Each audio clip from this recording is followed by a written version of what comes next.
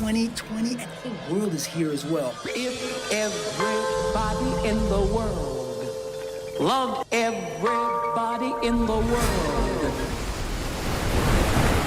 what a glorious world this could be. It's the culture, the music, the artwork. It's the people.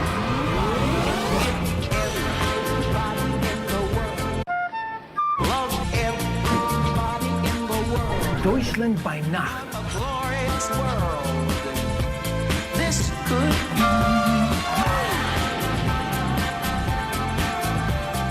I was just looking for myself, and then Expo came, and it makes me emotional.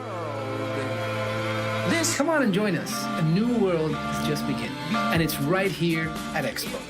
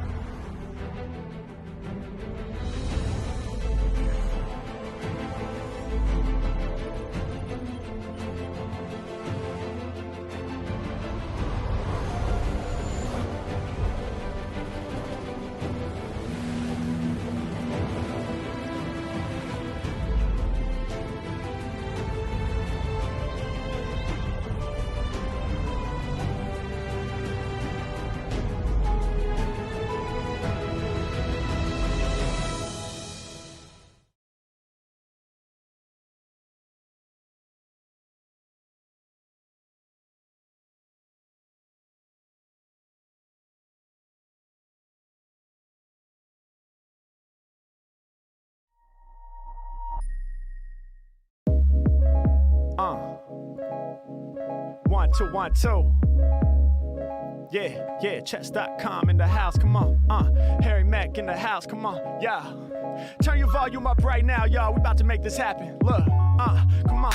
My name is Harry Mack. I had to hop on camera and spit. Welcome to the FIDE World Championship. 135 years, that's craziness. Been going down since 1886. Match format with 14 games. Many queens will be captured and kings will be slain. Check out the way I'm unraveling the rhymes. This is sure to be a true battle of the minds. Just so it don't remain a mystery, I'll take a moment to walk you through the history. I said we gotta show love to the masters. 27 years strong, that's Emmanuel Lasker. This next name here is an honor. Said it's the endgame master, Jose Capablanca. Can't forget Alexander Alakine. Ayo, his technique matches my style of rhyme. Why is that? Well, he's the master of attack, and I'm the master of causing disaster over tracks. But when he died, who's gonna be the next leader? FIDE came with a 3-year feature. Soviet reign for 24 years. Cold War pressure, it had us in fear. In comes the American Bobby Fischer. He had to get the crown, I'm just painting a picture. I be in the shuttle straight blasting off. I be slaying my rivals like Kasparov. When they come to spitting, son, I'm about to get it done. Won't stop till my rating 2851. I'm getting loose with the style. That was the past, let me take it to the now. Coming off top with the clever words. Time to introduce your first competitor. If you don't know, this is a reminder. The endgame magician, Norwegian grinder. Triple crown winner, go hard for him. Of course I'm talking about Magnus Carlsen. Is he the GOAT, the greatest son? Highest score ever, 2881. Can anybody test the crown? Well, I guess so. I mean, if anyone can do it, then it's Nepo. Cause he's never been the wannabe. Give it up, y'all, for Ian Nepomniachtchi, the ill Russian. The one that's causing a concussion. People pay attention from the moment that he's touching. The first pawn, making the move that's dynamic, intuitive, the way he's doing it. Yeah, gonna be an exciting challenge. Nepo, about to keep the game in balance. Going down 2021 in Dubai. Chess.com, we gon' keep it too live. Twitch exclusive, so keep it locked. We got Fabiano Caruana up in the spot. My man Robert Hess and Daniel Ranch. Yo, the gameplay guaranteed to be intense. FIDE Chess Championship, it's on. Keep it locked right here at chess.com. Peace.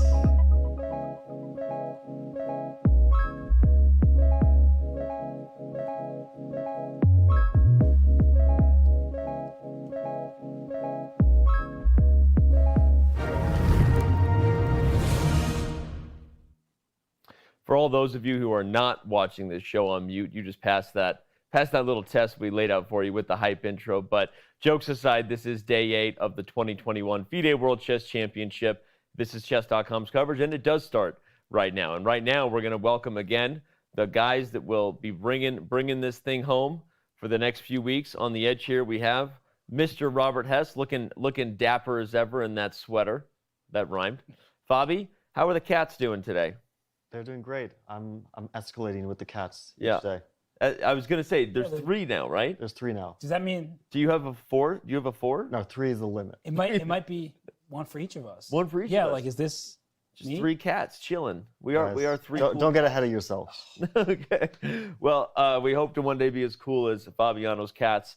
You know what is cool is our daily highlights video where we recap the drama from the previous battle. The action is always heated when you see it in this condensed form. Obviously, we know that day 7 didn't bring us a ton of fireworks, but still a lot of interesting storylines were definitely put in motion with yesterday's very short draw, following the historic longest ever World Chess Championship game on day 6. So without any further waiting, let's take a look at what was day 7 in our daily highlights recap.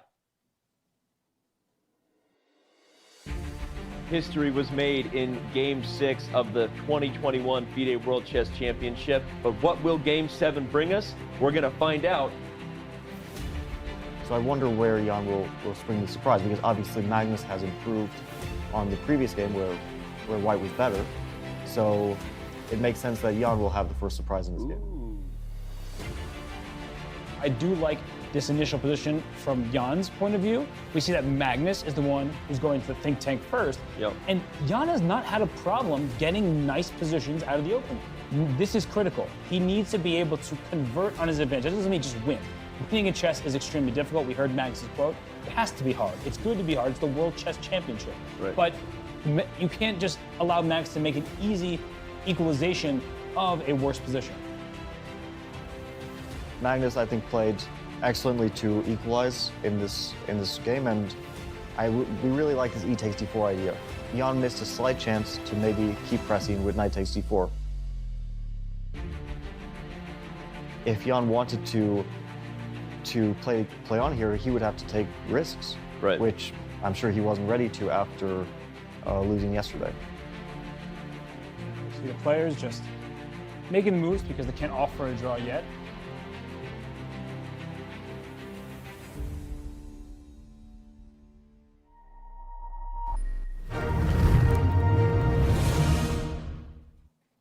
It was a draw, as we saw, but of course there's so much to go here, and there was so much to discuss after it. Will Ian Nepomniachtchi's strategy, both the one he's executing and the one that his team is preparing him for, ultimately pay off, or will he look back at that opportunity with White with regret? We're going to be talking about that, and of course much more.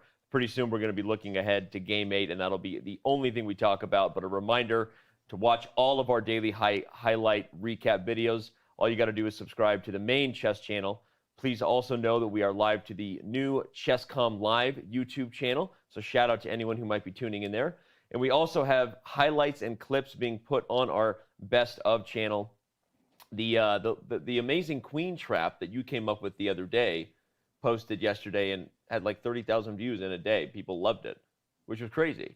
Because it wasn't even a good variation. It wasn't even that impressive. I mean, I'll be honest. I mean, it was nice, but it was funny. But people love you, man. I'm glad they do. They love Fabiano. What are we going to do with our jobs are in jeopardy here? No, I feel pretty good about it. He has to play at some point. Yeah. I can just sit on the couch and talk about chess all but day. Seriously, all of Fabiano's best moments are on our Chess.com Clips channel. You should definitely head over there and give it a sub if you haven't already. All right. Let's remind you of who's coming up at the top of the show, because as we say every day, when the game ends, our show begins. Today we have Levon Aronian, Jan Ludwig Hammer, and Ludwig Agren. Again, we're hoping to catch up with Ludwig and that it doesn't become a meme that he's supposed to join us every day and doesn't, but he's busy, and these shows are super early, so we're making sure we align our schedules. But Levon really brought some amazing insights yesterday with his thoughts on Ian Nepomniachtchi's team. Of course, Jan Ludwig Hammer bringing it daily from Norway. And as we said, Ludwig will give his first live interview since the switch from Twitch to YouTube Gaming at some point on a chess.com World Chess Championship post-game show. So, all right, when we come back, it's time. It's time for us to look ahead, guys. We've got predictions on the board. We've got our result predictions. I guess in theory that's off the board. Don't go anywhere. Our continued coverage here of the 2021 FIDE World Chess Championship brought to you by Coinbase returns.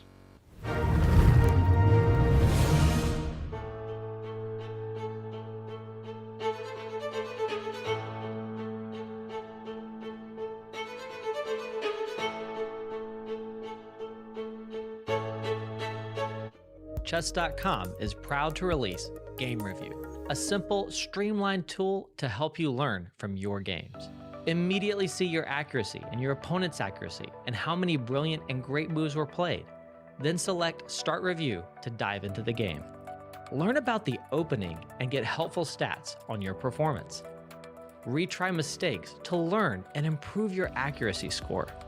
See why moves are played thanks to the coach's feedback and click Show Line to see helpful engine recommendations.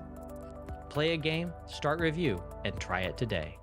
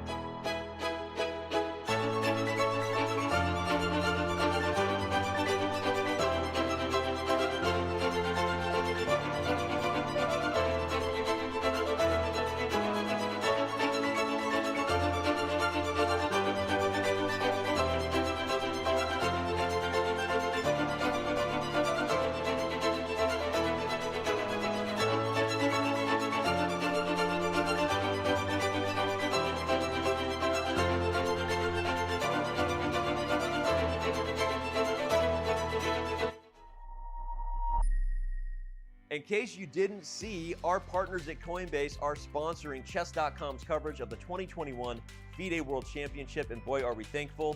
Whether you're an experienced trader, been doing this for years, or just thinking about making your first crypto purchase, Coinbase is the place to go. Visit coinbase.com/chess and get $5 in free Bitcoin when you sign up and verify your account today.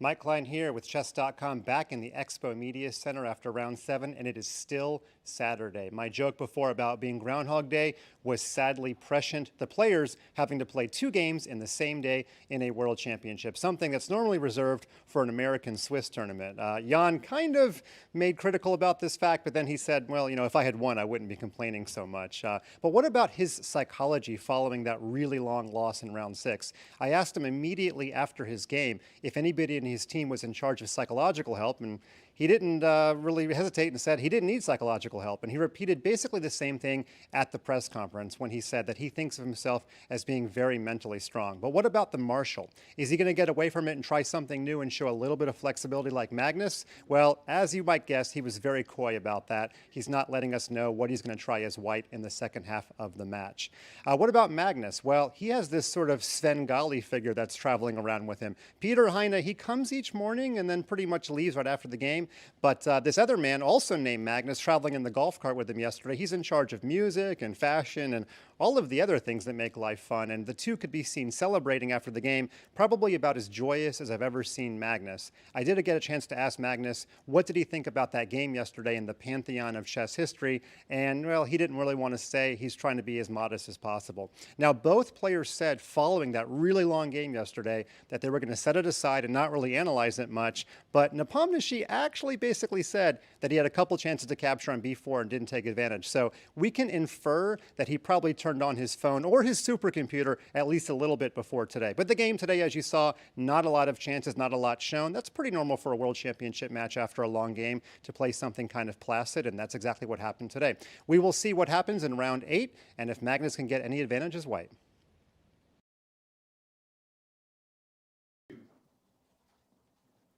As always, we love those check-ins from Mike Klein. He's catching up with Ian Nepomniachtchi right before the post-game press conference as well. And that interview, as well as a lot of the other stuff he's bringing us from Dubai, is yet again available at our Chess.com Live or Chess.com Clips YouTube channel, available on both, actually. All right, guys, it's time. It's time to look ahead. Time to look at our beautiful board brought to us by our partners at House of Staunton. Real quick, let's play that beautiful video. Those beautiful close-ups taken on a rest day here on site at chess.com headquarters. It's a beautiful chess set. All you got to do is go to go.chess.com/Staunton. Use the promo code chess.com to get 15% off your orders during the World Chess Championship and maybe throughout the whole holiday season. I don't know. All right, guys, it's first move prediction season. Let's go hunting. Your move. I think we're going to get e4. I know I predicted it the last time Magnus was white, and he won by playing d4 in the last game. He has the lead. He can comfortably search for an advantage in the Petrov if that's what Jan wants to play. So I think we'll get e4. Okay. Bobby? I'm going to go with the same move. And I think that Jan will repeat the Petrov again. I don't think, even though he's down in the match, I don't think he's going to go for a sharper option, play the knight, or for something where he might get more of a fight. Because he also knows that another loss in this match would be disastrous for him. Right. And I think he's going to try to take his chances with white later on, rather than create a mess in this game. The Petrov worked out very reliably for him in the one game that we saw it in, so I think he'll repeat that, but I also think Magnus has something up his sleeve. Okay. I know you guys are nervous because the last time we did this, I was right about the first move, but you're going to feel good because I'm also going to predict e4. So we're all on the same page here. Does that make you feel better? No. Okay. Okay. I agree with Danny, I'll just say. Can I change my prediction now? I'll just say ditto to everything Fabiano said, because even though we've been talking a lot about this, just to let everyone in on the banter offset, and we've talked about the Sicilian, because Jan has played a lot of Sicilians in his career, but Fabiano's point that if you came prepared to play the Petrov as black, you're probably going to stick with it despite the current match situation. So, okay. Well, we all have predicted e4. It's time for the results prediction. This is the fun stuff. Robert, what's going to happen today? Well, as Nina Simone sang, it's a new Jan, it's a new day, it's a new life. And Anish Giri is, we didn't get the high-level fathead here, but it's going to be a draw because Jan is going to come prepared. He's fresh. Where'd you print that out? You go to Walmart for that? Hey, just because I don't have the budget that chess.com does for all the big fatheads, all right? Okay, there you go. Anish Giri has officially joined the Sofa Boys set. Shout out to Anish. Makes him happy because he was feeling a lot really left out. I think we're going to see a draw as well. Okay. Jan's defenses have held up so far very well. He's playing solidly. In one game, there was a hiccup, but he still had a good position in that game. The openings have gone well for him. Magnus still hasn't managed to find a dent in Jan's armor. And I think that we're going to see another solid game from Jan today. Okay, well, this is interesting because as much as it pains me to predict what I'm about to because of what it might mean for the overall trajectory of this match, I thought a lot about it, and I felt like the momentum being so heavily weighted in the world champion's favor right now that I feel like he's going to push that advantage, and we're going to see the GOAT do something that a lot of people don't necessarily want to see him do, and he's going to get a dub today. That could spell real disaster for Jan. But I got to get back in this results prediction game, because if I don't start going against you guys, I'm just going to finish in dead last. By the way, at some point we got to catch up on what exactly the total tally is on prediction. I know I'm losing.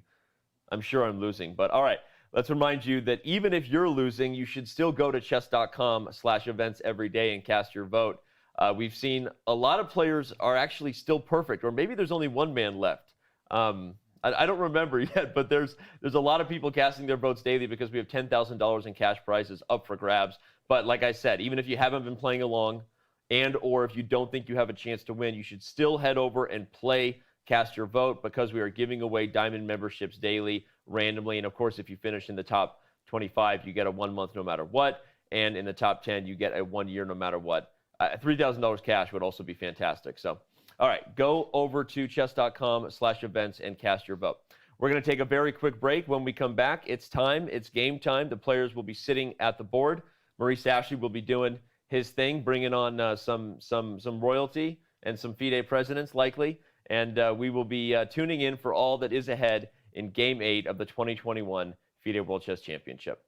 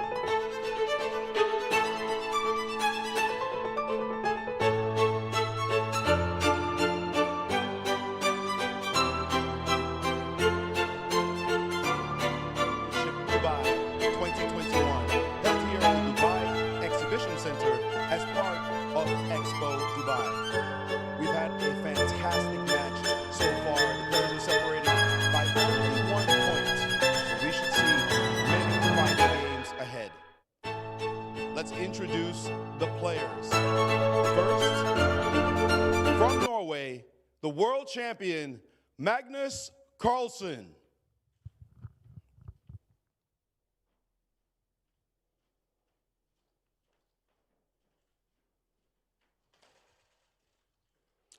And his opponent, playing the black pieces, from Russia, Ian Nepomniachtchi.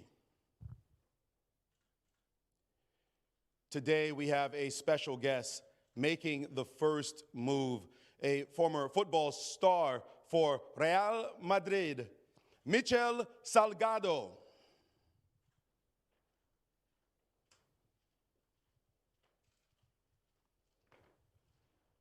He will be playing the first move for Magnus.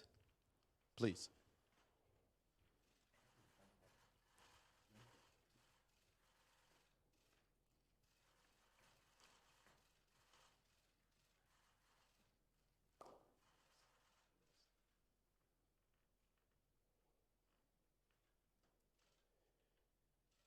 And with that, let the game begin.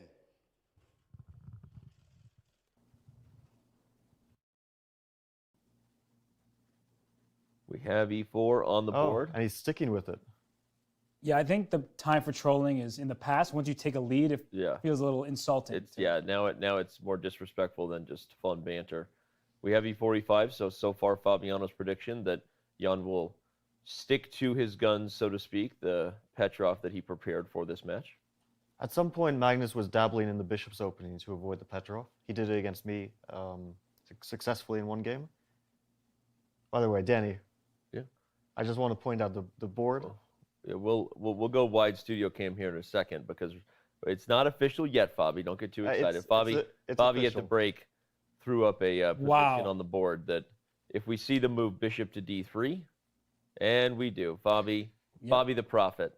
Fabi, do me a favor and go like this with your hands in front of your face and look right at your camera. You don't have to. I don't think that I should do that. Yeah. So just to be a prophet. We'll make it an emote for everyone to spam whenever you're right. But I don't think he wants to. I'm not sure that's a great idea. Why not? Why not? It's actually funny. Anyway, Bobby actually was predicting this exact opening. And what made you think that he would go for this line? Because it's what I would do. Okay. And I really think that he's going to play knight c3 now. I'm pretty line. sure. Yeah. Sorry, go ahead. It's one of the more dangerous lines for black. Wow. Well, knight c3 is not the. He could also maybe castle, but I feel like knight c3. No. Oh, okay. Okay. Let's let's set the tone and remind everybody for what we had, right, in game. Gosh, I'm blanking now. What was the first Petrov game? It was game 4. Game 4. So we also had bishop d3, right? Yeah. The other main move is Knight so takes c5. the previous game was with knight takes c5 instead of d4 Okay, on move 3. Yeah, main. main line. Yeah, d6, knight to f3, knight takes d4, d4, d5. That's right. We Bishop spent d3. a lot of time talking about knight to c3 Yeah. as the potentially more challenging line, but Magnus doesn't go for either. He plays d4. After knight takes e4, d takes e5 is another main move. And here black has a choice between d5, which is what almost everyone plays, but there's also the move bishop c5. Yep. Which is kind of a funny one. There's a line after bishop to c5, bishop to c4, knight takes f2, bishop takes f7, king takes f7, queen d5, king to g6. Am I getting this right? Or am I... Queen takes c5, knight takes h1. I haven't looked at this line in forever, so I hope I remember that correctly. But this line is considered to be a draw with correct play. Because of course, right? That position, you look at it, you know that's for sure a draw. That's like a real super GM thing to say. This line is considered to be a draw with correct play with the king on g6. I should back that up by saying that nobody wants to play this line with black because although it might be a draw, if you forget a single thing, you lose. You lose. You get and that's not very fun. You know what that line is? It's fobiously. It's fobiously a draw. Fobiously a draw. Obviously. All right. So bishop to c5 is not what we tend to see at the high levels. You see d5, and it's okay if you don't remember your theory exactly. I clearly forgot the exact move order we had on game 4. Although as soon as we had it, I was confusing myself because I knew d4 was on the board, but the move order was the main line. But yes, today we had 3d4, knight e4, Fabiano's prediction, as we saw in studio, bishop on d3, d5.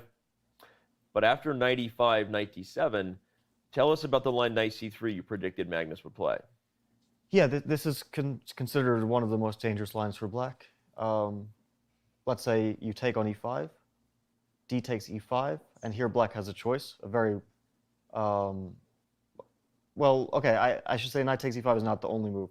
Okay. More commonly now, they're playing knight takes c3, b takes c3, bishop to d6, castle and black castles as well, rook e1 and c5. This was played, for example, by Levon Aronian in the Grand Swiss. So maybe this is one of the reasons why he didn't want to go for knight c3, because it can be difficult to find an advantage here. So in the last Grand Swiss, not the one that was just finished, but the one in 2019, there was an important game, a very important game for the Candidates Tournament, where Wang Hao was playing black, and he played knight takes e5. In this position? No, not in this one. If we go back a few in the moves. main line instead of knight takes e3. He took on e5 here, d takes e5, bishop to b4, castle, and he was playing Vichy Anand, so it was a very important game for the final standings. As we know, Wang Hao qualified for the candidates by winning that tournament. Knight takes c3, b takes c3, bishop takes c3, rook to b1, black castled short, bishop takes h7, king takes h7. Looks like black was up a pawn, but this is how white regains the pawn with queen to d3, king to g8, queen takes c3. And Wang Hao won this position with black, but it's super, super double-edged because although black has that queenside majority, white has the potential enormous attack on the king side with the obstacle bishops. Obstacle bishops in an endgame usually mean drawish tendencies. Right. In a middle game with heavy pieces, they mean it can be attacking chances. Super dangerous stuff over here. Yeah. Well, anyway, Magnus didn't go for any of these potential lines we could have seen if he had played knight c3. He went for a super rare line. Knight takes d7. Obviously, we're kind of knee-deep in Petrov theory here. I didn't initially see Jan's reaction to this move at the board. I apologize as the resident talk about things that don't matter expert on the couch here. But I didn't see his facial expression, jokes aside. I don't know if you guys did. Was he surprised by this, or? Well, knight takes d7 is probably the main move by games. But knight to d2, as Magnus played next, is a very rare move. Usually white castles, kingside. So I don't think knight d2 is unknown to Jan, but I'm sure it came as a bit of a surprise because it's a very rare line. Is part of the idea to maintain the flexibility that this king could still castle long? That's my feeling. If white were given a move here to play queen h5, attacking d5, and black were to play c6, then castle long, we're looking at a huge attack because where does black's king find safety? Yeah. It can't stay in the center, and if it goes to the king side, well, there's h7 potentially hanging. Even if h7 isn't immediately hanging, white can try to, bust open the king side with h4, h5, and white's pieces are all aimed there. So, well, we see Jan has played bishop to d6, and Robert, have you ever seen a position so symmetrical in a World Chess Championship? I was actually wondering if this is the first time a file has had a piece on every single square in a World Championship. Now that would be a stat worthy of Elias Sports Bureau. I don't even know how to look that up, but I mean, when I look at this position, it doesn't look like a particularly sharp position, right? Because it's completely symmetrical. Both players have their pieces on the same exact squares. If white castles, black can do the same. The one thing that black needs to keep an eye on is because white moves first, and let's say you castle here as white, just to show that a queen going to h4, h5 will be quite a nuisance because a queen on h4 hits the pawn on h2 and the pawn on d4. The problem is, for now, that the black king is in the center, so maybe white can give a check and then deal with the threat. But if let's say black castles instead of playing queen h4, now we see after castles, castles, and queen h5, there's no check on the e-file because the king is safely on g1, and now you have to deal with the dual threats of h7 and d5. So one way to do that is playing pawn to f5, but whenever you push a pawn to a square like f5, now you're left with these weak squares behind. So if the dark square bishops come off, the e5 square is white's for the taking. If the light squares bishops come off, then e6 is white's for the taking, and white still has the pawn f2, which means that if a piece goes to e4, you can play pawn f3 to kick it out of there. So these are these small advantages in some of these positions. Not that it objectively is that great for white, but those are one of the long-term edges that you can claim if you were to get a position like this.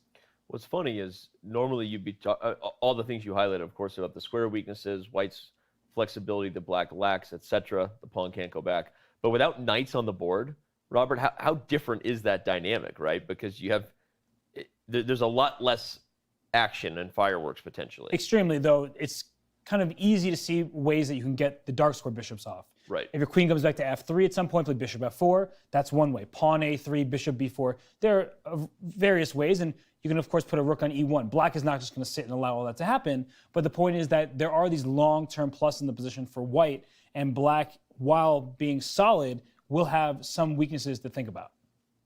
So this is interesting because it feels like black probably should castle here. You don't want to allow rook e1 check. I guess it's not entirely, like, you could do it, but what other sensible move do you have? Like Robert mentioned, queen h4.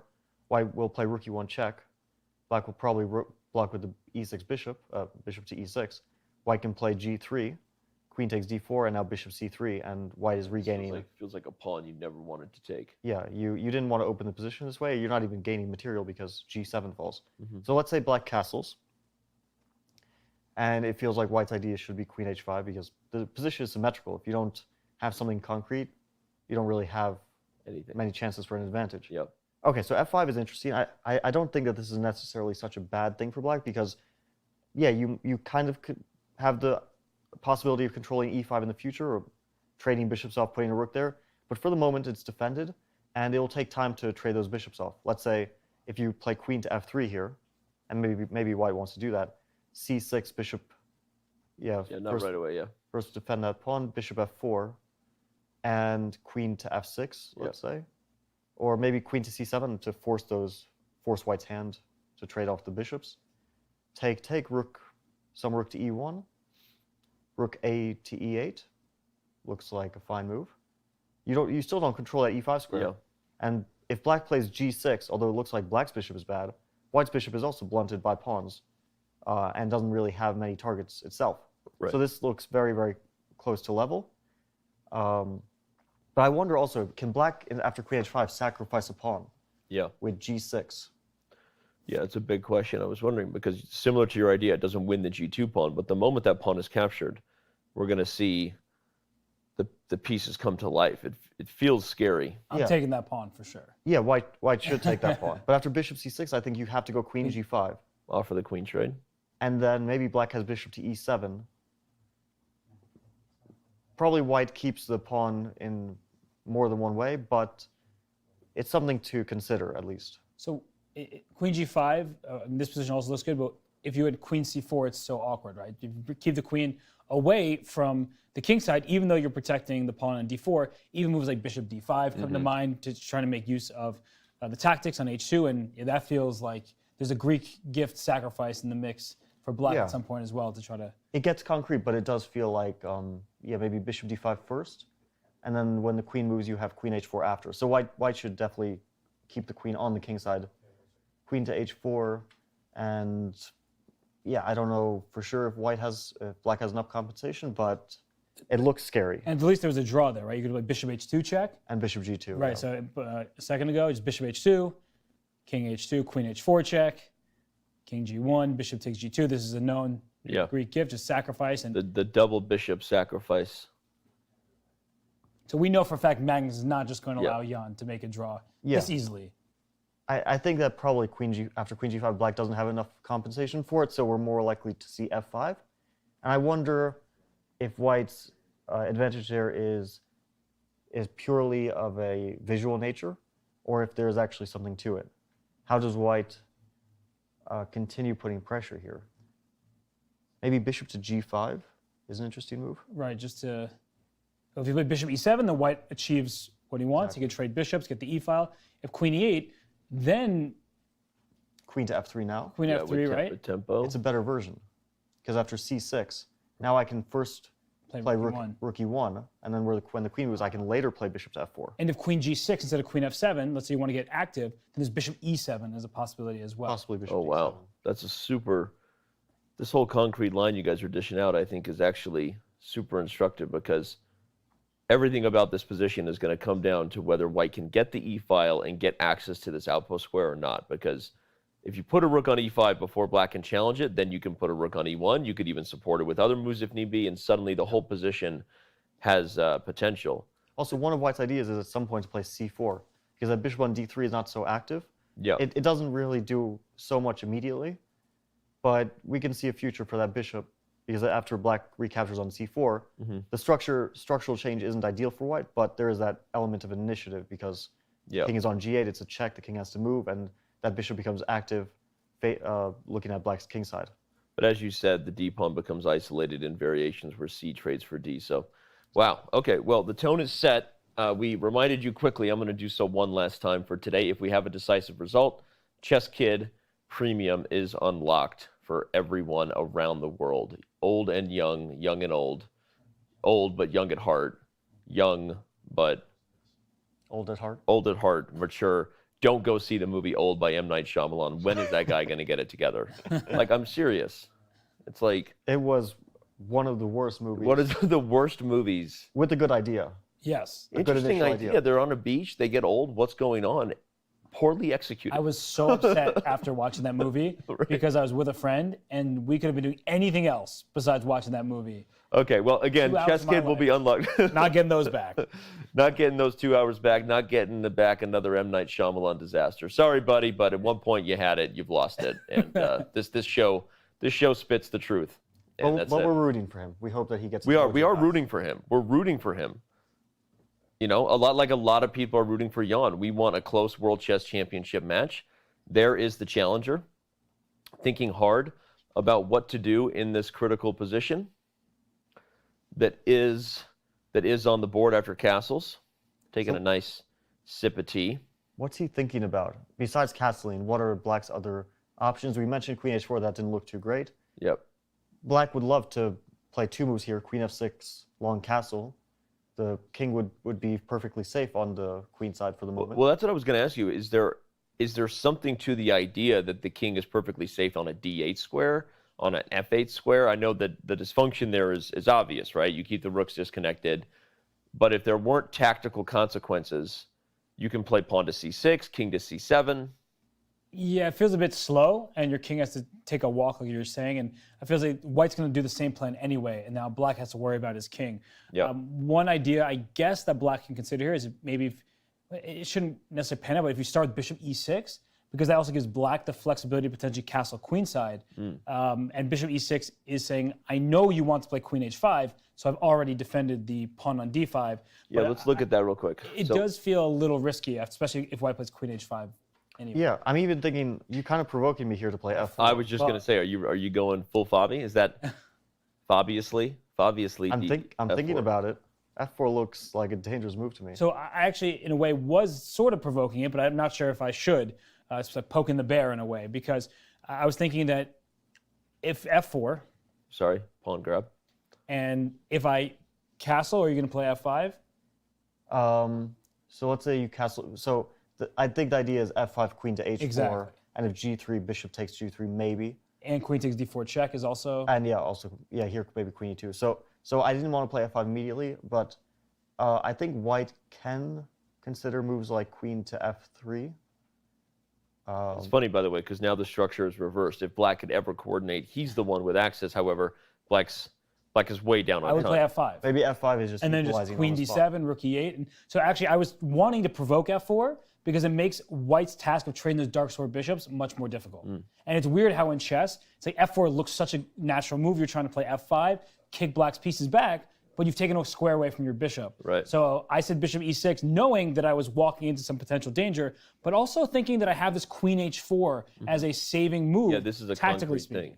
Yeah. Yeah, this starts to look quite fine for black after a short castle. So maybe f4 is a bit too brash. Maybe queen to h5 is the best move. But now Robert's queen d7 is back on the agenda. Queen to d7 and with this coming. So let's see how white can deal with this.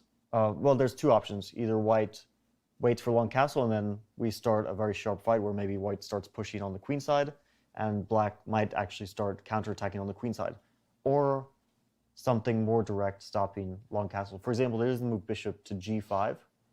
It does deal with the idea of long castling in a very direct way. We should remind some viewers tuning in that the legal rules of chess state that you cannot castle if you are passing through an attack square that is through check. So this is not a legal move for black in this position. Yeah.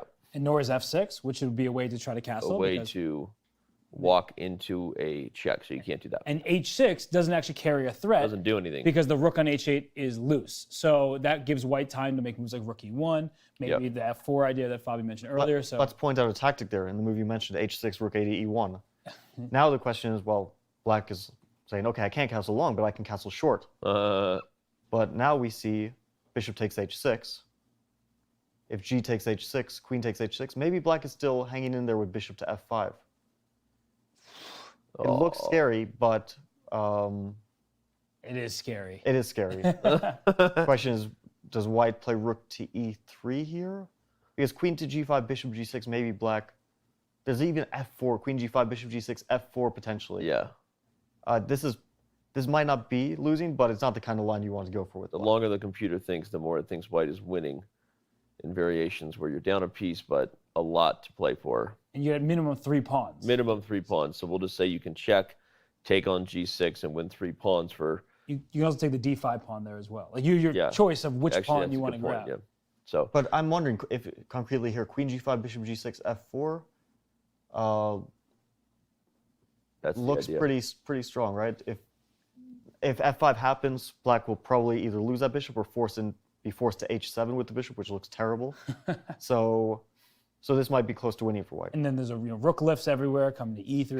Guys, Jan knows we're talking about him. He's looking at us. He was looking right at us in studio. He's thinking with his ear. Yeah. I think Magnus's choice is really smart. This is a very safe line for white. But he can put pressure, and this is what we saw in the game which Magnus won. He didn't win quickly in a blistering attack. It was slowly pressing through an advantage once he got it. So here he's just trying to get that tiny edge and make the most of it. Like I said, now he's looking right at us again. Hi, buddy.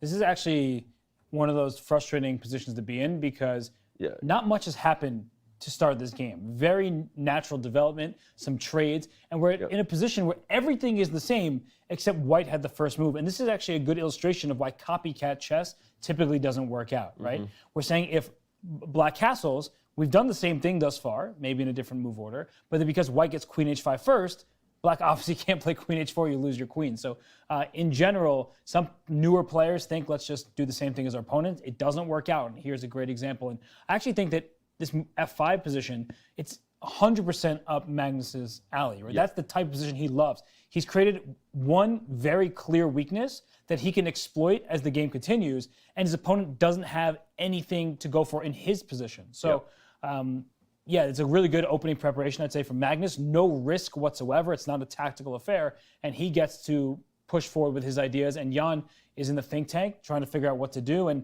these 15 minutes may not seem particularly consequential, but it's more about how this game is continuing versus the time situation at the moment. I was just going to say, we've been really focused on the X's and O's here of this Petrov because it's kind of a fascinating position, but we haven't talked about the practical, the obvious thing staring at us in the face, which is Jan is clearly on his own here, guys. So that doesn't mean that he does. I mean, obviously, strong chess players recognize that, okay, with some accurate moves here, black should be fine. I mean, you look at the position optically, it's completely symmetrical.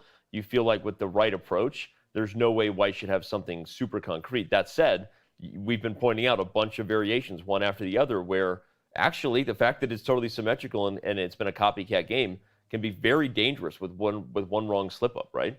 Yep. So, I mean, I just feel like we haven't actually pointed out the obvious factor, which is, hey, Jan is clearly out of opening preparation here. He seems to be thinking. I actually want to say the move that Magnus played on move 7, knight d2, which surprised us a bit, is very clever. So if we go back to that moment and to explain why knight to d2 is more clever than castling first. Yep. If white were to castle first, bishop d6 is the move, and now knight to d2. Here I believe that black can castle. And if white takes on e4 in any way, black has bishop takes h2. I just want to point out for everyone, the reason queen h4 first doesn't work is because of f4, blocking the bishop and the queen, so you have to play it in the maybe that's also okay for black. But yeah, this is...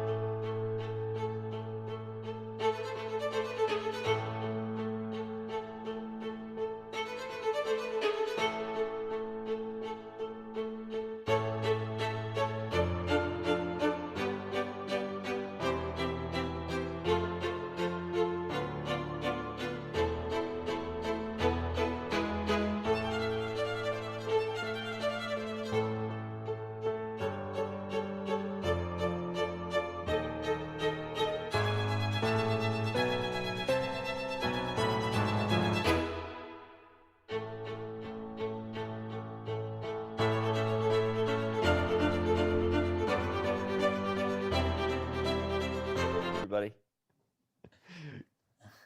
Hi, Fob. Hi, Danny. Hi, Robert. Hello, Daniel.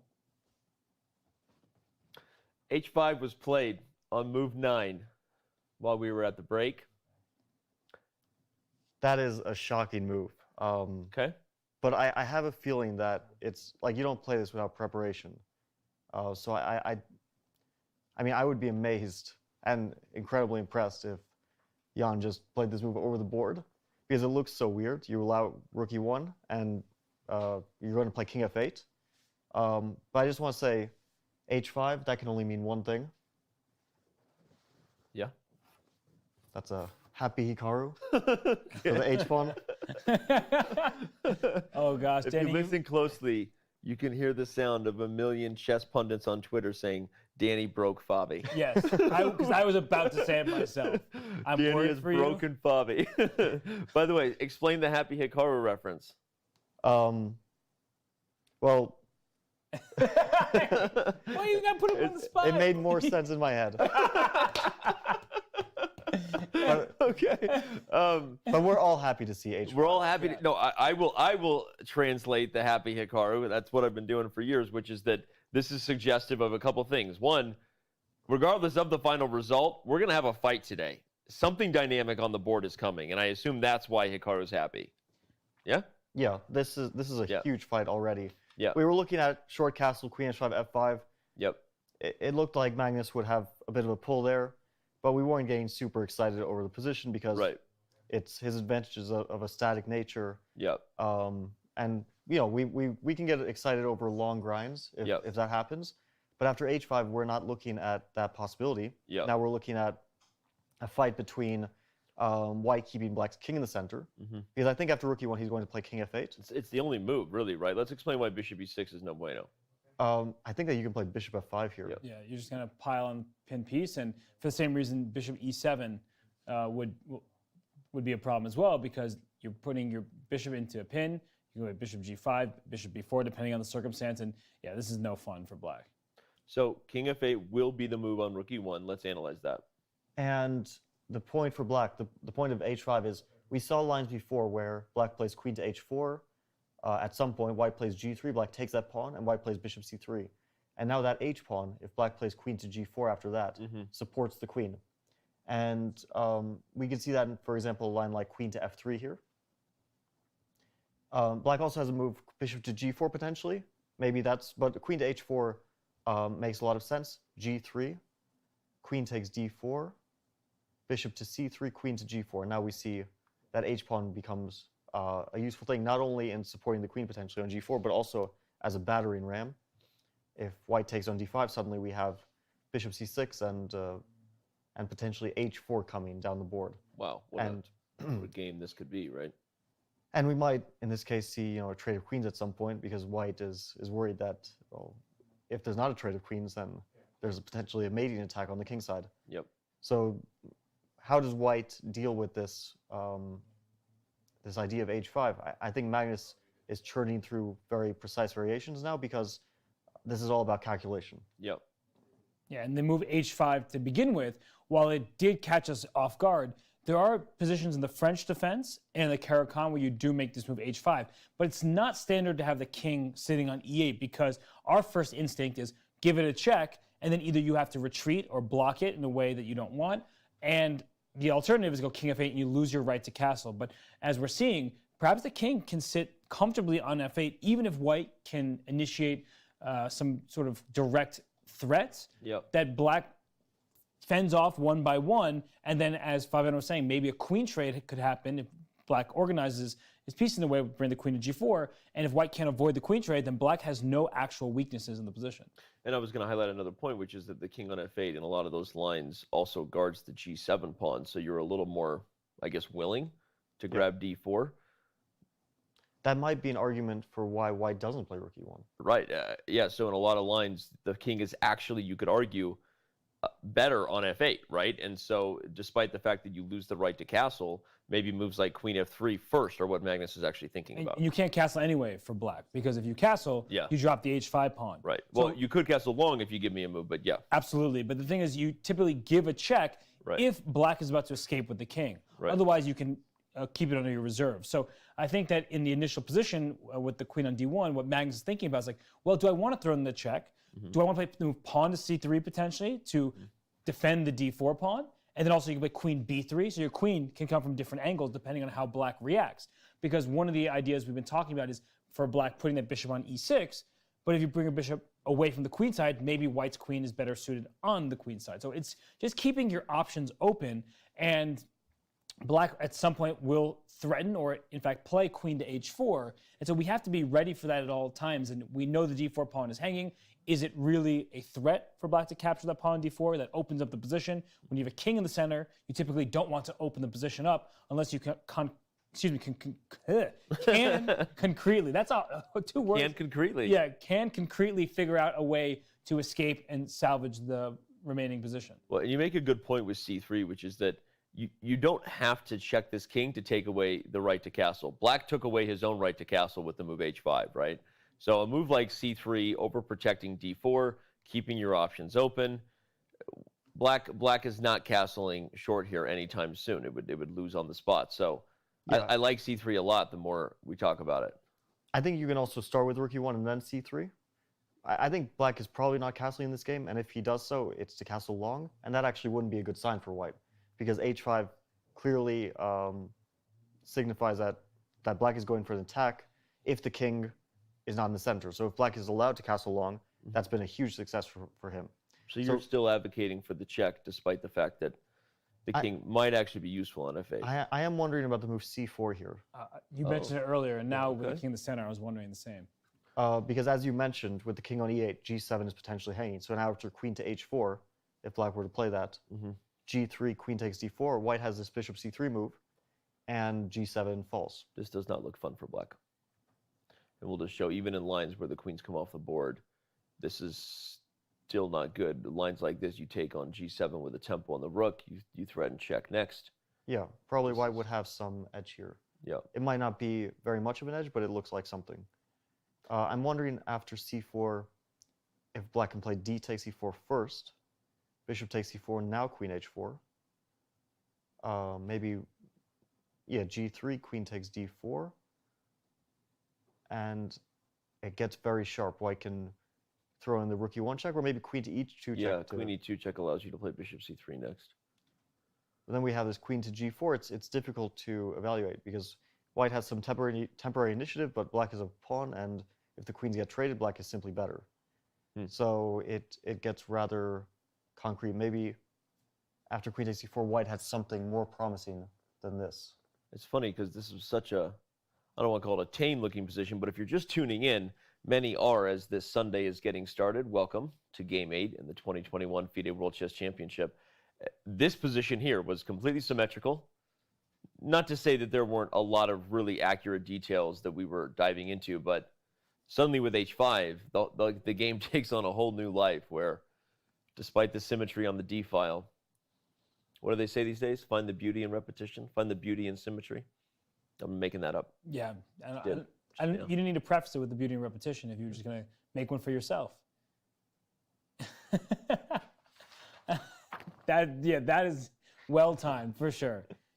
We need a niche to say as much, but this position right now, there are not many pieces even staring at each other, right? We have the interesting note of the d file being completely filled up, but other than that, there's no tension in the position. So the move c4 is like one that could give you an isolated pawn, and likely will, but because black's king is in the center, it makes perfect sense. You want to sort of pounce in this moment and say, your king's not getting to the queen side, because the worst thing you could do as white is allow the black king to escape to the queen side, and then also isolate your own pawn. That feels like it does open the c file, which is good for a rook, but black's king will be safe, and now you have a weakness in your position that you have to deal with, in addition to these queen h4 threats. So I think that if white can get rook e1 check, or a check of the e file, and break open the position for the bishops, that would be an ideal scenario for Magnus. But now I have to ask, and Fabi, ask you in particular, at what point does Magnus have to sort of show some restraint?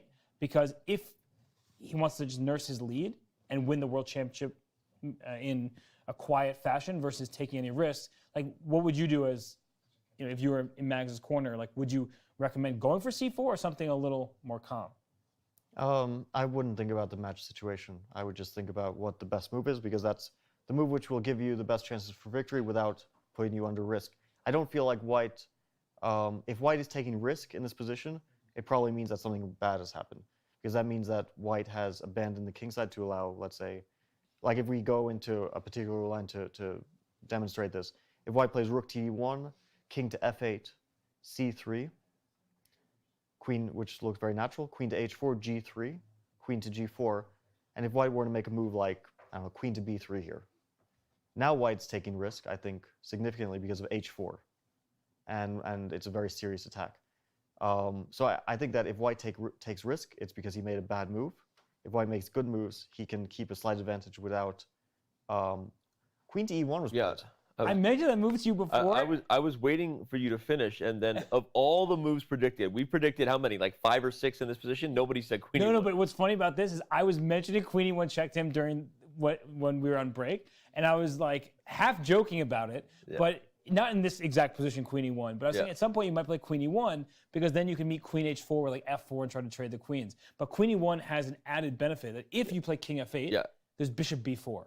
So that is clearly one of Magnus's ideas. But when I see queen e1, I'm probably less likely to play king f8 because your queen's blocking your rooks from getting the same square.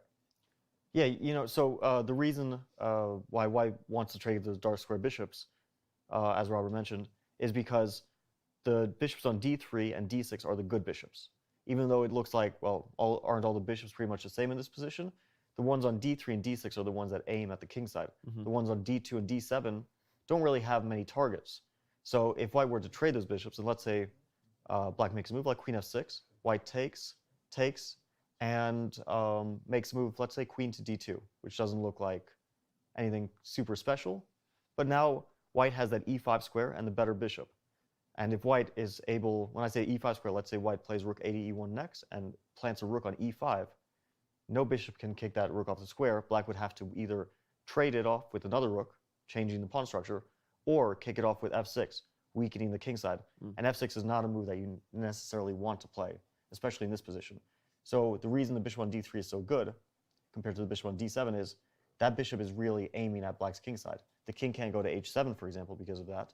If black plays g6, he's putting pawns on light squares where the bishop is aiming at, and white might even consider, f4, f5 at some point, using the fact that white has more of an aggressive position. So I feel like king to f8, allowing the trade of bishops, is not what black wants to do. I think a more natural way of playing is to try to trade the queens off. And so there's a very natural move, queen to e7, that suggests a trade of queens in the near future because, well, I don't see how white wants to avoid this. You can play bishop to e3, but then you allow black to develop very comfortably, maybe long castle, maybe even short castle. I know we said this wouldn't happen, but why is short castling so bad now? It's not anymore when the queen isn't hitting h5, so I rescind my statements that black will never castle short. I did not anticipate the queen moving to e1. So I think that white's idea after queen to e7, although maybe it's not necessarily his idea, but one which makes a lot of sense, is bishop to g5. Where's the queen trade with tempo? Because if f6, that allows bishop g6, probably not what you want. Yeah, and you could play like this, but maybe Magnus feels there's some slight edge here. Although if black plays f6, king f7 next, trades all the rooks on the d file, I feel like the edge is extremely minimal. So I wonder what Magnus is planning after queen to e7. Well, is it possible that even though your answer to Hess's question, at what point are you showing a little bit of, reservation, is actually a little bit of what Magnus was thinking here? I mean, obviously he spent a lot of time digesting Jan's h5 before committing queen e1, which, as you said, probably is going to lead us to the offer of an endgame. Maybe Magnus is like, look, I'd rather go for that 2-result position, however minimal my winning chances are, than play this sharp attacking game where we might actually see Jan attack the king side with pawn h5. Yeah, but there are some endgames, this is very far down the line, where having the pawn h5 is a bad thing. Because if we can see some trades happen, like it's hard to visualize, but if we get all the rooks and the bishops off, like we'll get some a way, closer. But the white king can start snaking up the king side, and having your pawn being advanced makes it easier to approach. So that's just one of those things that, I mean, this actually is not going to be a good illustration of my point. It's hard to make it happen, but I'm just trying to suggests that having pawns that are more advanced, they stick out and are closer to enemy pieces, which can come under fire. So actually, we go to queen e1 check, queen e7. One idea that is out of the question is move a3, because the point of a3 is to go bishop b4. You can't play a5 as black because I can take your pawn on a5, so you can't stop me from doing that. My queen is still on the board and protecting the square. And if you castle queenside, let's say, I can play this move bishop b4, and what I'm trying to accomplish as white is if we trade queens on e1, I'll take with the f rook. If you trade bishops on b4, I'll take with the a pawn. Now I have a clear target on a7. Now I have the e file. And this is the type of position I was trying to mention, that your pawn on h5, it sticks out. So even if white plays h3, king h2, king g3, this is more with the rooks off the board, I can actually approach your pawn. And in some endgames, that pawn being advanced is a really, really bad thing for black. Or in this specific position, white may even try to fix that pawn on h5. We spoke about the bishops already.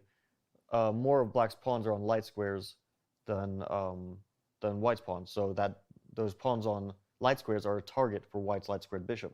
The h5 pawn and the d5 pawn in particular, d5 is pretty hard to target, but in the long term, if all the rooks are traded off, white's king might go h2, g3, f4, a bishop on e2 attacks h5, and maybe the king will go to g5 to keep attacking black's king side.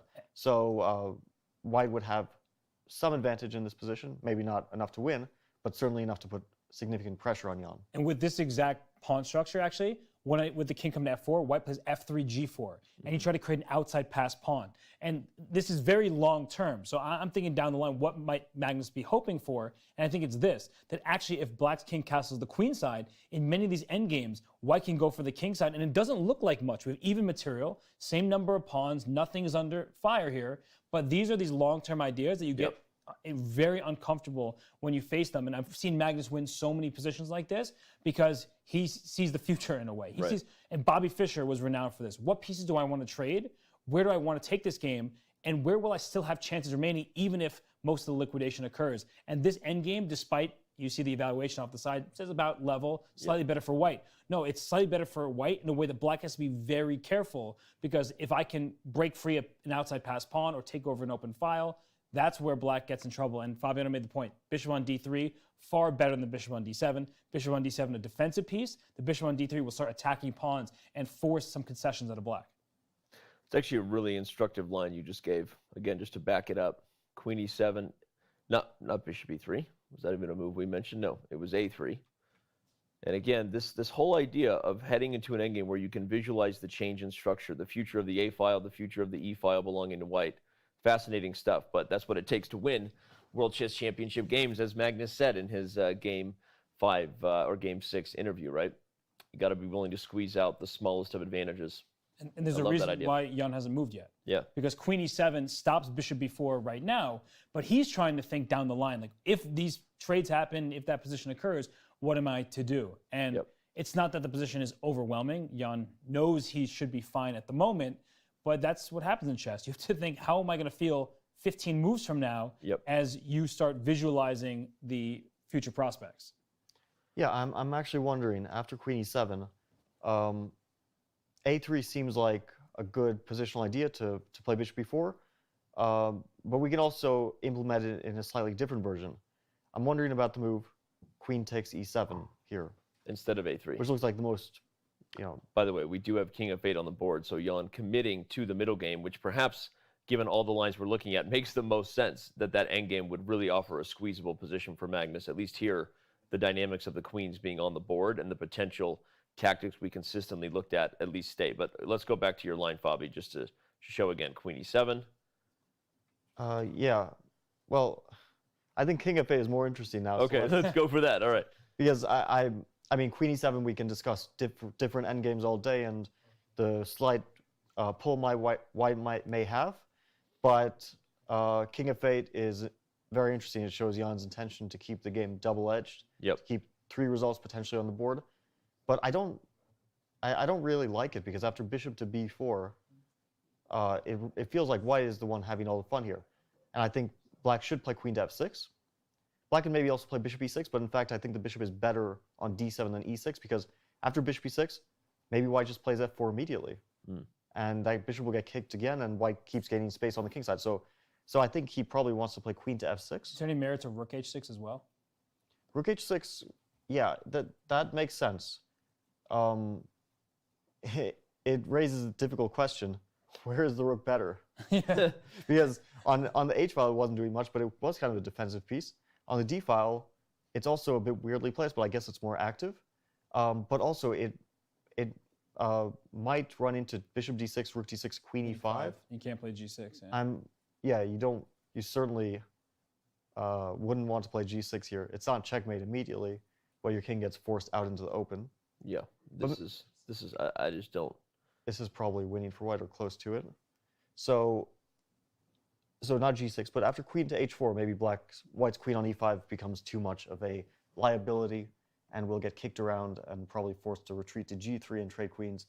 Probably not what white wants, because we'll have just too many simplifications. Wow, but now queen e7. Yeah, so why king f8 first? I don't know. Let's go back to queen 7 immediately. So at least now we do go back to it. Let's at least understand his intentions. I think that he was worried about queen takes e7 because it's concretely potentially a bit dangerous. If king takes e7? King takes e7, rook a to e1. King f6? Yeah, I think he was probably worried about this. But I was wondering, how does white continue? Because h4 threatens mate in checkmate in 1. Almost checkmate, but after bishop f5, black is actually happy to trade those bishops off. Even though the king looks a little bit vulnerable, I don't see a way for white to take advantage of it. There is potentially bishop g5, king to g6, trade on f5, king f5, bishop to e7.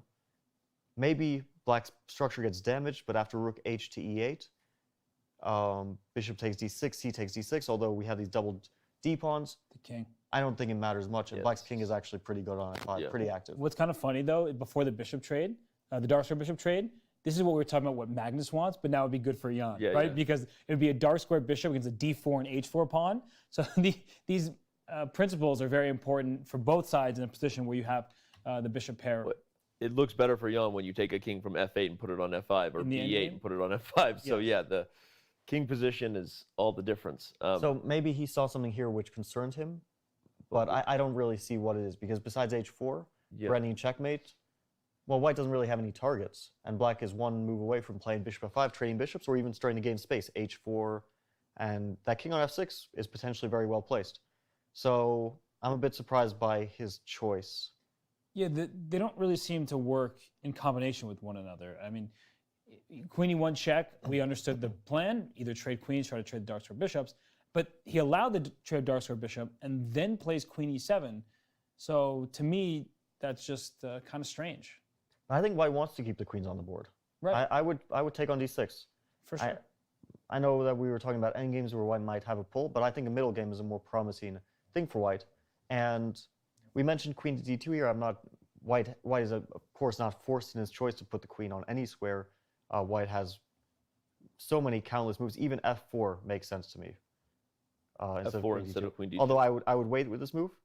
In general, I think f4 and f5 is an idea, because once white gains space, we've seen this in other games, it might not seem like, this space gaining maneuver really does anything. Just the fact that white has more space is an advantage in and of itself. Yep. But I would still wait and play a move like queen to d2 here, stay a bit more flexible. It's just sort of strange because we were trading queens because black forced white's hand to trade queens after queen e7 initially. But as you're saying here, you can take on d6, move your queen out the way, and connect your rooks. And black's rooks are not connected. And playing f6 is going to be difficult for black. And playing g6 ever runs right into your f4, f5 idea. So I am confused by the decision making here by Jan. It's not that his position is that terrible, but the combination of the last couple moves. He could have started with queen e7, but he's giving white more options. And I think those options are favorable for Magnus. Yeah. Magnus is about to make his move, it would seem. He doesn't look entirely pleased, but I do think that after queen e1, was he really hoping for more than this? I think that this is pretty much the maximum advantage he could get after playing the move queen to e1. So let's look a bit deeper in his position, because I'm wondering how black approaches it, not necessarily concretely, but strategically after bishop d6, queen d2. Okay. Because does he play f6? Wait, bishop. Oh, I was about to make the move and it snapped out of my hand and played bishop takes d6. That's because the DGT feed came in and that revealed Magnus's move, which was bishop takes d6. So it's on the board. Yeah, I think Magnus is correct to keep the queens on. Queen d6, and let's say queen to d2, because that feels like the most natural move to me. And not getting into exactly Black's most precise way of approaching the position here, how does he play it strategically? Does he go for g6, king g7? Or does he go for f6, king f7? Because he needs to get the king out of the center one way or another. Or actually, does he go for Robert's sort of idea to play rook h6 and try to get the rook to the e file? And put the king on h8? King on g8, and the rook, it develops itself a little bit artificially, but maybe that's actually the right approach for Black, to develop the rook like that. Normally the risk of that is obviously a rook on h6 and a rook on the back rank are disconnected from challenging the only open file, but I guess if the e6 squares is so strong for Black, you can play it. Yeah, I'm starting to wonder though, with that king sitting on f8, if Black is in time to do things like that. Because, like, let's say you play rook h6, and White plays rook to e1. Let's go with a rook, and you go rook e6. So one thing I'm thinking about is, do I go queen g5 to induce g6? Another thing at some point is, can I play rook to e5? Because, even after rook e6, just to keep our tactics alert, rook e5 takes, pawn takes, queen takes, is queen b4 check. And then you have to judge, how is this change in pawn structure? How is it working for the players? Is it good for White? Is it good for Black? Because White will have an additional pawn on the flank where that could be good for some endgame. So not that any of this is forced, but the queen on d6 is a very important piece because queen b4 check would threaten to win a pawn in many of these positions. And I think that rook h6 to e6 is a good idea, but you can't rush it because the h5 pawn, it sticks out like a sore thumb. Wow. Queen to d6, queen d2 is on the board. Ironically, not ironically, Bobby the Prophet predicted this quite a bit ago. Remind the chat that now that you've already voted at chess.com, you can vote directly wherever you are watching this. Spam the emotes of Jan and Magnus. Let us know who you're rooting for, who you predict. If you're on Twitch, you can use your channel points to take a stab at what the result will be today. It's time to vote so that we can reveal what everyone's thinking at some point later on here. We are getting ready for our trivia question coming up. Remind everybody that you quote tweet the answer. I saw today's question, guys, and I knew the answer. I'm just going to ask it because it's kind of fun. It was, which two world champions were also renowned mathematicians? Don't answer. Because we need people to answer. Yeah. Quote tweet the answer. But you made it like you were asking us the question. And I saw Fabiano perk up. He's like, oh, I know. And I was like, don't do it. Yeah, don't do it. Quote tweet the answer. The first ones to do so get a 1-year diamond membership and play along with us every day. Let's remember that our trivia questions are brought to you by Jonathan Corbla, who is the voice of our documentary episodes Premier Daily Chess, a reflection of us.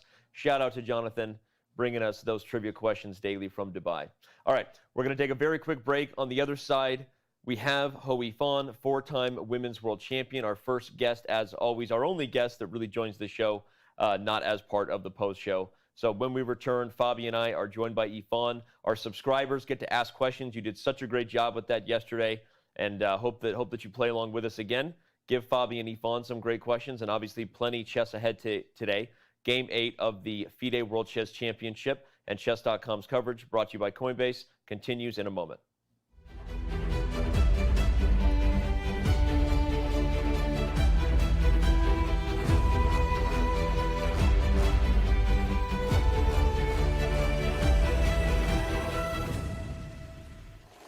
Hello again from Expo 2020 in Dubai at the World Chess Championship. My name is Jonathan Corbla, bringing to you another trivia question about the World Chess Championships. This one about prodigies. Prodigies exist in many fields, not only chess, but art, mathematics, and music. For instance, Mark Taimanov, World Chess Champion candidate, was also a classical pianist. Which two World Chess Champions were also gifted mathematicians?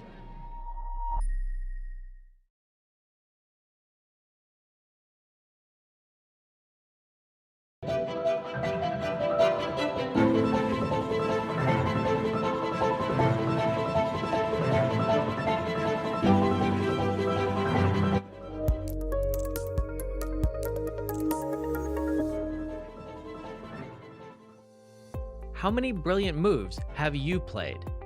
When do you play your best chess? How many games have you won by castling in the endgame? How many opponents have you played from New Zealand? And most importantly of all, how many Botez gambits has Alexandra Botez played? Find the answers to all of these questions and many, many more at chess.com/insights. Our new tool that lets you dive deep into all of the fun and instructive data behind your chess. Try it today.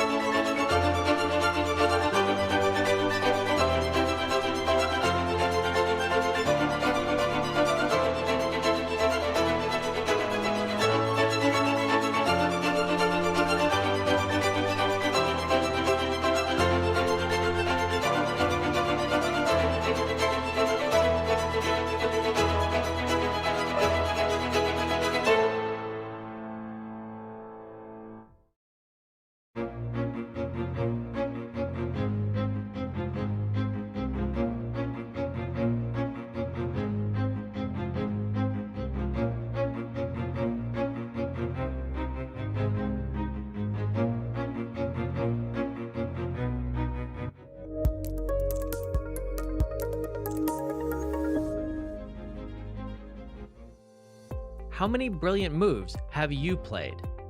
When do you play your best chess? How many games have you won by castling in the endgame?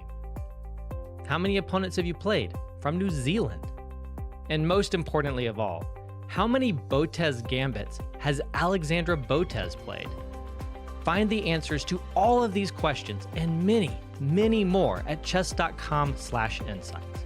Our new tool that lets you dive deep into all of the fun and instructive data behind your chess. Try it today.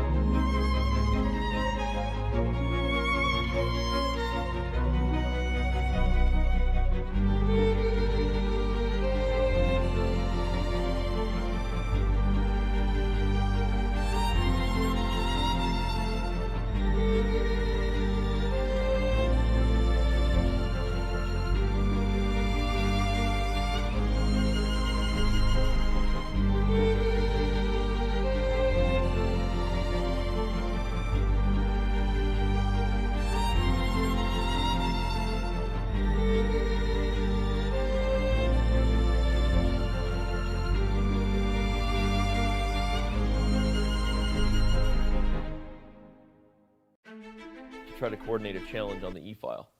Yeah, I mean, rook h6, trying to bring the rook towards the center and develop towards e6, trading off pieces, doesn't really work out here because the pawn on h5 is loose. Yeah. And one other thing that is happening is with the queen on g5, it sort of provokes black to make this move pawn to f6, but that's not a move you want to make when your rook is on h6, because that rook will no longer be able to get towards the center, and that means that you're stranded over there on the king side, and white will focus his attention to the center. So that's the problem that Jan is currently facing, is he can kick the queen out, but that makes sure his rook offside, or if he brings his rook into the middle, then his pawn on h5 is in trouble. Yeah. Go ahead, Bobby. No, I think black is in trouble here. Really? It's fascinating for such a symmetrical... The structural symmetry here is really interesting when you feel like white's chances are actually only getting better and better. I've played positions far better than this with black and felt under pressure. Because when you have initiative that just, it doesn't let up. This is an eternal initiative. I mean, if black can't trade rooks is the main problem. He can trade one pair of rooks, but let's say white makes a move here. He might, for example, create luft for his king, h3, or he might secure the center with b2, d4, c3. I don't think it makes a huge difference for the moment, but the problem is that at some point black will trade rooks on e1, or maybe white will on e8, but he won't be able to play rook e6 because h5 is always hanging and you just have no way of dealing with that issue. If you play f6 with black at any moment, the queen will drop back, maybe to d2 or maybe to another square, and black can still never trade rooks because because the rook is blocked off on the f-file by the pawn. That means that white has the e-file in this position. White has control over it, and black has no way to regain control over that e-file. White has the better bishop, the bishop on d3 versus d7. This makes endgames potentially better because black's pawns in the center on light squares. Endgames are what black wants to go for, so that's not the main reason that the bishop on d3 is better than d7. The main issue is, for example, I mentioned the move h3. If black plays bishop takes h3 and g takes h3, why does that tactic not work for black? Because the bishop on d3 defends g6. Yeah. That bishop on d3 is far more active than the bishop on d7. It controls the g6 square. It stops black from playing king g8 h7 because it controls h7. It stops black from potentially playing bishop to f5 because that f5 square is under control. So bishop on d7 is a passive defensive piece. The one on d3 is an attacking aggressive piece. The more you describe it, the more it's hard for me to see any way for black to improve his position. And is white at some point bringing the rook to e5 in some positions, and similar to what we talked about? You can definitely consider it. And one idea, like if black had a free turn here, queen f6 would be high on my to-do list because that queen on g5 is really annoying. But the issue is, if you bring a queen to f6, maybe the queen for white will try to occupy the diagonal that the black queen just left. So you solve one problem, but you open up another avenue for white. And it's a frustrating position to be in for black because some of white's ideas are natural, but you do need to be precise because if you make a lazy move, and the move c3 here for white comes to mind, just creating a pawn chain, protecting your pawn on d4, maybe at that moment, black is suddenly able to bring that rook from h6 into the center. So you have to be careful here if you're white, not to just give away your entire advantage, but you have no risk whatsoever. And there are so many problems that black needs to solve, whether it's the pure endgame with just the bishops and the kings and the pawns, then the pawns and light squares are an issue. Or with more pieces on the board, is white going to be able to take over and barrel down the e-file? So no matter how you look at it, no matter what trades you foresee, it's white who's going to be in the driver's seat. And I think that's what Fabiano was suggesting before, that he's had much better positions, from his games where you still feel uncomfortable because you know that you're going to be on the defense for the next 40 moves. And that's never fun. And you want to say, oh, let me find some way to purely equalize, transition to an endgame where I know I'm not going to lose. You can't find that right now. So you have no liquidation that solves all your problems. Dare I say as well, it's a Magnus Carlsen-esque type of advantage, right? Just to add, not necessarily insult to injury, but all the things that make this position difficult, no matter which Super Grandmasters are playing. It's exactly the type of nagging advantage that Magnus is so dangerous with because of his ability to just keep it alive, keep the position going. And you mentioned, Robert, an inaccuracy from white could allow black an idea like queen f6 to trade queens. But probably Magnus is not going to make that inaccuracy. This is a really bad outcome for Jan. Let's point out, for example, if white were to play h4 at some point, that the weakness of the h5 pawn is will last deep into the endgame, potentially even if everything is traded off and white's king comes to f4. We already pointed this out in similar variations. The h5 pawn is a big weakness. So I think that Robert's idea of queen f6 is really black's only way forward. He doesn't want to wait forever. He doesn't want to wait for white to play c3, h4, trade rooks on the e-file, regain the e-file, and start maybe thinking about rook e5 and not just keeping h5 under lock and key, but also attacking it with multiple pieces. So queen f6 is an idea. You mentioned rook e5. I think rook e5 here is an idea. Immediately. Because if black plays f6, white is actually happy for that provocation because white just takes on e8, puts the queen back and says, now your h6 rook is locked out of the game indefinitely.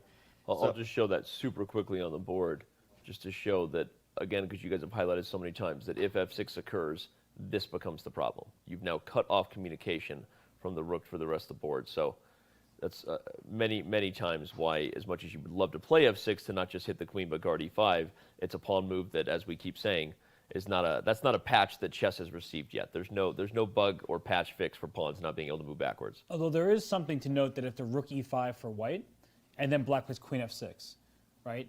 These type of positions are really interesting because at that moment, like if we actually include those moves, then white can take on f6. Because the rook can't take on f6 without dropping h5. You don't want to be down a pawn. And if you take with the pawn f6, all the things we've been talking about where the pure endgames are going to be really bad for black, if not just outright losing.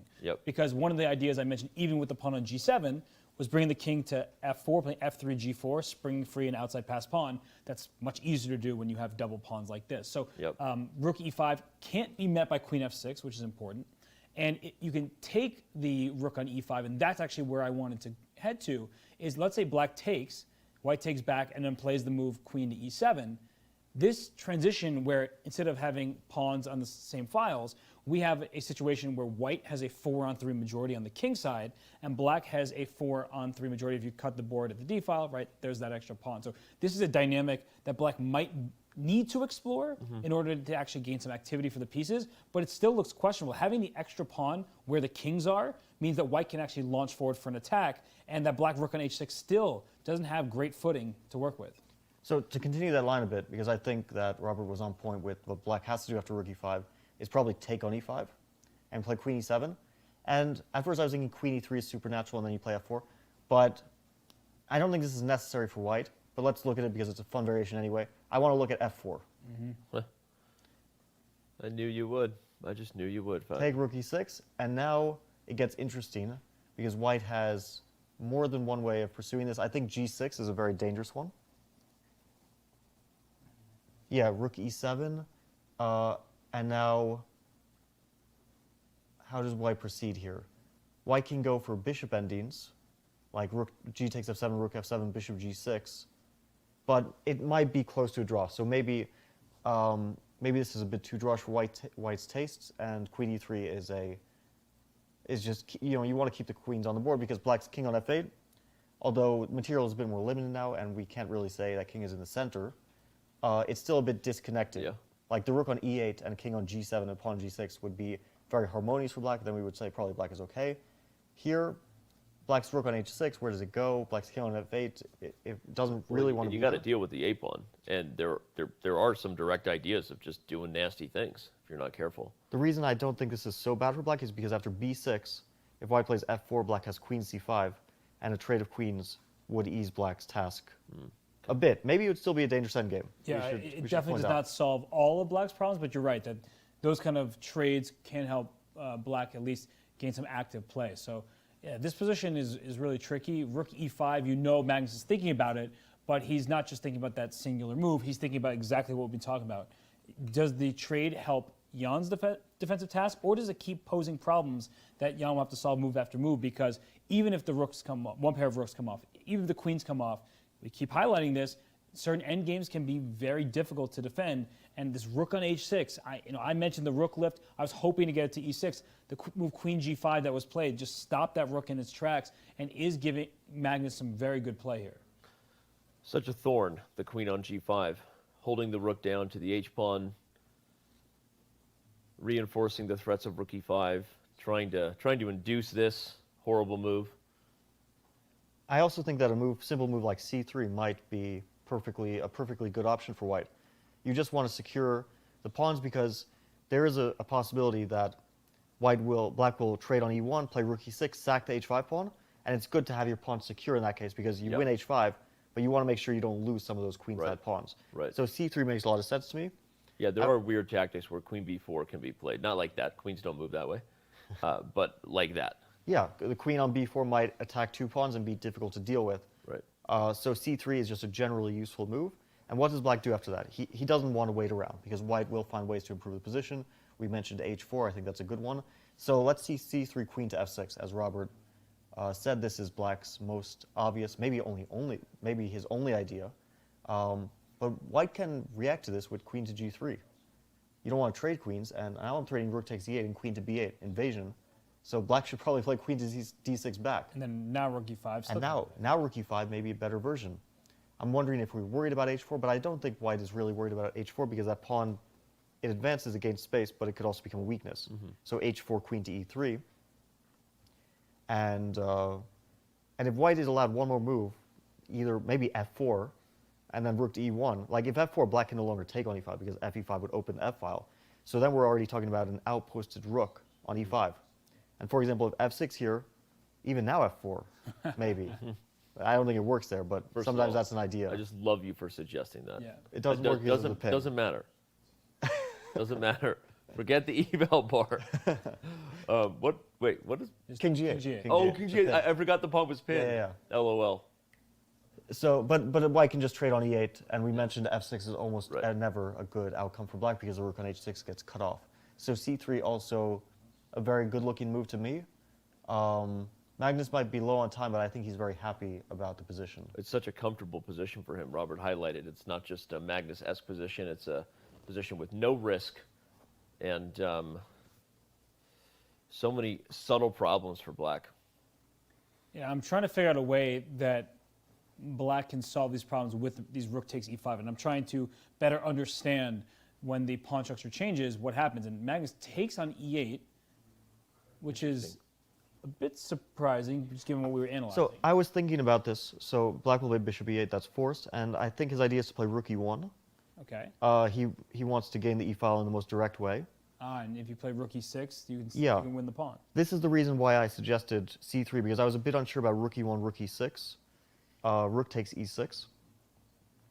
Let's look at that. Okay. Rook e6, rook takes e6. So black can play f e6, but that's pretty ugly. Yeah. Oof. He traded off a lot of pieces, but white will simply play c3, h4, and black's pawns are all weak, and he cannot get rid of the weaknesses. And you can never play e5, and what that means that in the endgames that we keep talking about, if the queens come off and the white king gets that 4, white's going to do, guess what, f3, g4, and there's some really big problems for black in those endgames. Yeah, I think black has no problems in that endgame because he can resign comfortably and go on to the next game. So you don't want to play f e6, but you might play queen takes e6. This gets a bit sharp, and it's one of the lines they have to consider. But after queen h5, queen to e1, bishop to f1, black may collect some of those queenside pawns, but white has queen to h, let's say queen, b1, for example, collects some pawns. But after queen to h8, king e7, queen g7, the most important pawn is the h pawn. Queen to c2, white doesn't even have to save the rest of those pawns, just h4. That pawn just starts to run. Really good example. Not how many pawns you have, but who gets a queen first in the endgame, and that h-pawn would be a serious problem. Jan continues to respond quickly to Magnus, and you know what's a pretty big point here? Black's move before the rook trade was c6. If that pawn were not on c6, black would have this rook e6 move. So if we just actually go for the rook e6 again, just right here, trade, right? Queen takes h5, queen e1 check, bishop f1. If the pawn were back on c7, you'd have bishop to b5. And that would mean that white couldn't go for this variation. So it was very good recognition by Magnus to note that while black protected the d5 pawn, and that's why c6 was played, that because the bishop can't get to b5, that is the essential difference in the position that allows him to play this line. Yeah, so that's important. I was even going to mention black can maybe play c5 there. Well, can try at c5, but it doesn't work out because white has time to deal with the bishop b5 threat where queen takes d5, collecting even more pawns. So Jan has already played queen f6, and he just continues to not only play quickly, but spend little to no time at the board, calmly saying that, no, I got nothing to worry about here. Despite how we feel about the position. He has something to worry about for sure. This is not an easy position. White, although d4 is hanging, White can consider, but I don't think it works. Queen to g3, I think Black can take that pawn on d4. Because after queen to b8, rook to e6, rook takes e6, fe6. White might collect b7, but Black got the activity, and it might be enough activity to hold the balance. Wait a second, though. In the before queen to b8, right, this just feels like Black is super loose here, that there must be, and now I see the Eva bar shooting up. Can I take and check and take? Oh, I see the move here. Bishop to f5. Nice. Oh, wow. You stop rook e6. And you also have all kinds of mating that's coming now on queen b8. Queen b8 is a huge threat. Queen a3 is also maybe an idea. And if queen to b4 to attack that rook, then we have, I think, queen to e5. There's no way to deal with the threat on the e8 bishop. It's actually trapped, which is a kind of, you don't usually see a piece trapped in the middle of the board, but here it's trapped. Anytime we're befuddled by the eval bar, we have a obviously the answer is bishop f5. So queen to g3 might force Black to play queen to d6, because you can't allow queen b8. That's game over. If you play some other move like, I don't know, queen to g3, h4, queen to b8, resign instantly. So queen to d6, he can keep chasing that queen, but how long can he chase it for?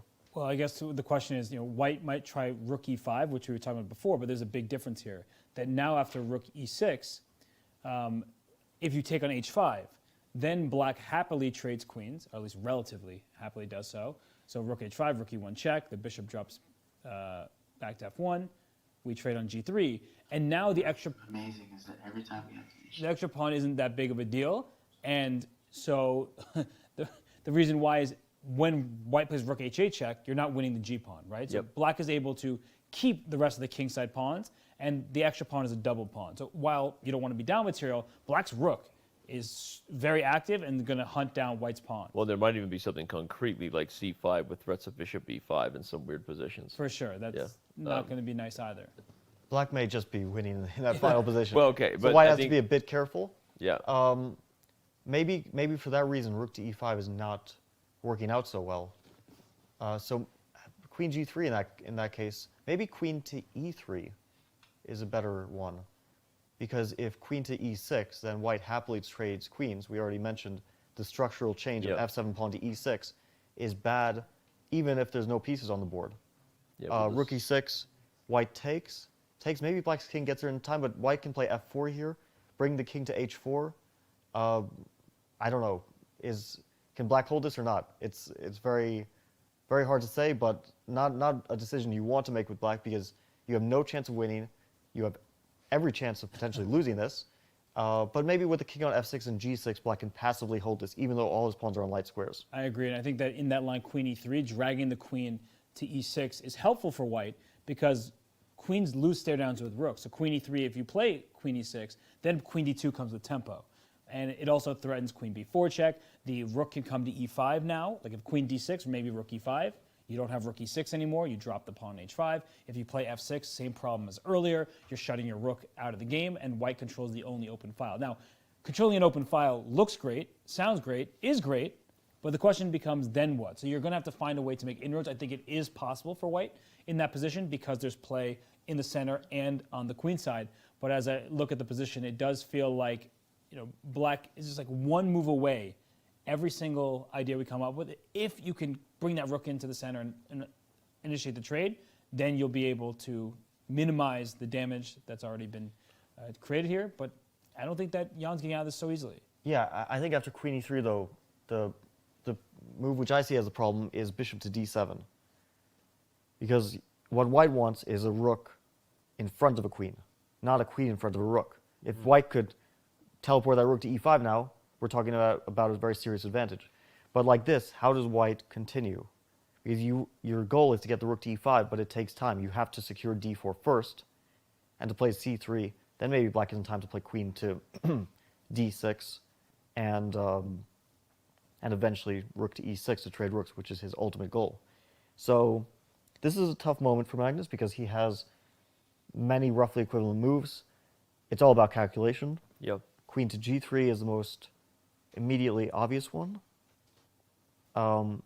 Maybe queen to g3, queen to d6, and it looks a bit funny, but do we have a better square for the queen besides g5? Like, I was thinking f3 makes sense, but then maybe queen to b4 suddenly becomes an issue.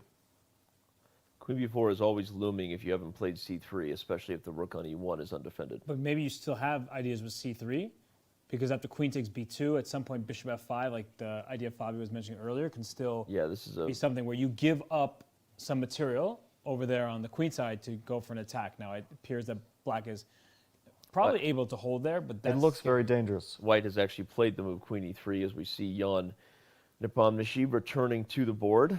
We are now looking at a position where he's just literally forcing bishop d7, right? I mean, there's almost no other move here. Well, yeah, if queen to e6, we mentioned this queen to d2, queen to d6, rook to e5, I don't think that will appeal to Ian because then his rook on h6 will never be able to go to e6 to trade rooks. He might be forced to play a move he doesn't like at some point, f6. Yep. Doesn't want to do, so he quickly plays bishop d7. And I'm sure Magnus has a very specific idea after bishop d7, but I don't really see it for the moment. I'm thinking c4 is an idea. It's of course not really what you want to do structurally, but maybe... Yeah, you could go for it, but that's what I was asking you earlier, a long time ago, right? Is c4, it's not really risking that much at the moment, but is it worth making a move like that causes an isolated pawn to try and win? Yeah, I think again it comes to concrete details because the point of c4 is if black ignores it, queen to d6, then white happily plays c5, both to gain space and to kick the queen away from that d6 square to keep troubling black. And maybe black should take on c4. Yeah, yeah. But after bishop takes c4, suddenly there is a threat of queen to a3. Ah, yeah. So black has to deal with that, probably with queen to d6. But now there's no rook e6 idea anymore because the bishop on c4 covers that square. On the other hand, endgames are no longer very promising for white. Right. So now white is saying, I'm going to prove my advantage in the middle game, which may prove to be true. I would really hesitate to play c4 though. Yeah, it does seem like it could cause white some difficulties, even though I see the point where you're trying to crash through. But one idea doesn't work because the pawn's on h5 and not on h7 is like bishop f5 would be a really cool tactic, trying to distract the bishop from the e8 square, because if I could land queen e8, that'd be checkmate. But of course, here after queen... I'll just show it real quick. Queen takes f5, queen e7 check. This is why I need the pawn back on h7, because then I could back rank checkmate you. Yeah. But it's just an idea. I know it doesn't work. I led with that, but the point is that the point is that you need to think about these kind of tactics, because if that queen were not on f6, then bishop f5 again becomes a very useful tactic to include. And I like what you said, Fabio, about the a3 square. Not something that I initially was thinking about, but if that bishop could move with purpose, then there could be a queen a3 check in timely fashion. So I don't think it's going to happen, but I'm just now keeping that in the back of my mind. Are we not giving Ian enough credit here? I mean, he obviously seems relaxed. He's suggesting that black should have a way to coordinate a defense, obviously by how quickly he's playing. Yeah, maybe rook takes e8 was not the most accurate, is my feeling now, because I don't see white's clear follow-through in this position. And we were looking at other moves which seemed difficult to deal with, like c3. Right. Again, it's possible black has some accurate way to equalize the position there, or we even mentioned h4 at some point. Yep. Here, I'm not quite seeing a direct follow-through. Of course, white will remain with a slight edge, even if pieces get traded off, even if rooks get traded off, but I think that the worst would be over for black then. So how does white keep the rooks on? That's a good question. Queen to g3, black will meet with queen to d6 again. h3 is played. So if queen to d6, he just wants to play queen g5 back. That's what he's saying. And what's the difference between this and before? You create love for your king. That's one good thing. But maybe. So where do you want to put the queen as white? That's the question. Yeah. I don't know where I want to put the queen. I want to put my rook on e5.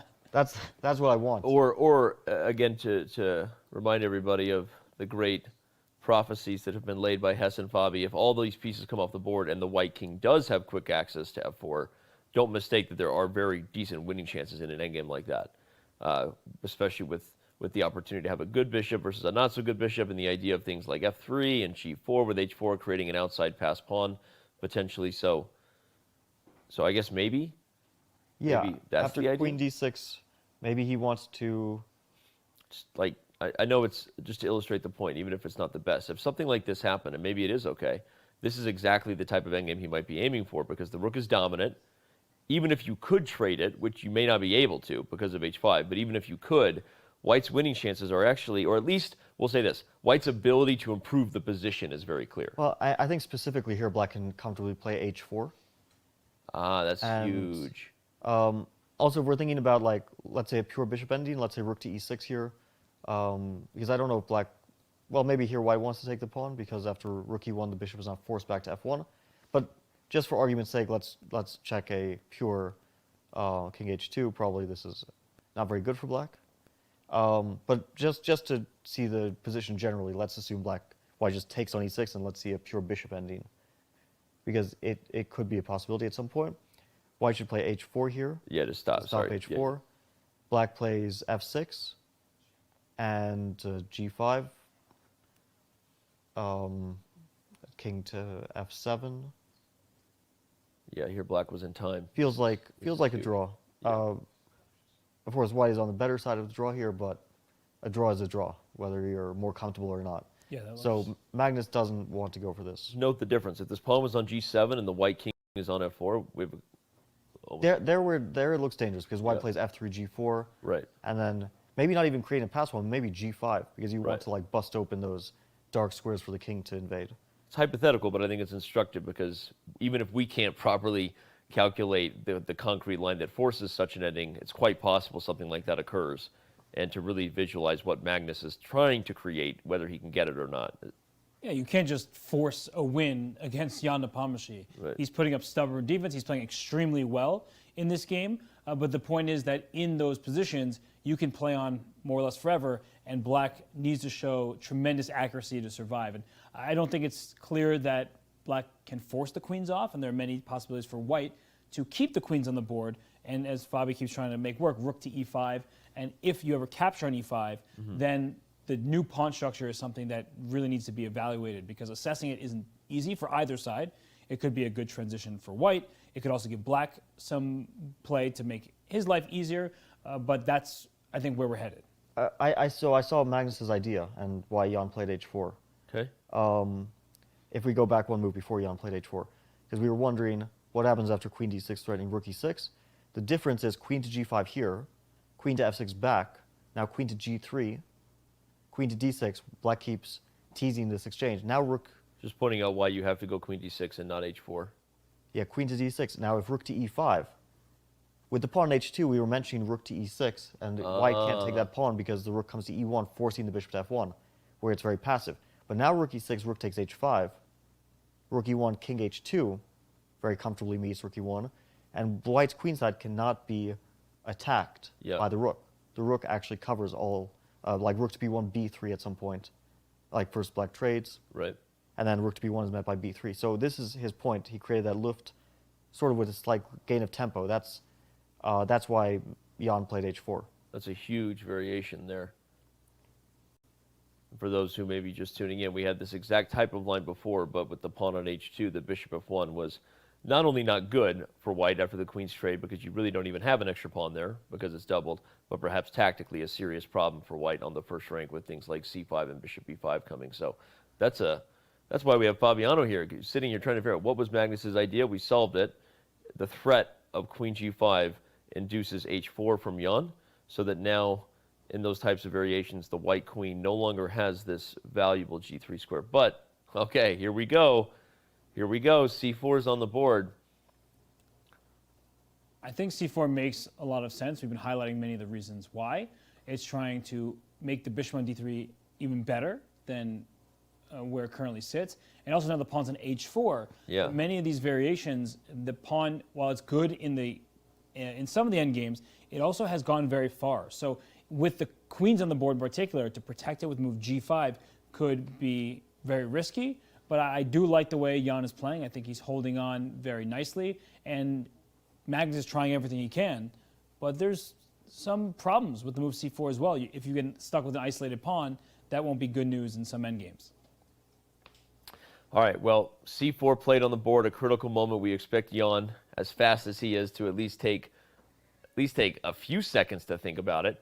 So on that note, we're going to take a very, very quick break. Promise it will be short, and we will be right back with Chess.com's continued coverage of the 2021 FIDE World Chess Championship.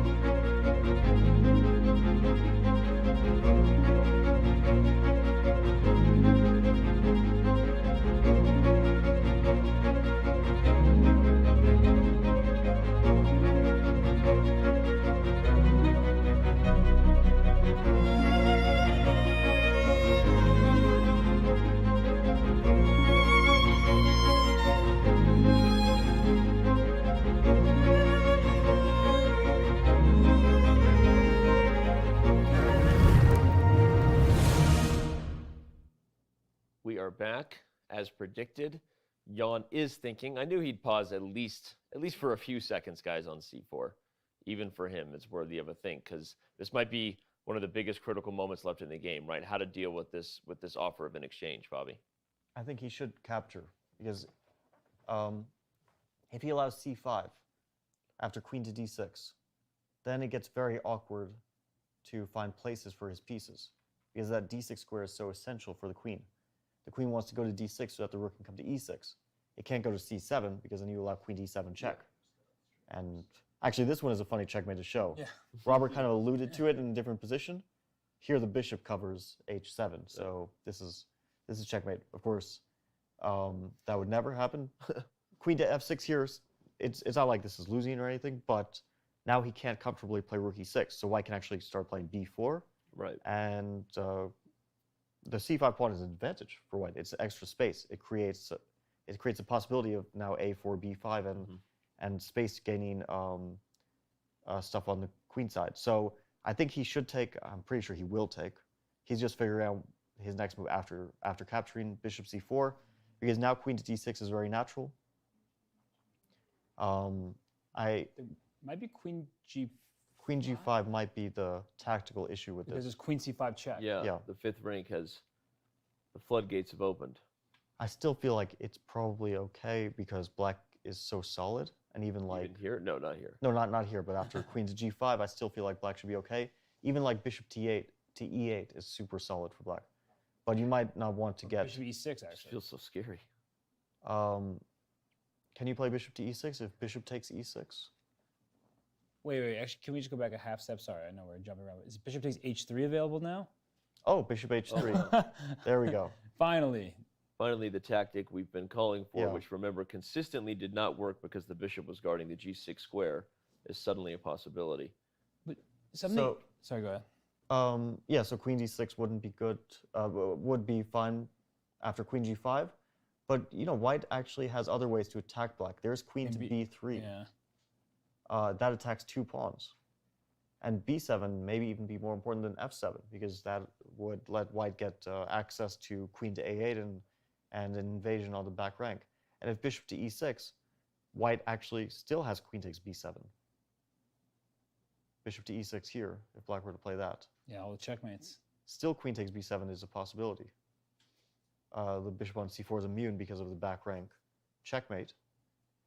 And white wins a pawn. Black can take d4, but you don't want to trade d4 for b7, because now you're left with the wrecked pawn structure everywhere. Yeah, there has to be. I think simply, well, you might actually just win a pawn with queen a8, king e7, queen c6. Take with check, yeah. So this is a disaster.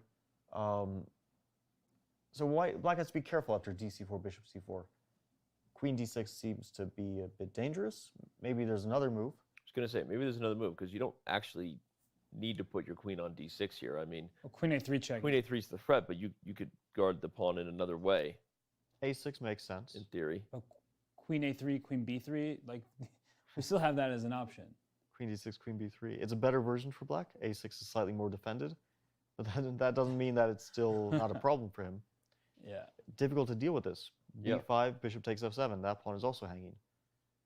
The bishop is a bit loose and kind of weird on f7, but how do you exploit it? The structure is very bad for black here.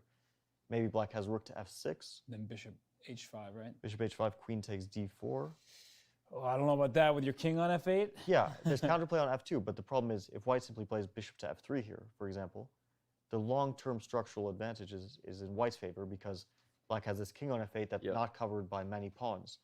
So This is so scary. I mean, not only is queen a3 maybe an immediate threat, but this is where blunders happen. Rook to d1 is also a threat, and long-term black is in danger as well. So a6 doesn't seem to be a solution either. Let's go back to bishop takes c4. I also want to make one very quick comment after c4 that if white, you mentioned c5 as an idea right after queen d6, but there's something else to look at as well, because after queen d6, c takes d5. I just want to show the difference in structure here. C takes d5. In many of these positions, that pawn being loose on d5, not having a connected pawn to it, that could leave black in some big trouble in the event of the immediate queen g5, as you just showed, and also even in some endgames. because that pawn's in a light square, which means white can attack it. Black is stuck defending it. So c takes d5 is not out of the question, even though Fabi's idea with c5 also looks really strong. I think this is even better because after queen g5, you can't play queen f6. So what do? You can't play rook e6 because h4 is hanging. After queen f6, d5 is hanging. So you have to make a move like bishop e6, maybe?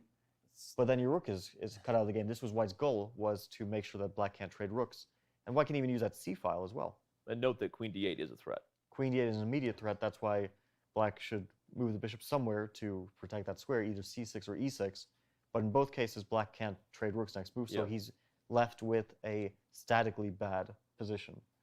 I really like your point, Robert, about c takes d5 for all the reasons you said. And now if we get those similar types of bishop endings with a pawn that's isolated, you have those long-term chances where a bishop kind of maneuvers behind the structure, right? And suddenly you have a new way to create threats that you previously wouldn't have in a close position. So all kinds of, as we call them, Magnus-esque weaknesses that he's like a gatherer, right? Just sees little weaknesses, right? Gathers them up, and you're like, this doesn't matter. And all of a sudden he's got like 5 of them, and you can't solve all your problems. He's also very good at recognizing when the position needs to change. Yeah. Because if he had not gone c4 and if he gone c3, we were talking about many of these variations where black is able to actually keep everything together and maybe initiate some trades. So he recognized that if he does nothing, or he makes some, as I said earlier, you make a kind of lazy move. Right. Then black just says, all right, I'll go make the draw. Right. When he plays c4, now the onus is back on Jan to find, do I take on c4, improve that bishop, allow queen to come to a3 with check if I'm not looking out for it. So now we see Jan, he's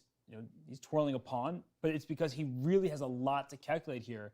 And Magnus isn't putting himself at risk by playing this move. Yes, structurally, you don't want to have an isolated pawn, especially if the queens come off the board, but we're very far away from the queens coming off the board. Right. And black has all of these pawns to worry about. a7, b7, f7, we're talking about the h pawn still needs to have an eye kept on it. So I like the move c4 a lot, and I'm guessing Jan doesn't really love that c4 was just played.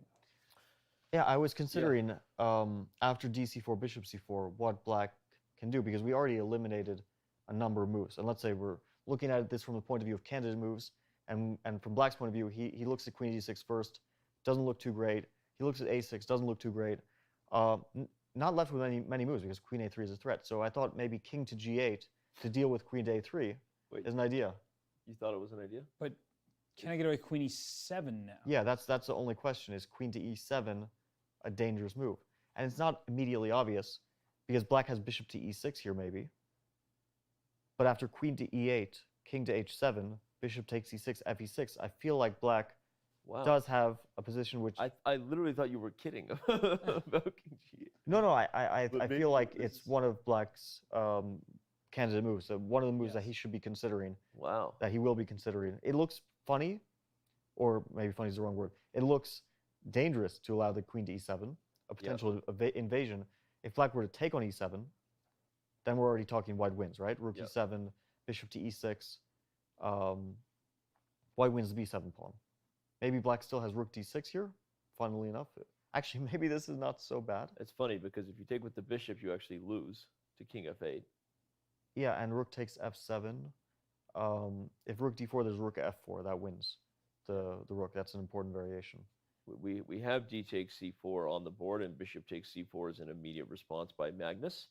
We continue to analyze here, but as you can see, the predicted lines are happening, and so the question becomes, what does Jan have planned here in the live position? Yeah, well, we will quickly see his plan because he's moving rather fast in this game overall. Yep. The king g8, one other idea that white has, and we actually haven't even mentioned this move as a possibility, is d5. That the move d5, it threatens the a7 pawn. If you ever take on d5, the bishop on d5 now hits b7, a7 of course under attack, and now the queen doesn't have to stay protecting the d4 pawn. It also opens up the d file, so maybe you'll swing your pieces there, and black still has all these problems to solve, and queen e7 remains an option for white, queen a3, queen b3. Like, black is really holding on by a thread because at any moment you can drop a pawn, and once one pawn falls off, you're in big trouble.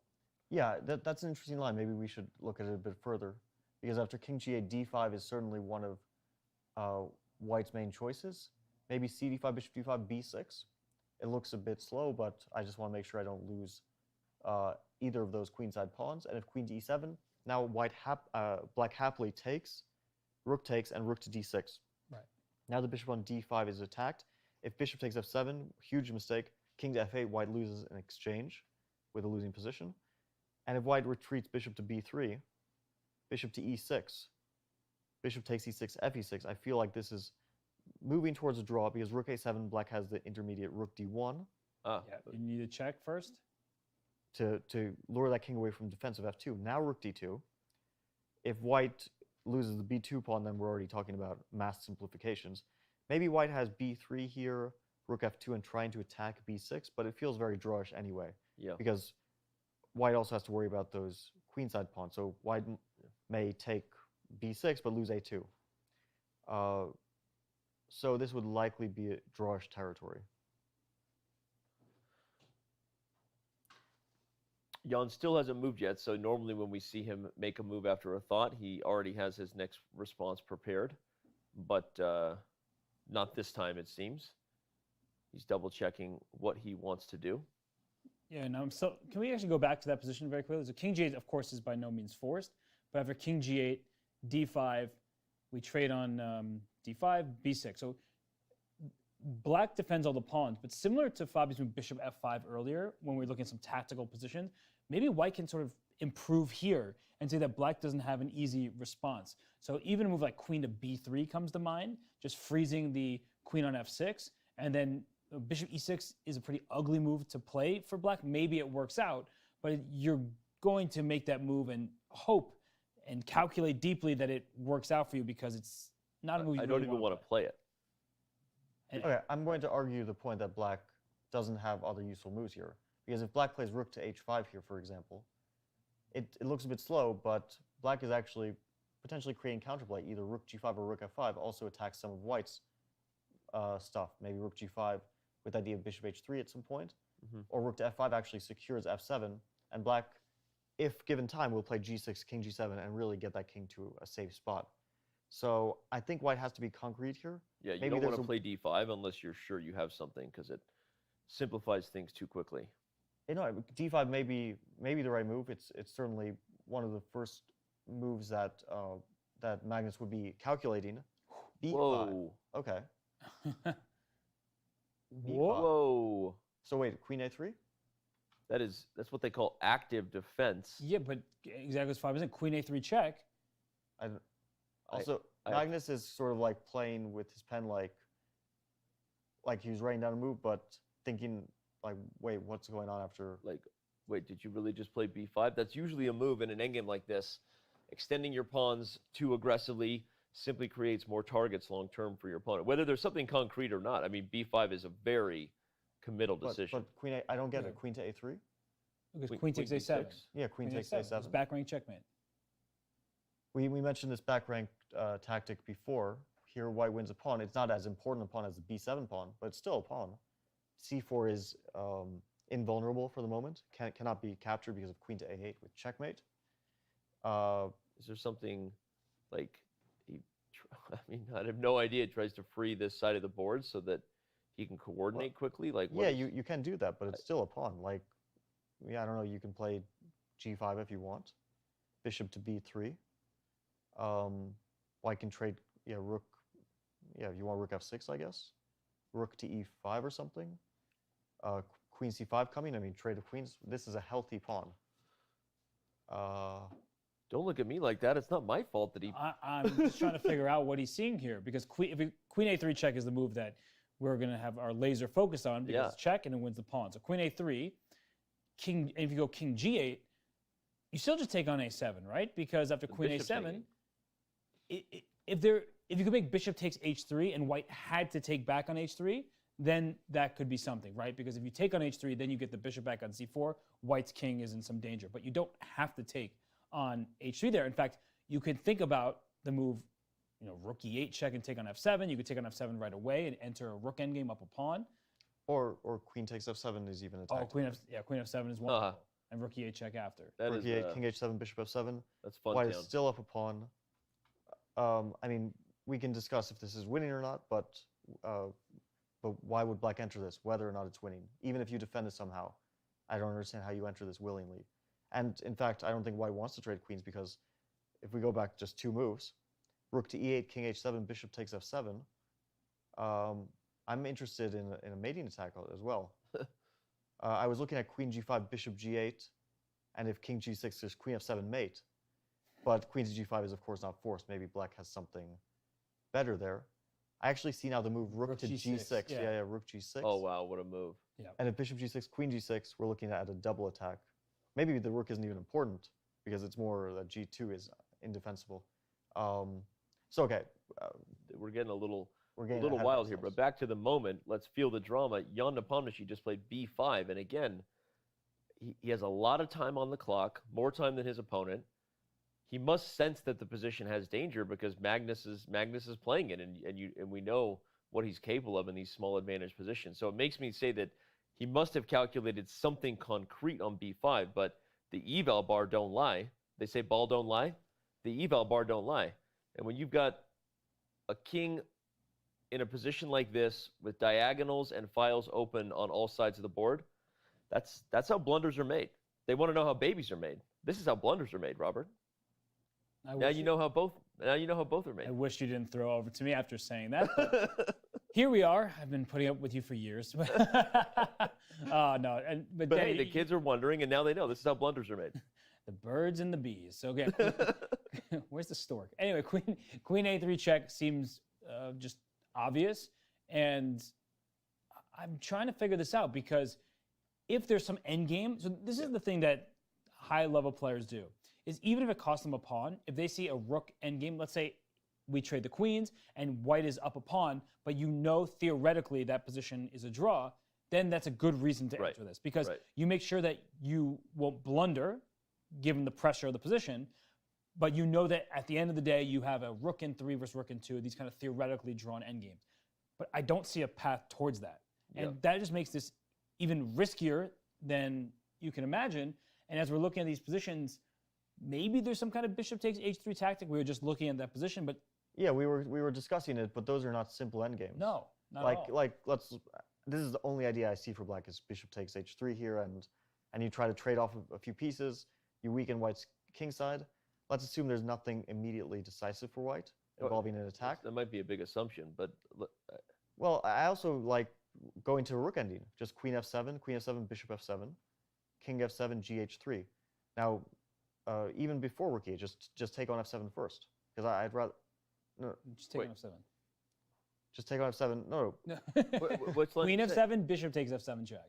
Queen takes f7. Oh, you're just going. Yeah, go for the rook endgame. Because, yeah, maybe it's draw. I don't know, but black also has weaknesses. h4 is weak. Of course, white has a lot of weak pawns, and they do say all rook endgames are drawn. I didn't say that first. Yeah. I mean, I have said it,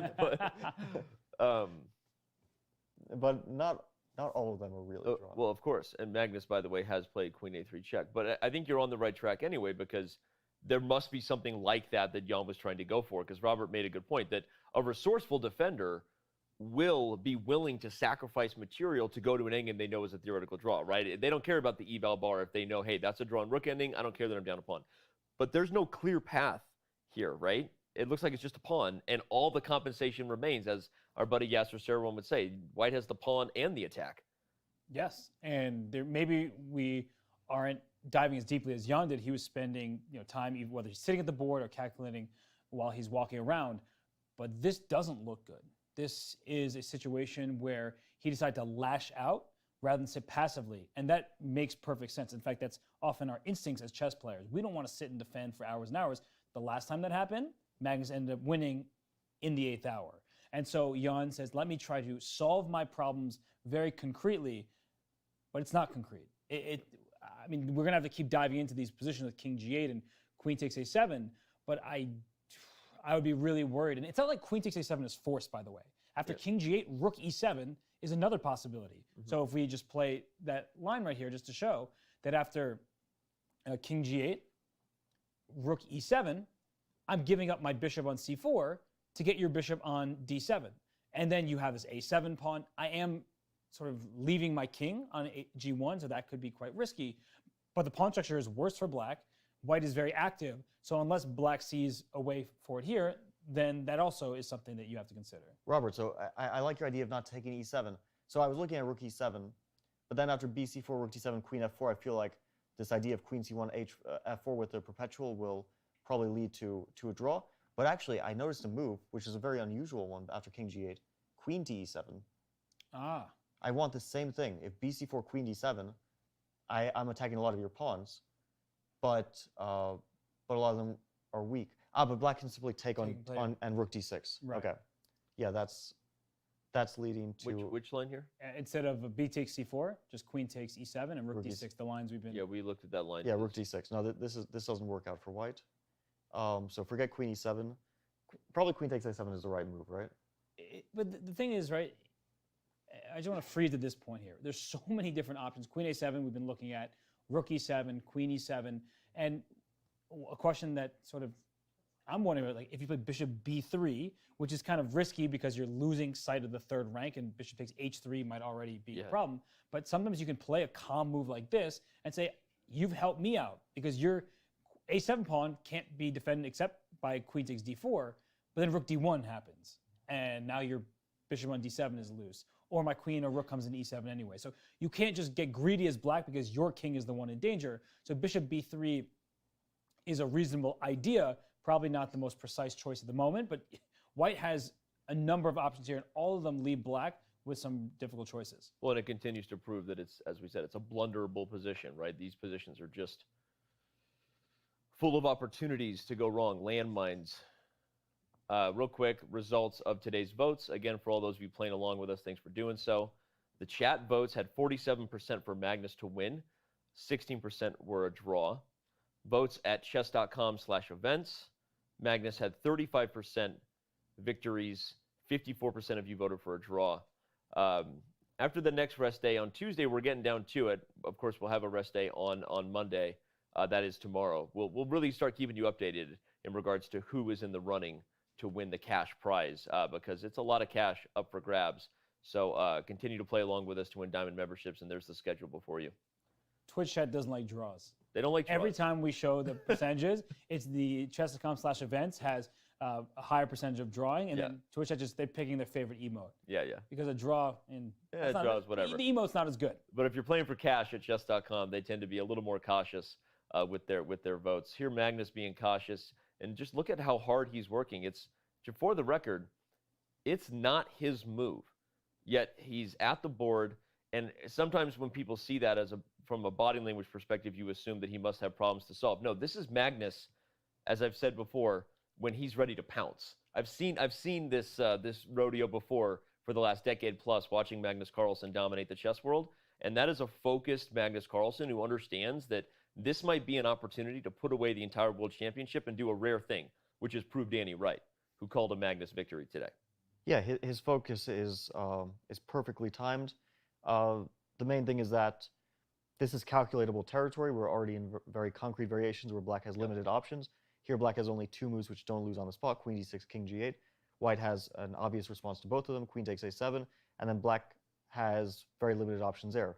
So we could already narrow black's options down, which means that he is calculating his possibilities. And for example, king g8, queen a7, bishop h3, or queen d6, queen a7, g5, some of those possibilities that we were looking at.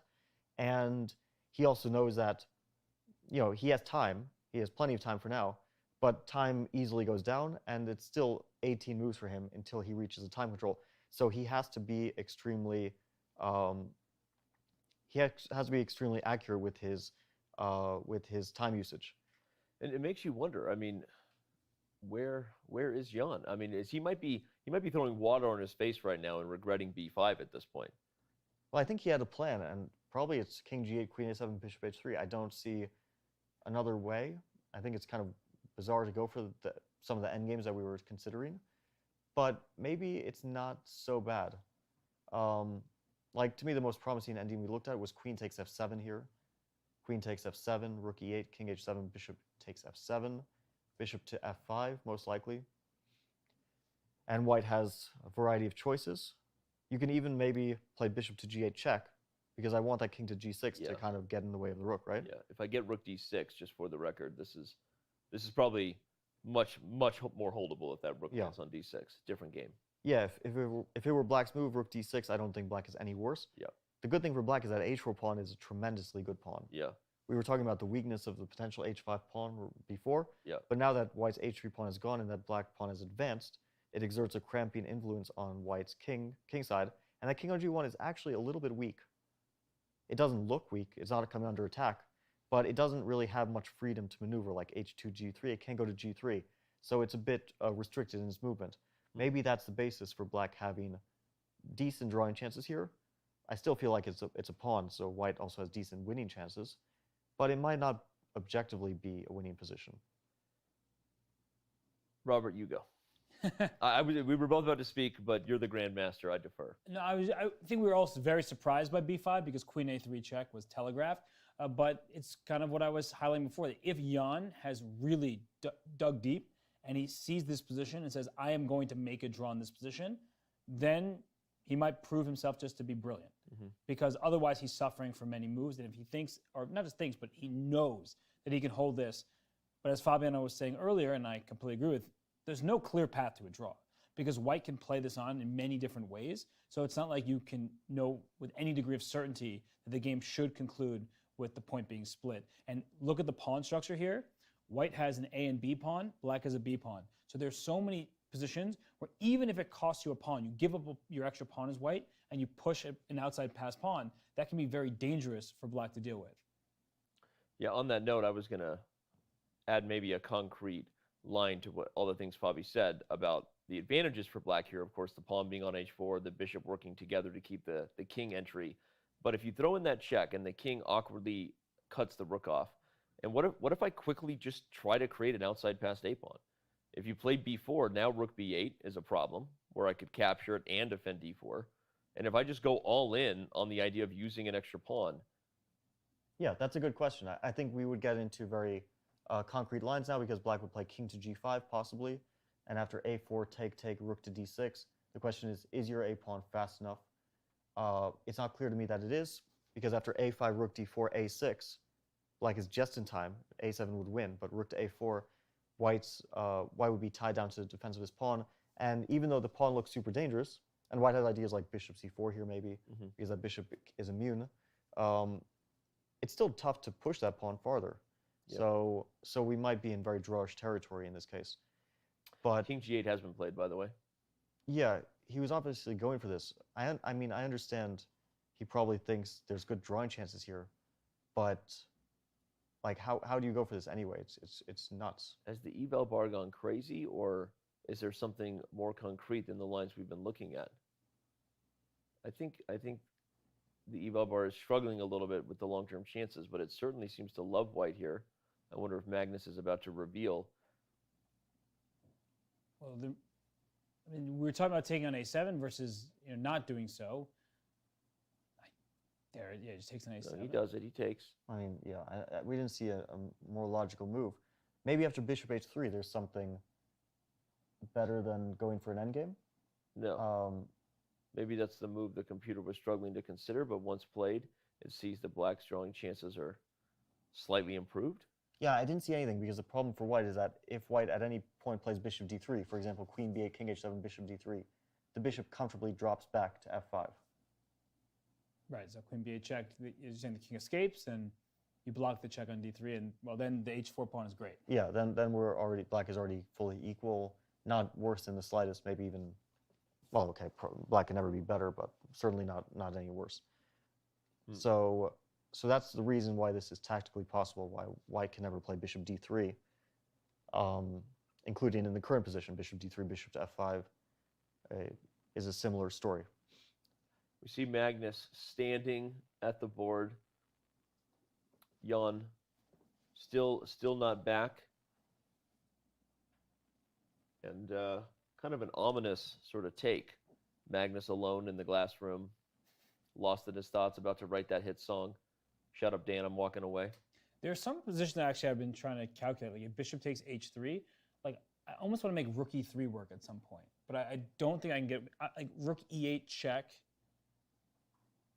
king h7, and I was like wondering, can I get away with like a rook e3 move? But I'm not sure it suffices for a huge advantage. And I know that my king on g1 is a bit risky, and if you take on c4, then I go rook takes h3, and I'm trying to get my outside pass pawn. So I'm just trying to shake up the game a little bit and clarify some of White's edges. We should remind everybody why bishop takes f7 doesn't work, Yeah, because rook g6. if you've just tuned in, it's a shocking response with this crazy rook g6 move, and suddenly the script is flipped. Black's attack is real, and if you take it, you might actually even lose because of the double attack. Actually, can we continue the line a bit? After rook g6, I want to try a move. Okay. I don't think it works, but let's give it a shot. Queen to b8. What? Rook takes g2. King to h1. And I think very importantly, rook to g1. And then queen g5 and queen you g5. on g2. Okay, very And nice. I think that's, otherwise I think White wins. Yeah, so I had thought about that before, which is why I had. Or no, there's also queen takes f7, which Yeah. is kind of disappointing. Okay. But yeah. You were getting fancy. Okay, so anyway, we're reminding everybody that's why bishop takes f7 is not on the agenda. We already established that bishop d3 allows bishop f5, and probably Black isn't losing. So Jan's really sort of shocking and forceful approach to try to defend this position. Let's go to Robert's rook e3. Give it a try. You didn't like it. No. I didn't like it. I don't like it for many reasons. Yeah, I guess. Black's not down material, so even bc4 rook h3 doesn't feel like anything to me. But Black might have something even better than that, like bishop takes g2, and if bishop d3 rook to g6, and Black's attack is super super strong. I couldn't even hold back, but yeah, that's an awesome line. This is one of these moments where having the evaluation bar is so distracting, because rook e3 is not a move that I would have suggested if not for trying to find the best move as I see the, the eval bar go crazy. Yeah, Well, so wait, after bishop takes h3, I had a line which is certainly incorrect, but anyway, it's kind of fun. Rook to e8, king to h7, bishop takes f7, rook to g6, bishop g8, king to h6, and bishop to d5. Ooh. C takes d5, rook to h8, king g5. And I was wondering about this because, okay, if g takes h3, maybe Black starts his attack with some king move. And maybe queen f3 first and then king to f4 and checkmate. Okay, yeah, this is so much fun. But White doesn't have to take on h3 for the moment. Black's king in a rook position is kind of funny. I don't know which move White makes, but maybe there's some. If the queen could come back, I'm thinking like some wild remaneuvering of the queen here. Yeah, it doesn't. I mean, White would never go for this because you're opening up the possibility that you lose. Yeah. Which you don't want to. You have safe and good alternatives, but it is funny to look at. Well, again, we have a Magnus Carlsen sighting at the board, and no Ian Nepomniachtchi. Yeah, it's a bit funny. Ian is playing extremely committal chess, sacrificing material, and then he leaves the board. And he's obviously thinking about the position away from the board, but it's kind of funny because he just blitzes out his move, and he's playing so quickly overall. Yep. Like when he's actually at the board, he moves pretty much instantly, and then he goes away.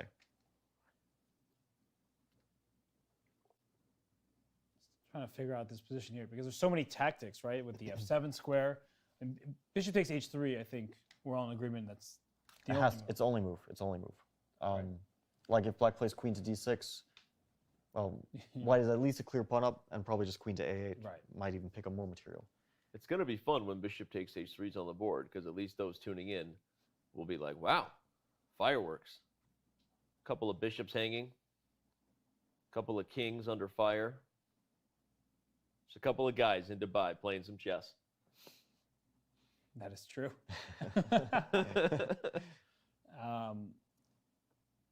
So where is the knockout? That's the question. And Magnus is really calculating. So the reason we think there's a knockout is because we see an eval bar which is almost to the top. Yeah. But it's difficult to see what White's response is to bishop takes h3, besides the lines we looked at where White has some advantage, but not one which is completely winning. And it could also be an eval bar gone wild. X-rated edition. Oh boy. X-rated edition. You know, honestly, the instincts we had with Queen takes F7 check, it could be a depth thing. Like, Yep.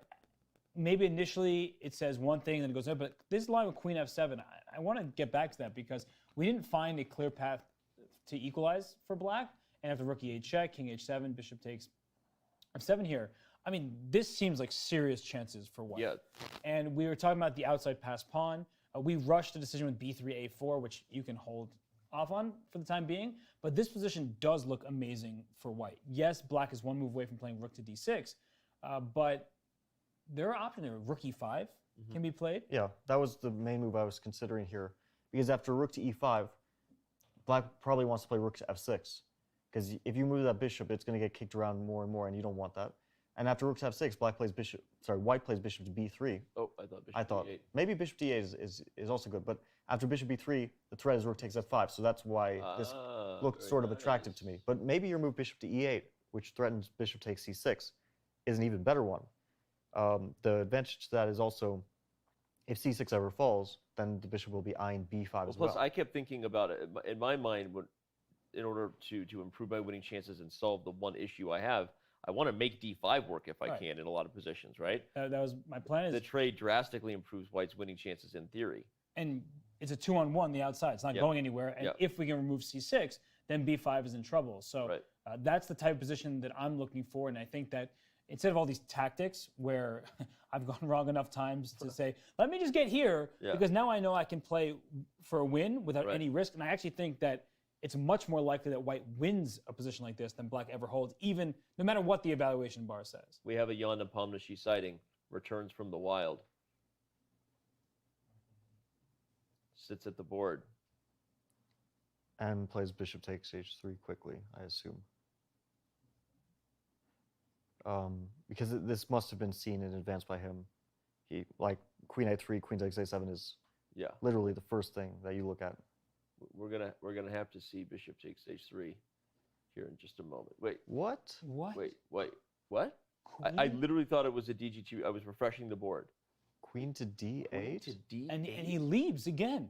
What's he doing? Down a pawn. Okay, this is just tilt.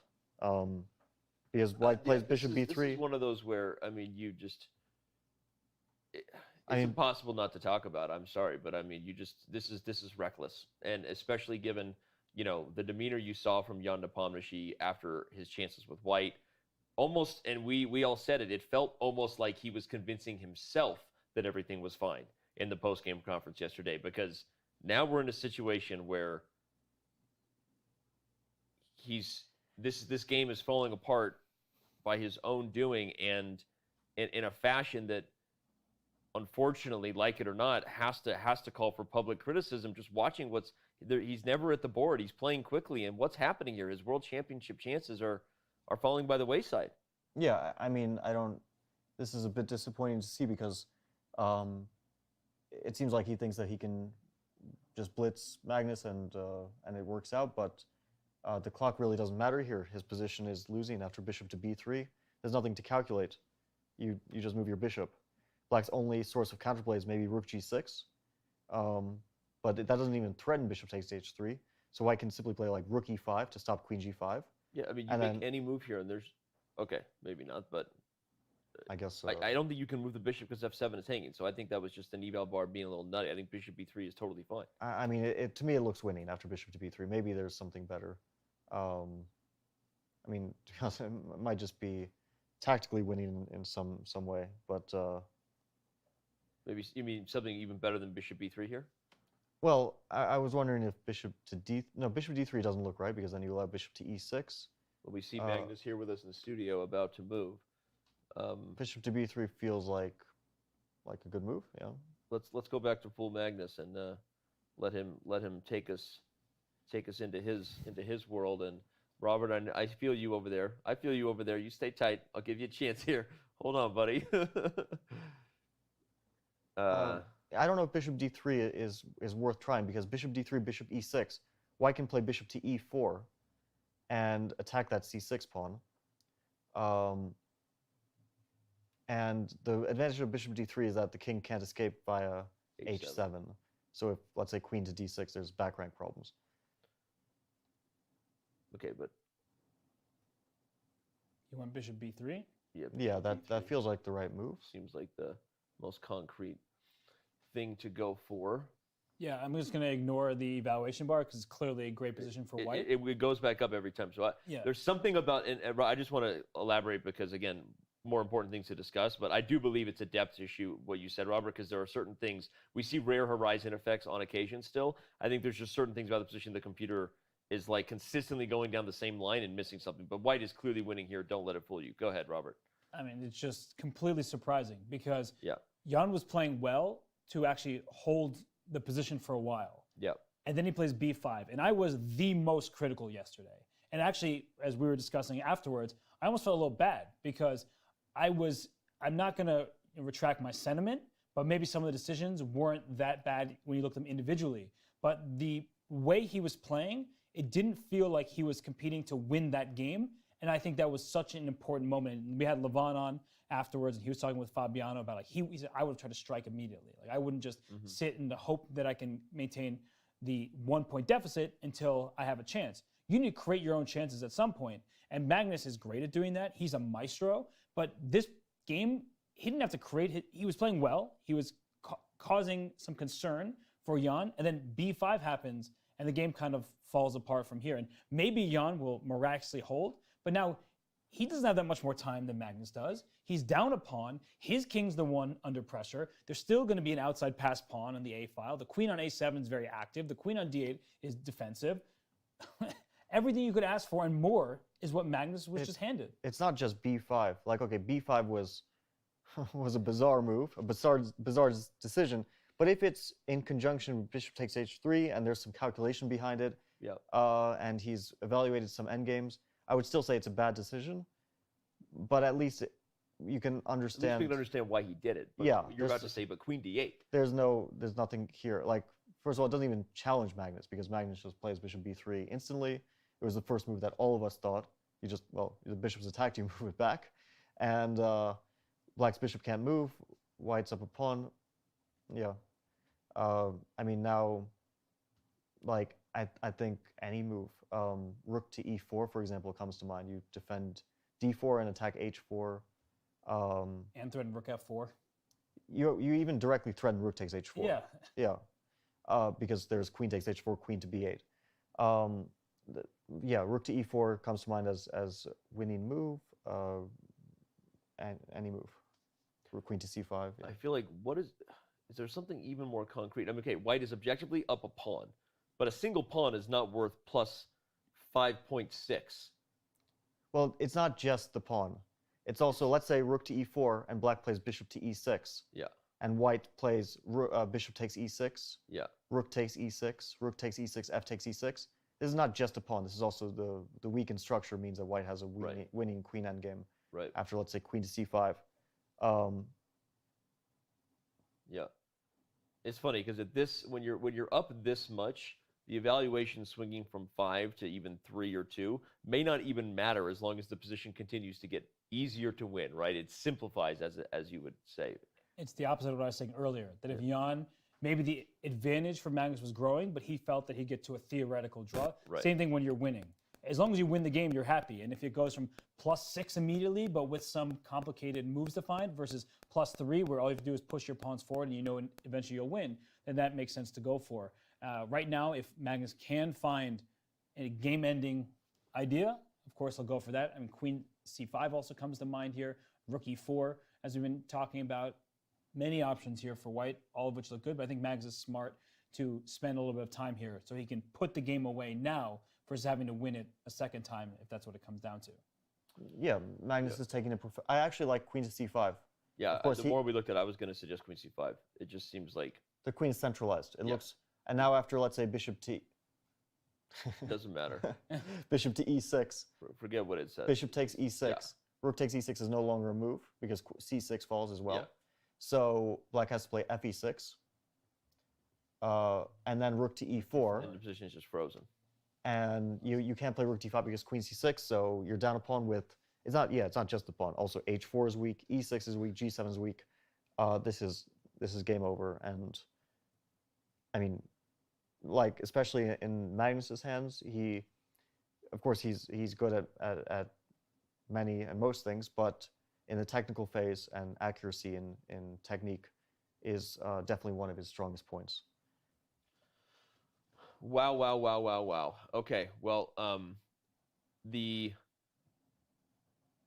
critical moment in this 2021 FIDE World Chess Championship match might be happening before your very eyes. So we're going to take a super short break, but when we come back, hopefully this game is still going. I think it will be, but if it is won by the world champion, it may be the game that ultimately proves to be the nail in the coffin.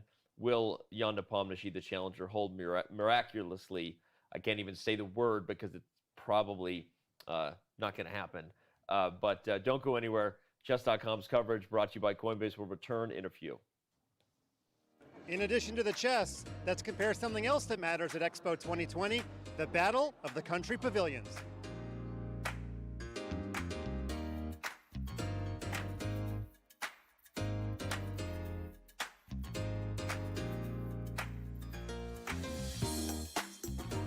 And now it's time to tally the scores.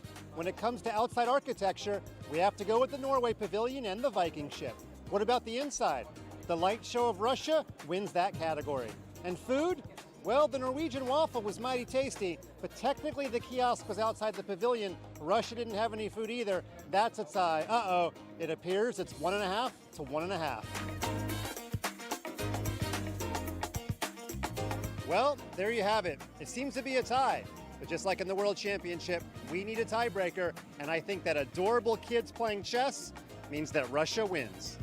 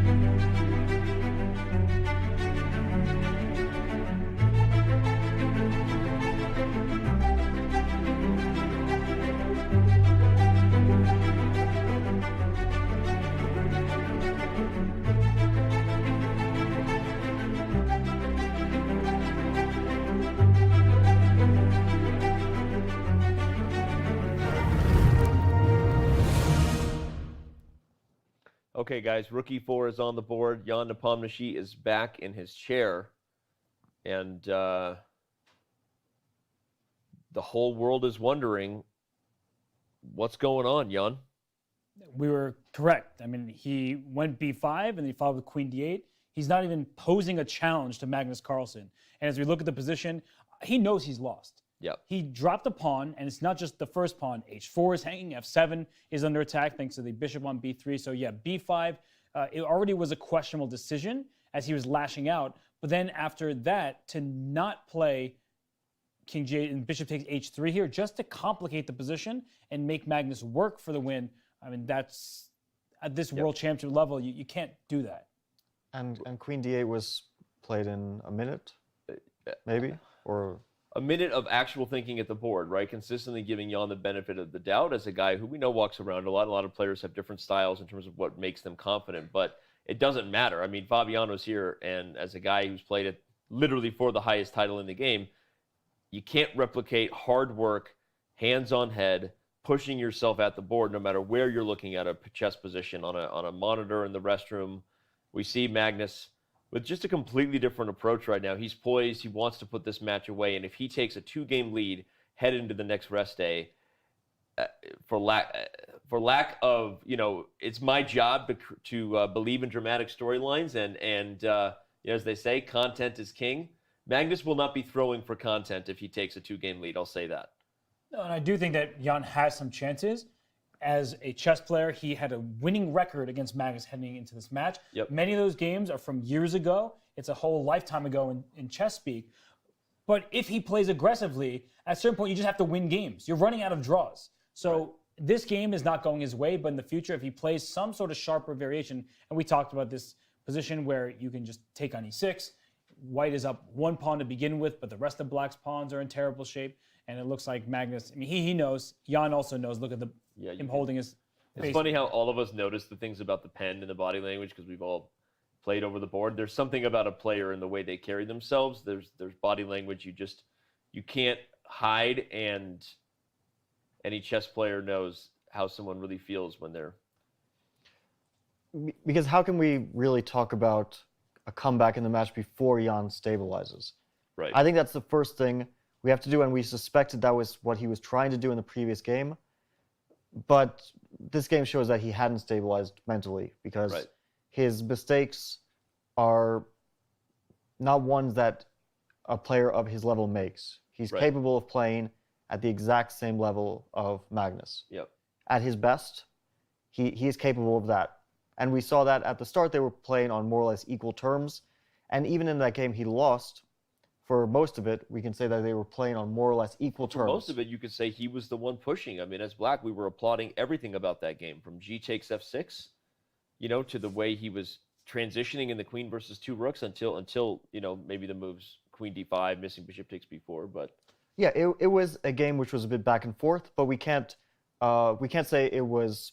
I really single on one terrible decision in that game, which was to play queen e4 to allow rook takes a3, even though it wasn't the move which objectively is the worst in that game from either player, right? They both made mistakes with bigger evaluation swings. That's still the move which I single out as a strange decision.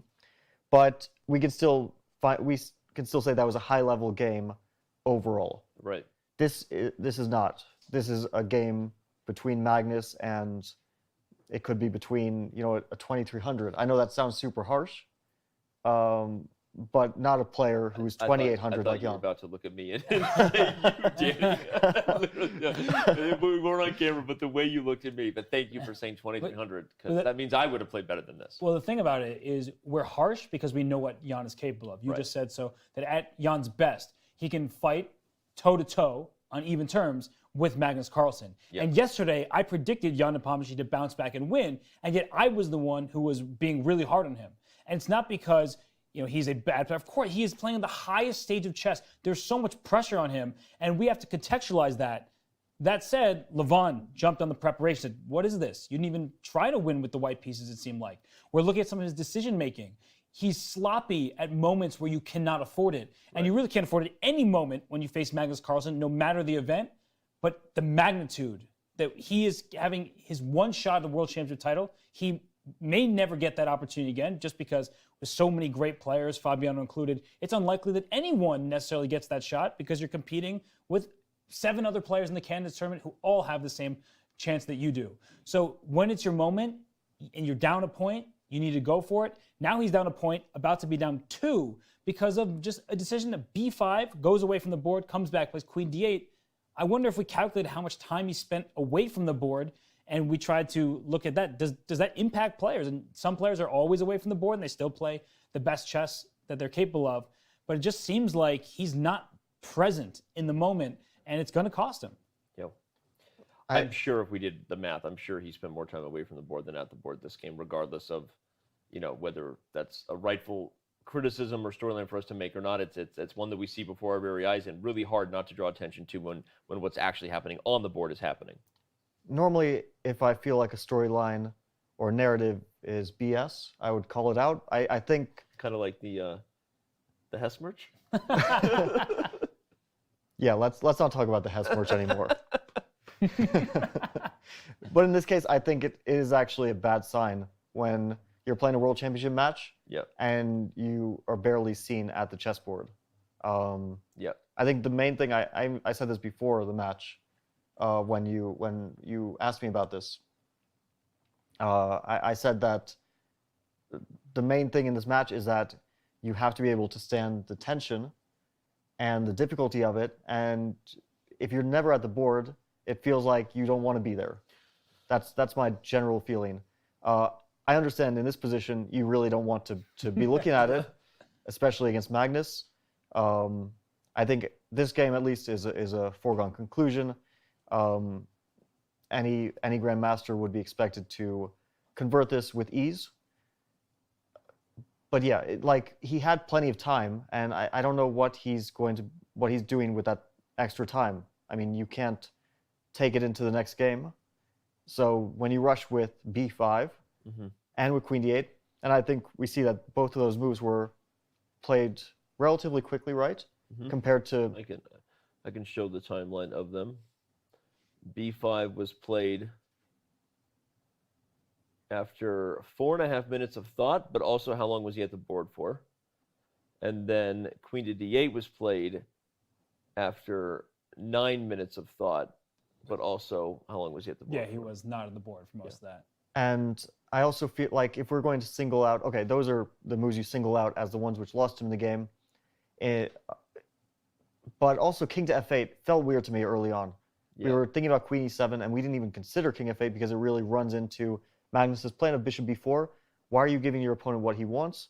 Queen to e7 just felt like a more principled move because you don't want to trade bishops. Your bishop on d6 is better than the bishop on d2.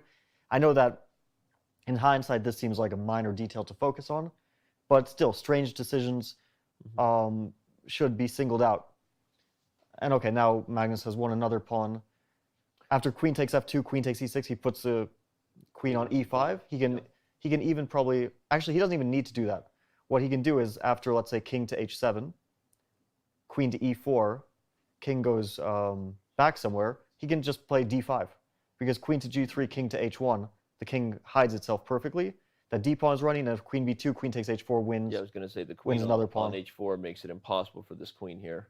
2 pawns up. This is a dead loss position. They're blitzing out moves so that Jan is blitzing out moves now so that he can get to a position that is reasonable to resign. Obviously, we know he's, regardless of all the things we say, no one is going to be feeling worse about the situation than Jan himself, and I'm sure he doesn't want to be at the board any more than any of us want to see this World Championship match get away from him, just because we admire both these guys for the chess they're capable of, and everyone wants a close match. But the reality is, unfortunately, for those who were looking for those storylines, what would Jan do when things started to not go his way? Magnus Carlsen himself said on a podcast before the World Championship match that Jan has been known to tilt, and that he anticipated that if he could put Jan in a tough spot, that he might just do that.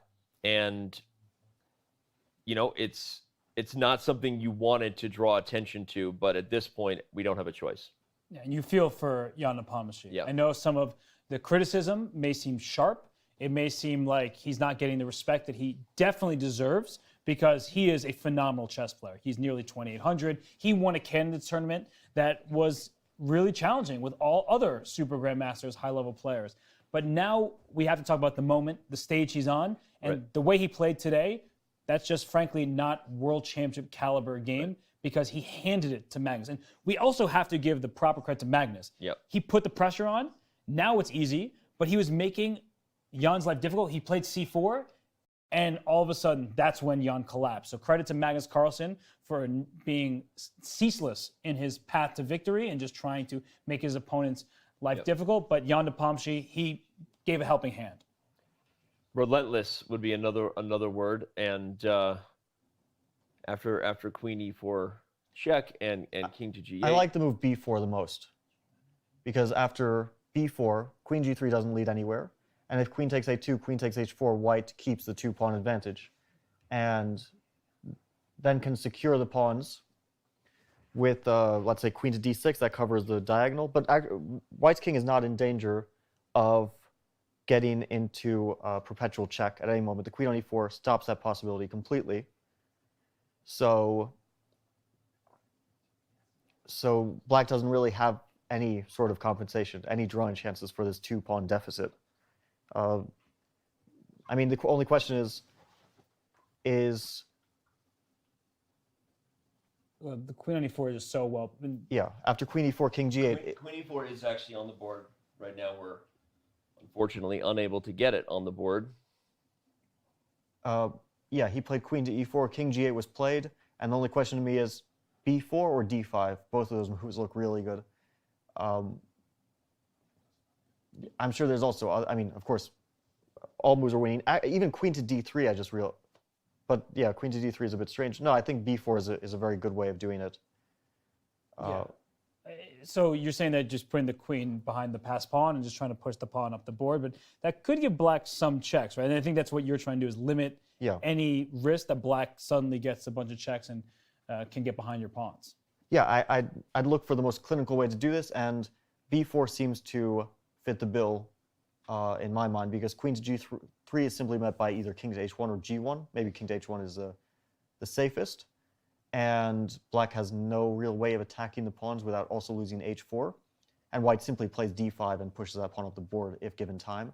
And if Queen takes A2, instead of Queen to G3, then Queen takes H4.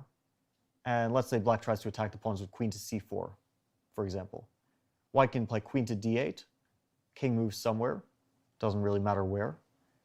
Let's say H7. Queen to D6, and now I've defended both pawns. And now after I start pushing my D pawn, there's no checks along that diagonal, because the queen, it not only defends pawns, it also defends the king. And this is resignable. So yeah, of course, Magnus is not forced to play B4. I think D5 also,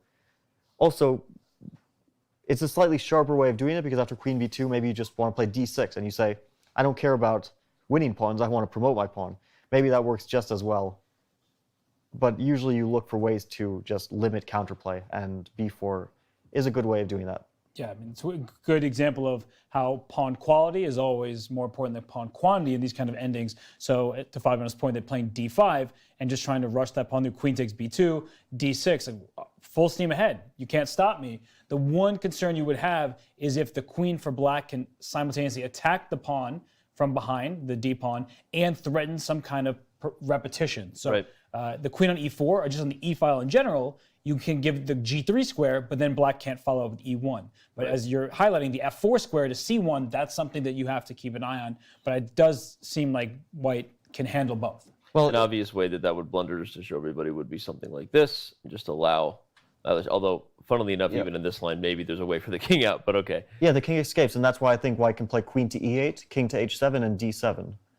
And after Black gives checks, let's say F4, King to G1, D4, yeah, King to F1, Queen to D1, King to F2. The king is escaping by going up. Queen to D2, King to F3, Queen to D3, King to F4.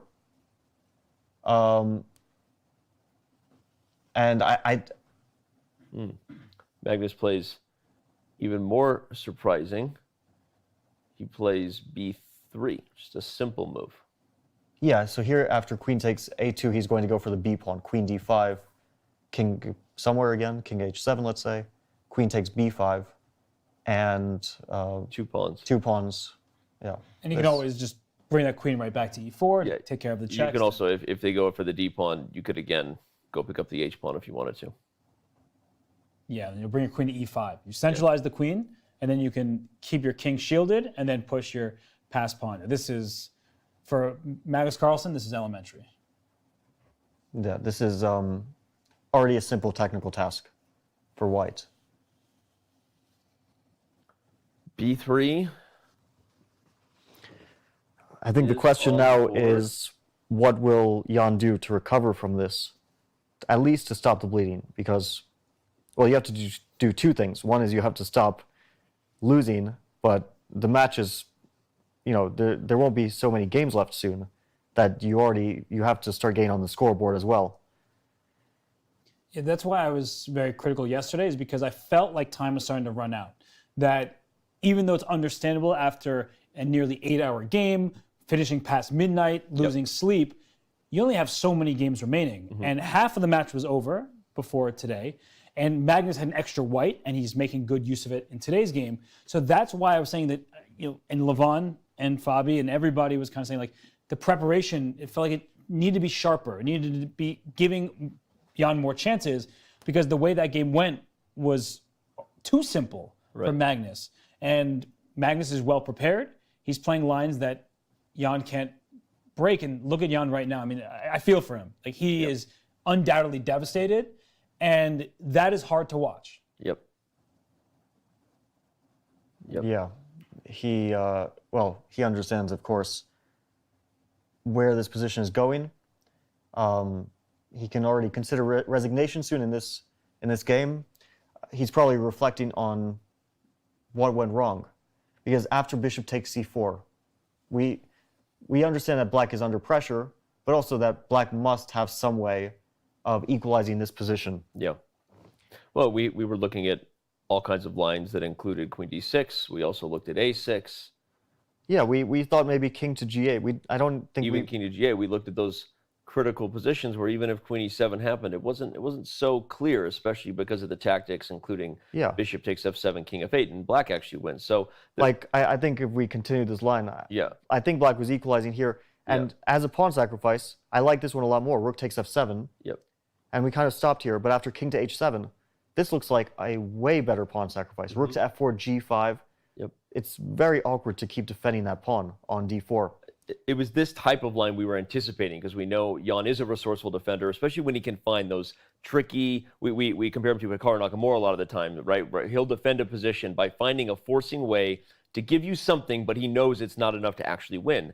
That was what we were first trying to do when we saw b5, give it the benefit of the doubt. Okay, is this some forcing draw? But the eval bar, unfortunately, as we say, ball don't lie, eval bar don't lie. It instantly said, no, b5 is no good. And everything from here on out was a train wreck? Well, especially this move.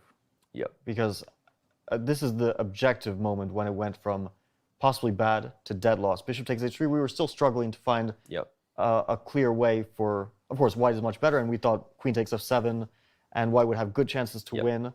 But black also has good chances to draw, and maybe objectively it's even more on the drawing side than on the winning for white side. So that's the real moment. Queen to d8 is when it all fell apart for him. And it was the moment that had us all really, really just befuddled. Jan now down 2 pawns in the live position, a clean 2 pawns, because the queen is centralized, defending everything. This is a really unfortunate moment for Ian Nepomniachtchi fans, who now see their man with his literally with his back against the wall going forward. Although on the flip side of things, people have been criticizing Magnus Carlsen for so many years now. He can't win a match against these top-level players in classical chess. He goes up 5-3 with this win. He's going to silence some of those people, and people keep asking him in the press conference about his legacy. I don't think it's the right time to ask him about that, because it's unfair to him to make him think about things besides the chess. But when we start talking about legacy and Magnus winning another world championship, it's not a foregone conclusion, but he's really headed towards that. This is probably good for his confidence, which is bad news for the rest of the chess world who wants to beat him. I think that Magnus in general has, or let's say other players have a top level, which is very close to Magnus's level, but Magnus has that consistency. And we see it here, like on a best day, Jan and Magnus will have a similar level, but Magnus has bad days less often than other players. In his match, he hasn't really, he doesn't have those blackout moments. Right. Like we saw here. He might have shaky games, but he always keeps that consistency pretty high, that mean level relatively high. Yep. And that makes a difference, at least in this first half of the match, that has made the difference. Well, and one other thing to add to that is, it took Magnus many games to get opportunities, but when he has here in Game 6 and Game 8, there is no doubt about his ability to convert. And one thing he does also better than everybody else is when his opportunities are there, he takes them, right? Unfortunately for Jan, the biggest opportunities he may have gotten in this match could be behind him. Games 2, Games 5. Yeah, Game 2. Yeah, Game 2. He had an objectively tremendous advantage. Yep. He knew it. Magnus knew it. And then he expressed in the press conference some fear. And right now, Magnus is just trying to convert this advantage. He can take all the time he wants. There's a rest day tomorrow, and really, it doesn't matter. He just wants to win the game. And of course, he's clearly winning this. But for Ian Nepomniachtchi, his best chances are behind him. And I still believe he can strike back. But he needs to change his repertoire. He can't keep going to these anti-martial lines where he's trying to get the slimmest of advantages, because he's also not pressing them in a way that comes close to allowing him to convert. But Ian Nepomniachtchi, he needs to rest up. He needs to look at some sharp lines going into the next game. He gets the white pieces. And if he can win that game, we're talking about a new match. Right. If he doesn't win that game, well, that's the World Championship for you. Yeah. For sure. And maybe even the next time he gets black, despite Fabiano's prediction proving to be accurate. Big surprise that the Petrov would be played today. Maybe again with the black pieces, Robert. Your suggestion over breakfast yesterday, will we see a Sicilian at some point? So I also believe that Ian Nepomniachtchi has the style and he, at his highest level, is capable of beating Magnus Carlsen. Unfortunately, though, when you hand someone a 2-game lead, it's you have new dynamics to consider, right? Similar to what we would say in a basketball game, right? Being up by 20, the team now has control of possession, right? You have other weapons you can use against someone when you're leading a match, when you're leading a game. When someone is up 2 games, the amount of openings available to Magnus, the decisions he can make, because a peaceful result is never a bad result anymore, the whole dynamic changes. So the gloves have to come off. And Magnus is a juggernaut. We've seen this in tournament play as well. There was a year in Vikings where I think he started with 4 or 5 draws, and then he just started winning all of his games. So when he gets that first taste of victory, no good. And he can be stressed, he can be frustrated when he doesn't win, and he is an objective player. But as the #1 rated player in the world, and everyone expects you at all times to win, and of course he expects great things out of himself, that can weigh on you. Yep. Now he has 2 wins in this championship. He has nothing else to prove. He just needs to keep on going and not lose any games. Yep. Well, one of the important things is that Magnus doesn't have to change strategy. Right. His strategy was to play solid but flexible openings with black and try to put pressure with white. And he took some risks early on with white. With black, he doesn't have to change strategy at all. He can continue to play his openings, and Jan is the one who has to either continue trying to hit his head against the wall in the anti-martial, maybe finding some ideas there, or maybe in the previous games, finding more or less nothing. And Jan will maybe have to consider playing for a win with black at some point. Like if he doesn't win the next game, he might have to start playing for a win with black. That's a total strategy change, and I don't think that most people come into a World Championship match with being able to easily switch modes from I'm trying to play Petrov in a solid game with black to I'm doing something because I need to win at all costs with black because, I'm down two games with 4 games to go, and every game becomes critical. So that also eases the psychological pressure on Magnus and puts more pressure on Jan.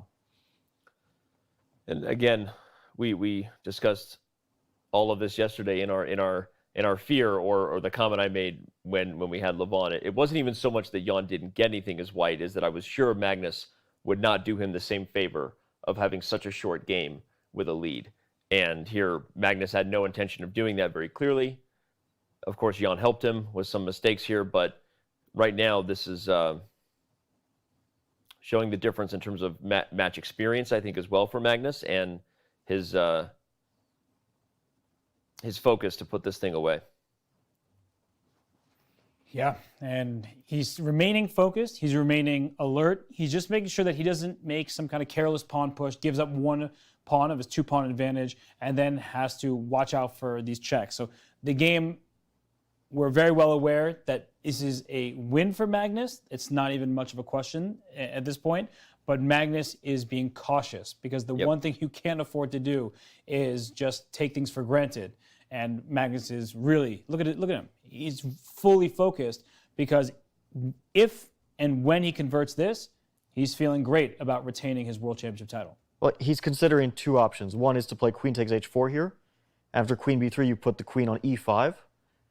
Or one is to play queen d3, which he did. I was thinking the safer choice was to play queen h4, put the queen on e5, and start pushing the d-pawn because that is certainly winning. What he did is also certainly winning. It's trying to end the game a bit faster. Yeah. Because he's saying, okay, you have some check on f4, but I'll just play king g1, king f2. My king can go to the center safely, and I'll push the d5 pawn, and that b3 pawn as an outside pass pawn is more important than the h4 pawn. Right. You can also play queen d1, right, and just cover the first rank, so you get one check on a diagonal, and then just push the d pawn up. Yeah, I was thinking white. Black. I was thinking black would play queen c1, but then queen c4 trades queens. So queen f2, maybe he just wants to play queen d1 here. I think that's a great idea. Then the king hides on h1. The d pawn pushes, and actually that d pawn can push and even sacrifice itself because a trade of queens would mean white has an extra outside pass b pawn. Yep. Black's king would get super distracted trying to get that pawn. White would collect the king side and 2-on-1 and promote a pawn. So queen d1, yeah, I think that both d5 here and queen d1 are absolutely clinically winning. But queen d1 is even more depressing for black because you don't allow any checks. Yeah, queen d1, we might actually see a resigns. I doubt it, but it's possible because queen d1 is that's really takes the air out of your sails. No more perpetual check with the queen on d1, hide the king, and push him, baby. Black will have to put the queen. Oh, okay. Looks like he's going to a similar square, not exactly the same as d1, but from here, everyone, the idea is the queen guards both c3, g3, and e1. So this check here is met even by something like king to g1, and the point is the queen guards everything. I like this most of all because the queen also supports a b pawn push. Right. So maybe it's not even the d pawn which is the most dangerous, but the b pawn will push, will go ahead, and black has no checks. He can try to create checks, but it's only for one move. Right. He'll create one check, and then white's king will hide again. So he'll probably play queen to e4 after king g1. White will start pushing the b pawn, and queen to b1 is met by the king hiding on h2 again. And to your point that even if the queen for black attacks the d5 square, white could still play d5. Yep. Because if the black queen takes it, then queen c4 forces the queen trade. White easily wins with the extra pawn in the king and pawn ending because black will be distracted, the pawn will be a decoy on the queen side, and white's king will mop up on the king side. So yeah, there's no way to stop all of white's plans, and it seems that queen f4 is one check, you're not even getting another. The only thing is don't play queen c4 first. Yeah, don't play queen c4. Because that would actually allow the dark square perpetuals back in the game. White would have to play queen f1 and lose one of those pawns and potentially... Well, king h7 was actually played by Jan to avoid those types of lines where Magnus just sacrifices either pawn, but heading into any king and pawn ending, if you imagine the queen's off the board, easily winning because this king has to come over and white mops up everything here. So, but the b pawn is the one that runs now. b4 and b5 next if black does nothing. Yep. And if black plays queen e4 to play b5, queen to b1 check, well, white has various ways, of course, of slowly pushing those pawns up because, let's say queen to e4, I can play queen to d2 now. Now I want to push the d pawn up. Both of those pawns are going up the board. Queen to d5, here, but then I give check, queen d3, and now b5. Yeah. And slowly but surely, white it gets surgical from this point. Marches up the board. Kind of like the queen on d1 better. I did like the queen on d1 better. I just felt like this would have been the ultimate deflating move. Queen d1. It just removes all of the worry that you have. Your king falling victim to a check, and you just start pushing your pawns. But okay. Magnus will do what he does anyway and convert this one. We have actually just reached move 40, as you saw there, which means at time control, both players get an hour added back onto their clock. That was not magic. That was by design. So Magnus's 3 minutes turns to an hour and 3 minutes, and Jan with an hour and 17 once again. But at this point, not really a relevant talking point. I think even without a d4 pawn, white wins very easily. Yeah. Yeah. Just by playing b4, and the king will run to center. So usually queen undines with a pass pawn, an outside pass pawn, and nothing special happening on the other side of the board. And here the pawns are kind of fixed. There's nothing really to speak of in terms of black's counterplay. Usually an outside pass pawn wins the game. So even if Magnus somehow lost that pawn, which is hard to imagine, I don't think that it would change the valuation. It would just change the amount of time that this game would take. Yeah. Well, again, we are back to a similar situation we've been in many times. Magnus Carlsen thinking at the board in a winning position. Ian Nepomniachtchi not at the board. Understandably, at this point, doesn't want to sit there and look at his lost position, but unfortunately, it may not matter. Yeah, no, Magnus, I think he's doing the right thing here, though. And it's a great lesson for chess players of all levels, and in particular for newer chess players. If the world champion has a completely winning position and he's sitting and thinking, trying to find the objective best move, that's maybe something we should all do. Maybe everybody else should do that too. Yeah. It's hard work to win chess games, right? And people obviously, some people have talked about Magnus being a genius, but also I think he is the hardest working chess player in the world, and you see that in moments like this, and it's why he wins more chess games than everyone else in the world. So there is a saying in chess, yeah. The hardest thing in chess is to win a one position. Yeah. And I'm not sure if that's the hardest thing in chess, but it's hard in the sense that that's when people feel like their job is done. Right. And it very often isn't.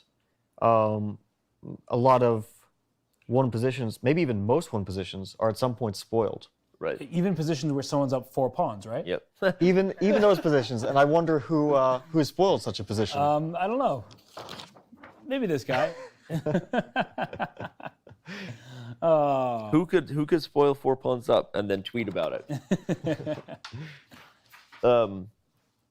Yeah. No, but you make a good point, Fabi, because even if the game is still won, when we review it afterwards, you look at it with the computer, it's amazing how often chess games that you were winning, at some point, you gave your opponent a chance, right? Yeah. Whether they always took it or not is another question, and it shows how hard it is to win.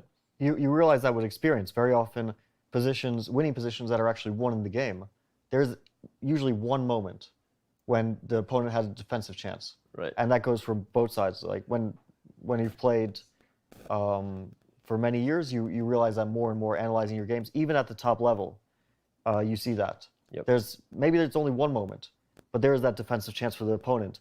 And that also helps you mentally realize that if you keep resisting, if you don't give up, at some point you will probably have that chance. If you take it, then you might save a position that would have been lost. Right. And if that applies to the top level, I'm sure it applies to every level in chess. Right.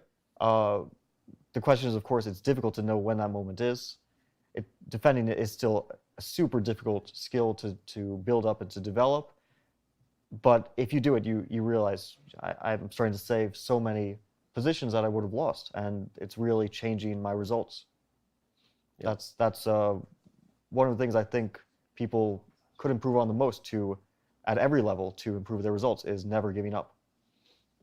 Shows the discipline that Magnus has too. No matter what, he's not thinking about anything else that's going on. Clearly not. He didn't put his jacket on the back of the chair in a nice way. Yeah, he didn't even. He taking his time, took the jacket off. Took 40 moves for him to take his jacket off, but he ultimately does so here in Game 8. And again, just showing an example that he's not going to even let his opponent have a single sliver of a thought that he might hold this game. And also, there's a psychological edge. We keep talking about the fact that the match might be over on some practical levels. The truth is, it's not over until it's over. And Magnus, I think, doesn't mind sitting at the board in a winning position. And there is something to that. I think that's part of it, that maybe you want to just prolong the suffering of your opponent, but I really do think that he is just double, triple, quadruple checking, that he does not allow some sudden checks, some repetition, some perpetual check possibilities. And it's just, why waste this moment? Where if you know objectively you're winning, you just gained an hour on the clock. So why win in 5 minutes and potentially spoil the victory versus spend an hour and make sure that you win the game? So I think he's doing the absolute right thing. I think he's probably even a little jittery and nervous because this is a critical moment. If he somehow does not win this game, now Jan is the one who's like, wait a second, I have chances still. Magnus makes mistakes. I handed him such a great opportunity and he didn't make the most of it. So I think that Magnus Carlsen, he's way too experienced, he's way too strong, and he has just a great head on his shoulders, both in terms of chess, generally speaking, and in a moment like this, to rush, because there is no need to. Yeah, I think nerves is an important word that Robert used, because even though we think of Magnus, and I think strong players in general, as being super cool and calm under pressure, even Magnus, and especially at these stakes, gets nervous. And he understands that this game might be the match. It's not over yet, of course, but a 2-game lead, he's probably thinking already that this is his match.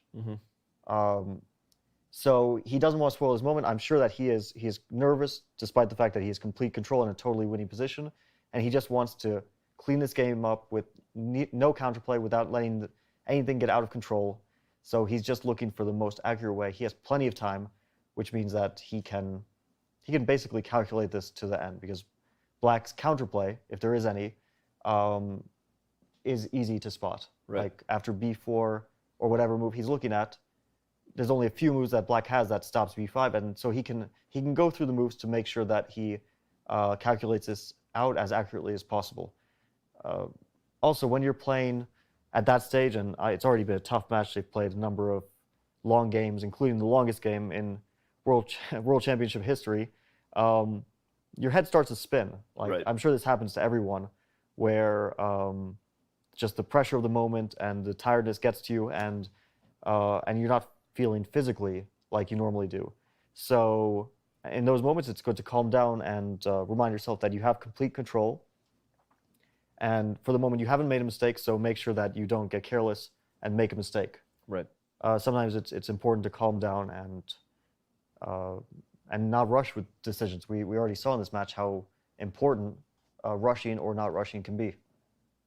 And I think he's doing exactly what you're saying, Fabi. He's trying to conclude this game in his head right now. He's trying to map out a road to victory on the spot where there's no chance for Jan. And he made this little facial expression that led me to believe that he didn't quite find it. He's going probably 25 moves deep. And people often ask this question, oh, how much can you calculate? And in positions like this, endgames, you often calculate 20, 25 moves at the grandmaster level. So he went queen d3 check. He brings his queen behind the pawn, and he is either getting ready to push the pawn immediately or cover the first rank and then push the pawn.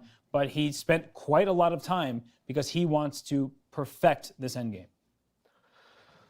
Good stuff. And on that note, Robert, you asked that question, how deep is Magnus thinking? People often ask that question. We actually had that question come in from chat earlier, which reminds me, I want to remind everybody, while we have all of you here before this game ends, that 10 lucky fans will actually get an opportunity to have a private lesson with Fabiano Caruana. It's private in a group setting as we debut our new feature, Classroom, a tool that's rolling out to connect coaches and students around the world forevermore on the interwebs. It's going to be amazing, and Fabiano Caruana debuts it on December 13th. 10 of you will get at least one question answered. I will be the maestro on that day. I'll make sure everyone gets at least one question answered. So all you have to do is take at least one video lesson in Fabiano's new series that he did on his road to the World Championship in 2018, which was an amazing video series regardless. You should go check it out. And then tweet or Insta a screenshot as proof that you did so. On that note, I want to remind everybody, too, before we take a very short break and then probably bring this thing to a close, that when this game ends, our post-show begins. We have several guests coming up. Let's remind everybody who they are. We have Levon Aronian. Once again, we'll let Lev and Fabi discuss what they think about Team Jan at this point and the state of the World Chess Championship match. We'll have Jan Ludwig Hammer as usual, and then we will have Ludwig today, double question mark for the memes, because Ludwig is doing everything he can to evade the question, who is his favorite person in chess? Magnus Carlsen or Robert Hess? We're going to leave you on that cliffhanger because it might lead to some fun talk and chat. Maybe there's a twist ending, a third person that's becoming his new favorite person in chess. I don't know. Is it you, Danny? We'll be right back.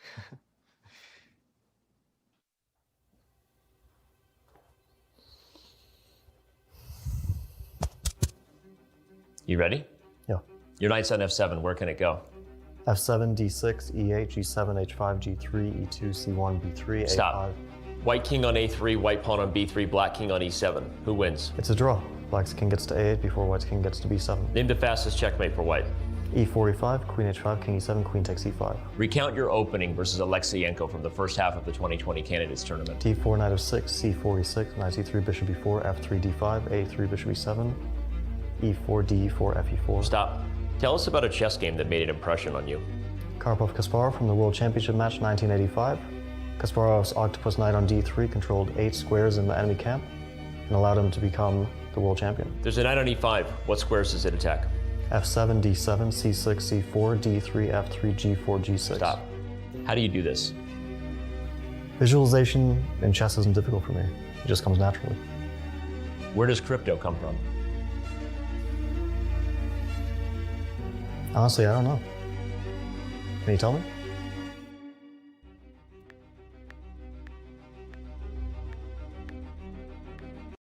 Learn more at coinbase.com/chess to get $5 in free crypto when you sign up and verify your account.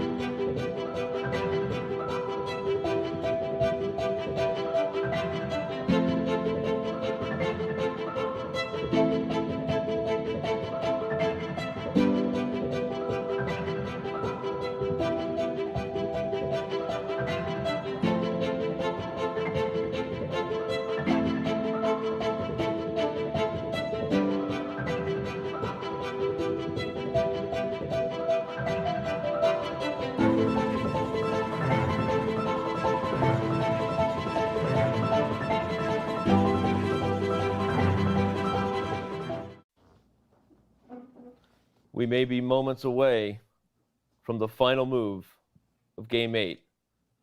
Guess where that queen is? Back on D1. It's where she should have gone from the beginning when we saw that idea. Finally, Magnus, you're finally doing it right, Magnus. Well, I just think that it makes his life as easy as possible because there's no more checks. He can just push his pawns up the board. And Jan's doing, the only thing he possibly can is throwing his pawns forward, hoping that Magnus makes a mistake. The game, of course, is in Magnus's hands, D5, and so on. The pawn goes up. But that's the thing. Like, let's say you play D5, and then black plays G4. All of a sudden, you have a few decisions you have to make because if your queen ever leaves D1, then there's queen E1 check, queen E5 check, and that's how you go from a win to a draw. His idea must be G4 because otherwise white's pawn just pushes down the board and G5 broadcasts that he wants to play G4. But after H takes G4, his only idea is H3. And, well, I mean, white has so many moves. King H2. Queen of 1 is maybe the easiest, actually. I don't think black threatens anything. So also, like, D6 comes to mind as a very easy way to win because white is, after all, up 3 pawns. King to H2 kind of forces I was worried about Queen G3 to like force the issue. I think that, I mean, to start with, G takes H3 is probably completely winning. You actually just get out. I think the king escapes, as well as, well, that might be the easiest way. In fact, because take King G1, Queen G3, King F1, the king just goes up the board. Black would need to be able to play Queen F3 here to continue the checks in a way that can't allow the king out, but the queen covers that. And if Queen H3, King to F2. What doesn't matter at this point. It doesn't really matter, but King to F2 I like the most because it immediately escapes from any useful checks. Queen H2, King F3, Queen H3, King anywhere. F4 just keeps going up, and it will hide behind its pawns at some point. Yep. King to F5, it's already nearly hidden. It'll go to E6, D7, and etc.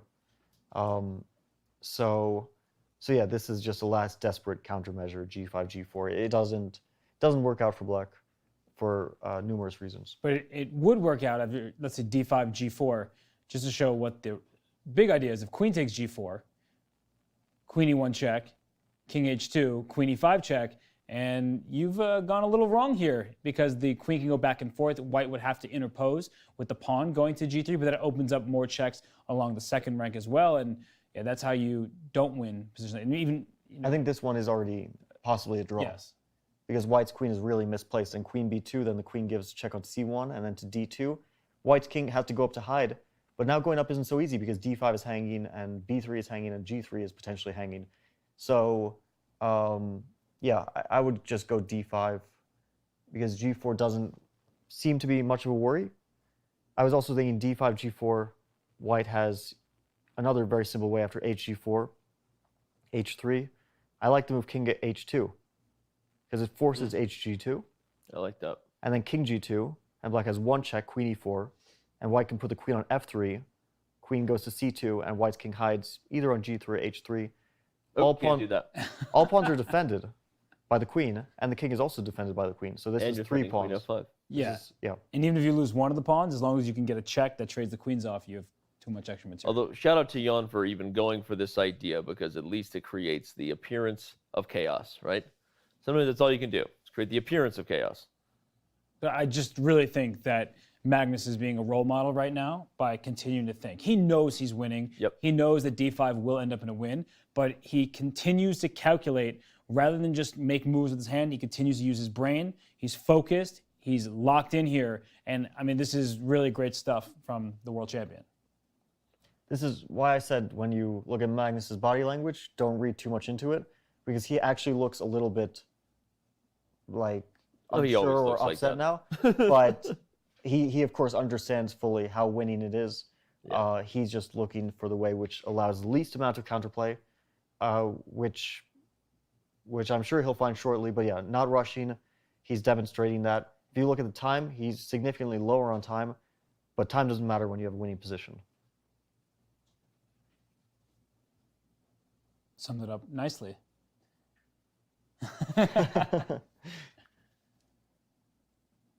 Yeah, I wonder if, I mean, there may be something more accurate than the lines we looked at, but I think what we saw was good enough. Yeah, it's, as we said, G4 looks trickier than it actually is. And again, it's important whenever you're losing to create chances like that by, as we said, creating chaos, or at least the appearance of chaos. A lesser man might actually mess up and allow some sort of perpetual, as you guys have demonstrated a couple times, right? If G4 is met by queen takes, well, now we actually have that problem. If you're afraid of opening your king, and if you take here and allow H3, it optically looks a little bit scary for a moment, but concrete calculation, I think king H2 might be your nicest way to just make it look easy, Fabi. And there he goes. He pushed D5. And he has indeed pushed the D pawn, so Jan's last chances are going to be put to the test here as soon as Nepomniachtchi is back at the board. We expect him to quickly shove forward with G4. In fact, he does it instantly, right on cue. Yeah, we'll see H takes G4 for sure. H3 and Queen F3, King H2, D6, all these moves look good. I don't think D6 will happen because it gives Black some extra checks. I suspect actually we might see Queen to F3 because the Queen is really great there. It stops, not only does it defend all the pawns, it also stops all the checks. So maybe, I mean, King H2 also looks pretty clean, but Queen to F3 even seems to be a shortcut to that position that we were looking at. H takes G2. Like he's now played that on the board. Yeah. And there we it is. have resignation. Magnus Carlsen takes game 8. No, I mean, H4, C4 is easy.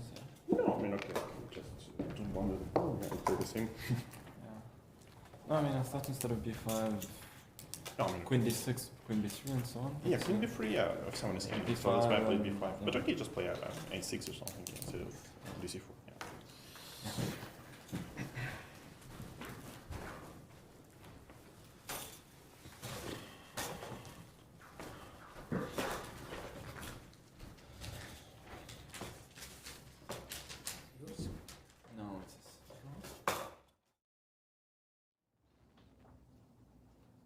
Not too many words when you lose your second game in a World Championship match, understandably so. Jan has exited the glass box. That's going to be a really tough one to come back from. We already suspected any loss might be tough to come back from. Yep. But especially this, because it wasn't just the loss. Yep. Although the loss is huge. Right. It was also the manner in which it happened. Yep. It doesn't look like Jan is the same player that he was in the first few games in the match. Right. He no longer looks like he's willing to put in that effort and defense. Even in the game he lost, he was defending very tenaciously for a very long time. And we understand, you make a mistake on move 130 in a terribly difficult, maybe even practically lost position.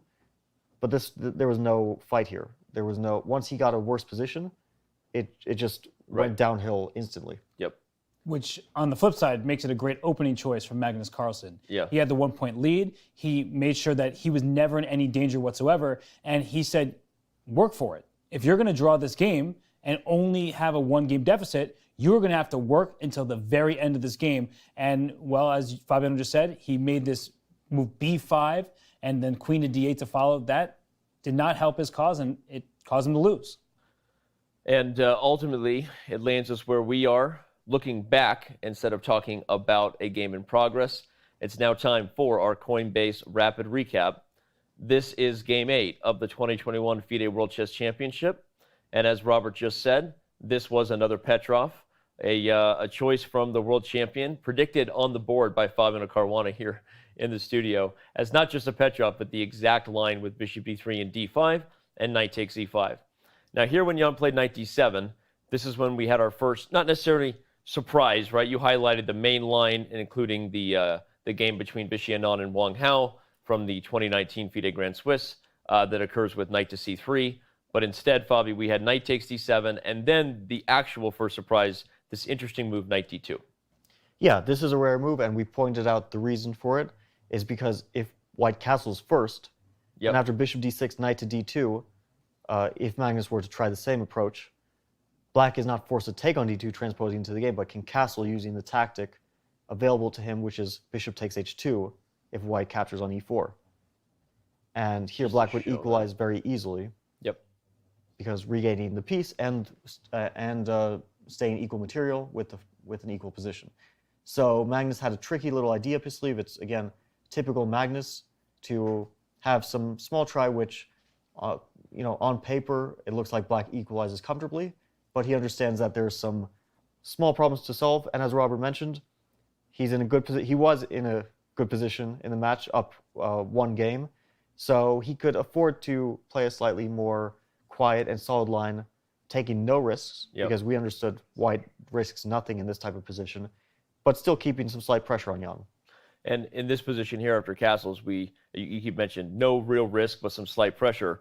There were so many lines we were looking at that really showed how tricky this position is for Black. Ultimately, Jan actually took a lot of time here before the move he uncorked. But remind us, Robert, of just the critical reasons why simple moves like castles could have been hard for Black. Yeah, game is a great demonstration of first move advantage. Yeah. Because after castling, we have the same exact position for both sides, but white gets to strike first with queen to h5, threatening queen takes h7 checkmate, threatening queen takes d5, and if Black is forced to play f5, you have made a huge concession. The e5 square, potentially the e6 square, and the e file, white is first to that because the rooks are connected. So that's why Jan decided not to play castles kingside, play the adventurous h5, but it was the follow-up after this that really caught us off guard.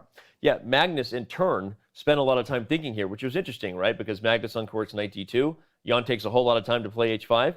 Magnus really stops to think. I think in hindsight, we can say it was because he might have already been sensing, okay, this is an opportunity here, right? I'm going to get something dynamic enough to push for. And he plays not the obvious rook e1 check, which maybe has a little something, not even a more logical move like queen f3 that we were looking at, but a move we hadn't really talked about except for really briefly. This move, queen e1 check, was played to ask the question to the king, but also to create this interesting threat of transitioning into a position where the dark square bishops come off the board in a huge way for white.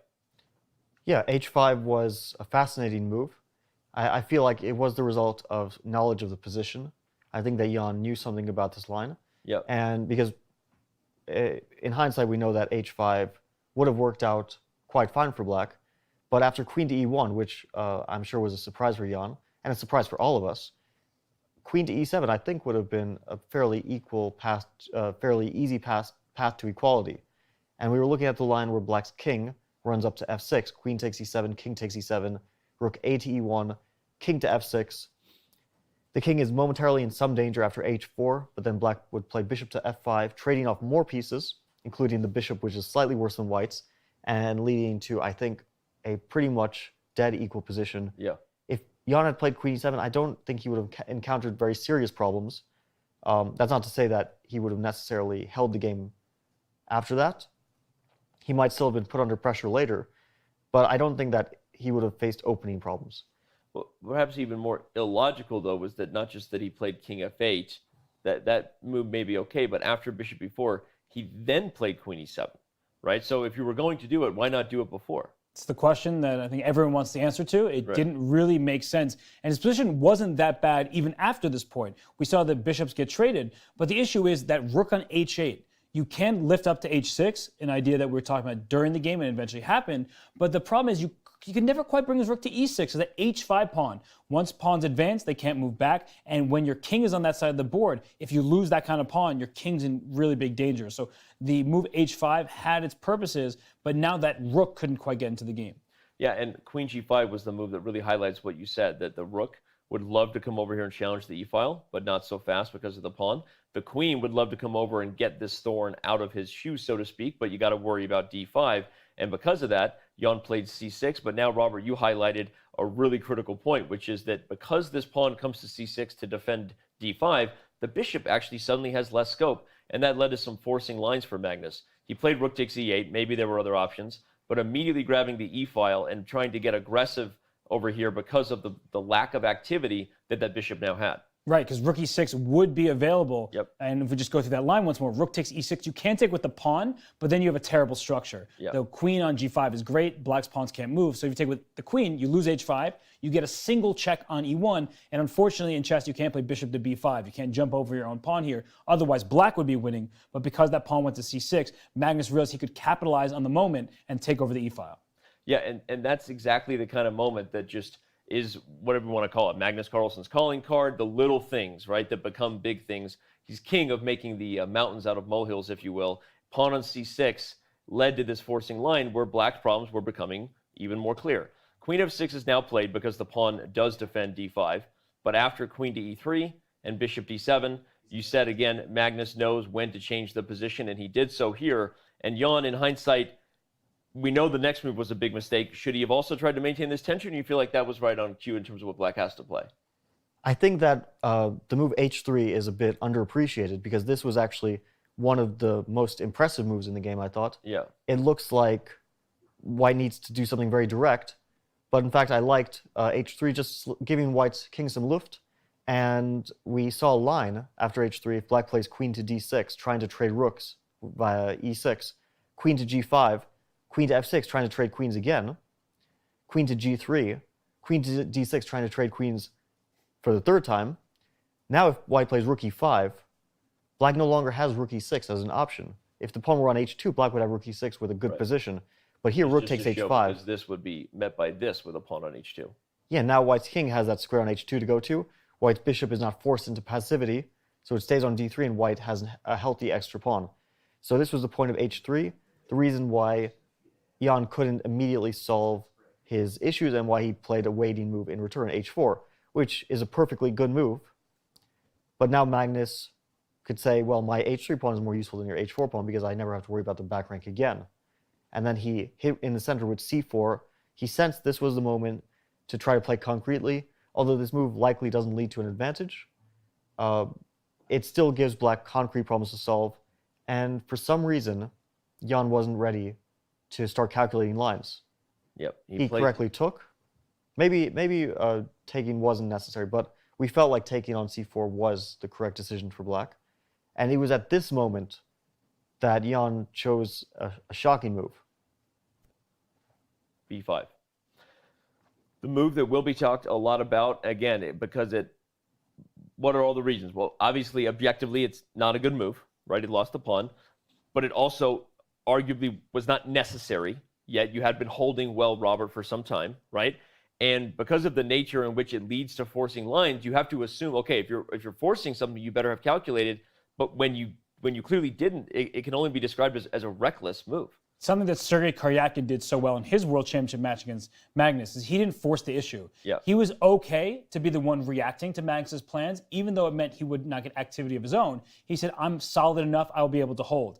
b5 is going full steam ahead and the position doesn't call for it. Now your pawn on a7 was directly lost. And what my coach said growing up is mistakes often come in pairs in chess. And it was first b5, then after queen a3 check, king to g8, queen a7, queen d8 doesn't even put up a fight because the only resistance that could be had in the position was bishop takes h3. It's going to be a bad endgame. You're going to grovel for a draw, and maybe you won't make it. But queen d8 is just saying, I have no fight left in me. This is your game. And for those who may be just tuning in, perhaps the line, there were many that might have been on the board in the game, could have been something like this, where black does have bishop f5, and while, again, objectively, white is up a pawn, and we did display in real time probably some of the better plans for white, perhaps starting with moves like rook e5 to try to convert. At the very least, this needs to be converted. This is going to take some work, and black's drawing chances are clear, only being down a pawn. But in the game, as Robert said, perhaps even more perplexing than b5 was the follow-up queen d8. And now you're just sitting in a position down a pawn, right? Here white has the pawn and the compensation, so to speak. Bishop b3, rook up to e4. And I'm gonna go forward. I don't know that there was anything better for Jan at this point. The pressure on f7 via the X-ray vision that the queen displays on the 7th rank forces a move like bishop e6. Well, let's just show why Jan didn't make a waiting move like g6. Okay. In fact, there's probably more than one reason. Rook to f4 is probably winning on the spot. There's also rook takes h4 if we like Cute little tactics. We love cute little tactics around here. Queen takes h4, queen to b8. White has picked up another pawn, and the rook is coming with it. Yep. So Jan was obligated to trade bishops. And although he wants to trade bishops, he doesn't want to trade bishops in this way, where he further damages his structure. Right. And in this position, we already saw the writing on the wall. It's not only that white is up a pawn, it's that black has too many weaknesses to hold. If he could try to defend everything while creating counterplay against white's king, maybe there would be some drawing chances. But he tried to create counterplay with queen a5, but he wasn't able to hold all his weaknesses. Yeah. Goes for some checks, but Magnus now at this point was in whatever you want to call it, conversion mode, right? He had the focus of a predator, and he never let up from here on out.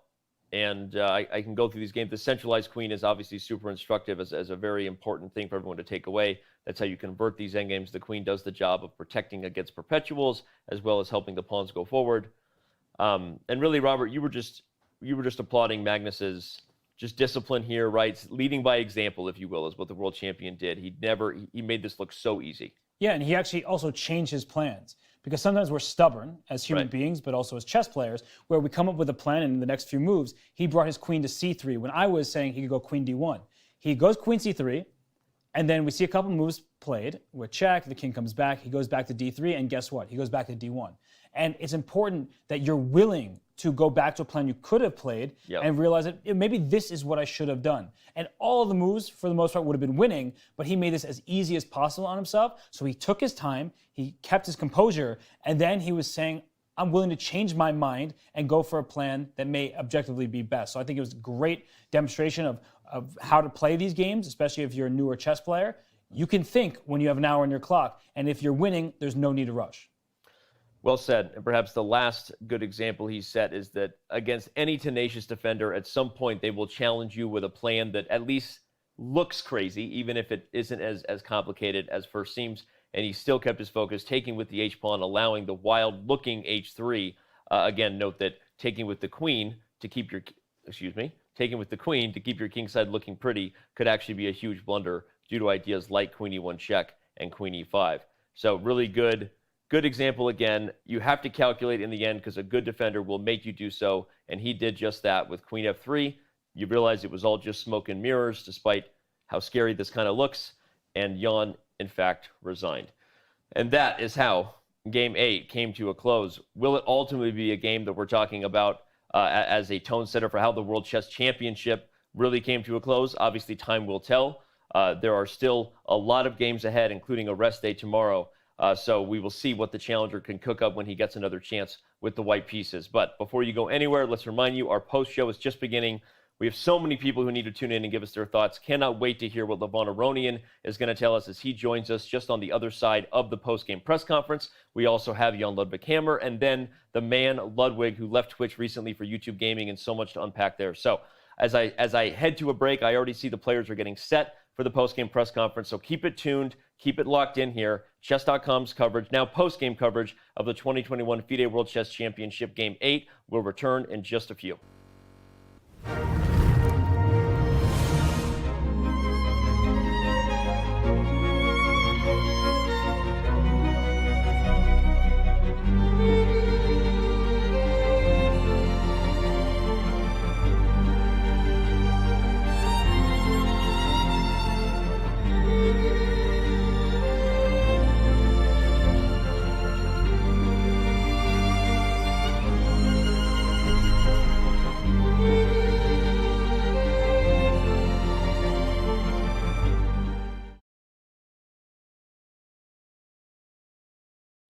Cameras in the back, and to the journalists who have not been here for your questions, please use the two microphones on the sides. Be careful to always wear your mask at all times and do not touch the microphones. I'll ask a few questions and then I will give it to the floor. Jan, I know it's a difficult moment and game. Thank you so much for joining us, and some questions will certainly be difficult, so they need to be asked. First question I have is about the mistake. Why did it happen? Well, I don't think those questions are difficult because, yeah, basically, in another iteration, it would be a draw like in 15 moves after queen e1, check queen e7. Yeah, but I would say it was like a change of slightly weird decisions. So starting with king f8, yeah, like this was like somewhat more artificial than just queen e7. Yeah, trading away the queens and basically finish quickly. But that wasn't actually such a big deal. I think it's still very natural position, like it's almost equal. But yeah, perhaps after h4, c4, it became slightly unpleasant. So perhaps instead of h4, I could just chase the queen, like with queen d6, intending rook e6. So it would also be closer to equality. And well, I mean, indeed, b5 was just a very bad blunder. But I believe at that moment the position became like slightly unpleasant, but still it was, I believe, closer to a draw. But I mean, of course, after b5, it's well, probably I didn't defend in the best way, but it becomes really unpleasant, and I guess, frankly speaking, it's hard to defend after such a blunder. What did you overlook? Did you see the queen a3 check threat and thought there was something that you had as a counter, or yeah, I mean, indeed I saw it, but I forgot that in the line king g8, queen a7, b takes e4, actually bishop is hanging. Yeah, so but once again at this moment it's especially after d takes e4, it's not as straightforward draw as it used to be. Such a game must be extremely difficult. At the moment when you realized you had blundered, your reaction when you saw it, or what point did you realize it? Well, I wasn't quite happy, yeah. But I mean, in general, well, the task remains the same. Yeah, I get to try to win some games. So since anyway I was down on scores, so now it's instead of 1 win I need 2 wins. So let's see what will happen. Final question in this part: your queen to e7 avoidance. Did you just not want to play a quick game, or were you trying to keep some fight alive?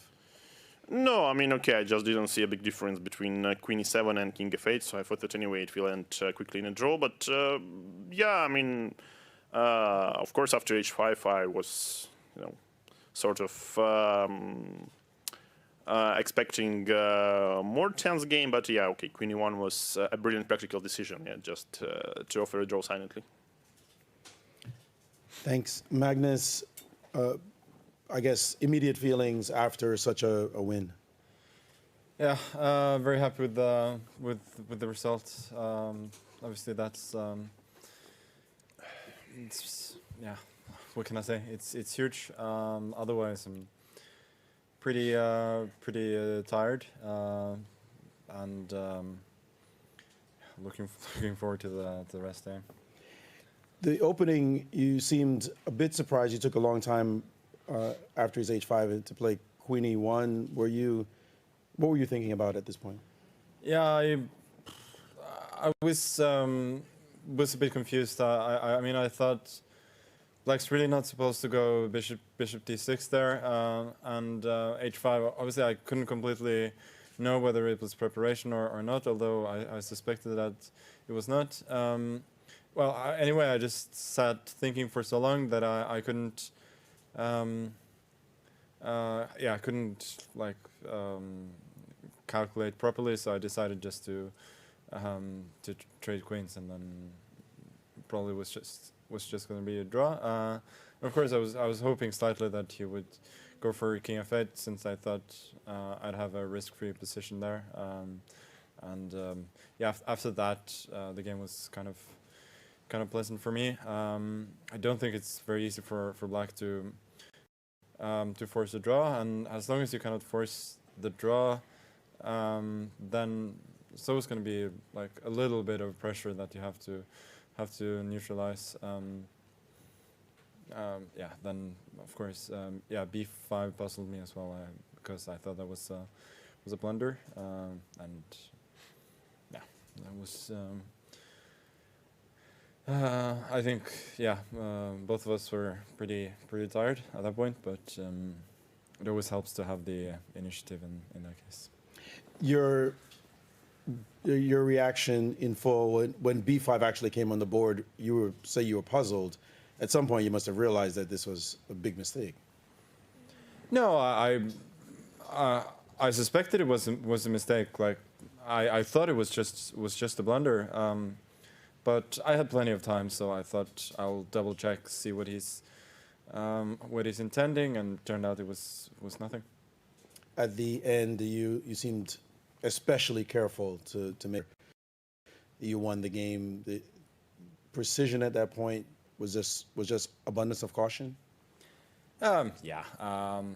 For instance, I could have traded h4 for b3 earlier, which probably wins pretty easily. But I thought I'll do that later. I have plenty of time. There's no reason to force things quite yet. So yeah, I thought the win is not going away. Let's just be really careful.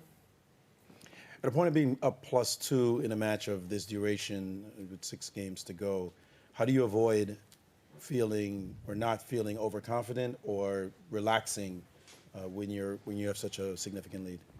I think you just focus on the next game always. That's I mean, there's still 6 games to go against a very strong opponent, so it's never easy. But yeah, clearly 2 games is makes a huge difference to just one.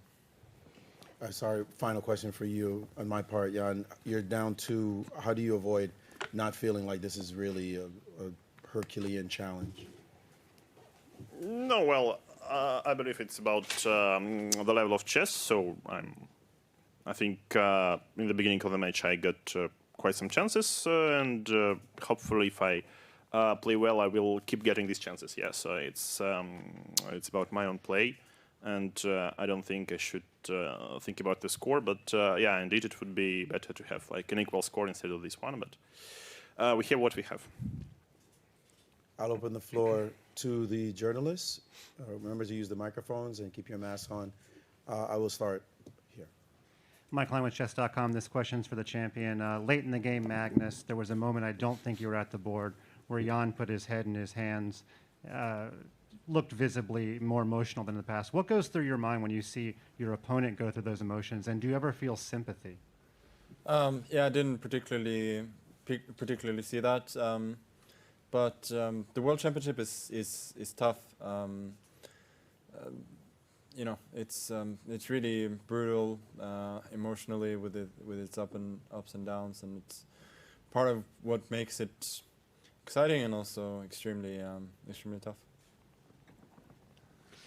Hans Solbakken from NRK. Question to Ian Nepomniachtchi. How do you rate your performance today? Well, in general, I'd like to, apologize for today's performance. Why? It was probably far below than not even, let's say, my normal level, but in general, I think it was below than just at GM level. Were you tired after 3 on the 3rd day of playing? No, I don't think it's about being tired. It's like some weird sequence of choices, but yeah, I mean, I'm just looking forward for the next games. Yeah, Nicholas from Aftenposten in Norway. I have a question for you, Magnus. You spent many games drawing since 2016 in the World Championships. Now you have won 2 games in 3. What has been the key to that change? Yeah, I think, to be honest, this second win probably doesn't happen without the first. So everything is kind of connected. For instance, I think if I'd won the first game against Carano when I had a winning position, or he had won one of the 2 games where he had a winning position, things could have turned out a lot different. There could have been a lot more decisive games. So it's not a shock that the second one comes quickly after the first. How do you see your chances to win the match now? They're very good. Hi, Saravanan from ChessBase. question to Magnus. When Ian played h5 on the 9th move, you took a long think, and at that point, commentators and the engines were suggesting either rook e1 or c4, probably active play against a move like h5. Obviously, you must have considered that also. What made you choose queen e1 instead of a move involving c4 rather than queen e1, which might lead to queen e7 and queen exchange and so on? Yeah, I would say my brain was just fried, and I felt that a sharp battle was not in my interests. So I was trying to calculate the lines if I'd gone for one of the principled options, but yeah, I couldn't like get any good results from it. So in the end, I decided that yeah, I'll play queen e1, and if he plays queen e7, it's probably going to be a draw, and I would be fine with that. Okay. Does that mean that queen e1 was a decision over the board? It was not in your files or your preparation? Yeah, I didn't know the move h5. So I mean, if I'd known the move h5, I wouldn't think for 40 minutes and play a move that's so insipid. Thank you. Rune from Chess24. First, a question for Magnus. What move surprised you the most, h5 or b5? I mean, that's a weird question. I guess they were both surprising, but b5, yeah, b5 obviously. You don't expect your opponent to blunder. Okay, and Jan, you are earning a lot of new fans online due to the way you handle these press conferences, even after a painful game. How do you manage to stay so cool?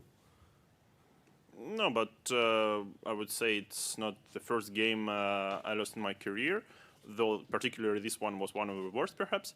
And sadly, I think it's not the last game. So I just think it's a part of the game, and it's a part of, learning at some point. So once again, we have what we have. Well, thank you. Sagar Shah from Chessbiz India. My question is to Jan. Did Magnus's knight d2 in the opening surprise you? Was bishop d6 preparation? Well, knight d2 is obviously not the main line, I would say, yeah, but it could be quite poisonous, and I think I played this line with white at least once, and of course I studied knight d2, so perhaps perhaps bishop d6 is not the most precise move, but in general, I think the position is quite balanced, and black has a lot of different tries. The h5 idea, I think it exists, and at least in the knight c3 line, I believe it's quite smart. So I was considering trying to understand what's the difference, but I thought it would be quite playable. Since black has its own benefits, like queen h4, provoking g3, queen f6, and then h4, or something like this. So I thought it would be just interesting to see what's going on in this position after it becomes slightly unbalanced. And when you played b5 and Magnus gave queen a3 check, you were not on the board for quite some time. You were in the restroom. Did you calculate after queen a7, bishop takes h3? What was going through your mind? Because there still seemed like black could defend better, right? Obviously, black could defend better, but in general, I felt like for quite some time I was regretting of playing b5. Though I think after bishop h3, there is like capturing on f7, some rook e8. I believe some rook e8 check or something, yes, so... No, but rook e8, there's rook g6. Sorry? Rook e8, there's rook g6. So, no, I mean... Then it's a check, so queen a7. Yeah, I mean, I take with the queen. Because if I take with the bishop and rook e8, there's rook g6. No, but which moment you mean? Rook e8, king h7. Bishop h7, if rook e8, king h7, bishop f7, there's rook g6. Again, like queen a3, queen a3 check, king g8. Queen takes a7. Yeah, queen takes a7, bishop Bishop h3. h3, and if rook e8 check. Rook e8, king h7. Takes on f7. Bishop f7, rook g6. Ah, rook g6 here. Yeah, okay. It would be something. But I was kind of not sure about queen takes f7. If Yeah, this is probably what I have to do. Yeah, but no, I mean, okay, indeed, I didn't play at my best after the blunder, but it was a little bit hard to change the flow of the game, because it was like probably in a very drawish position. Of course, it's like blundering a pawn like this, it hurts.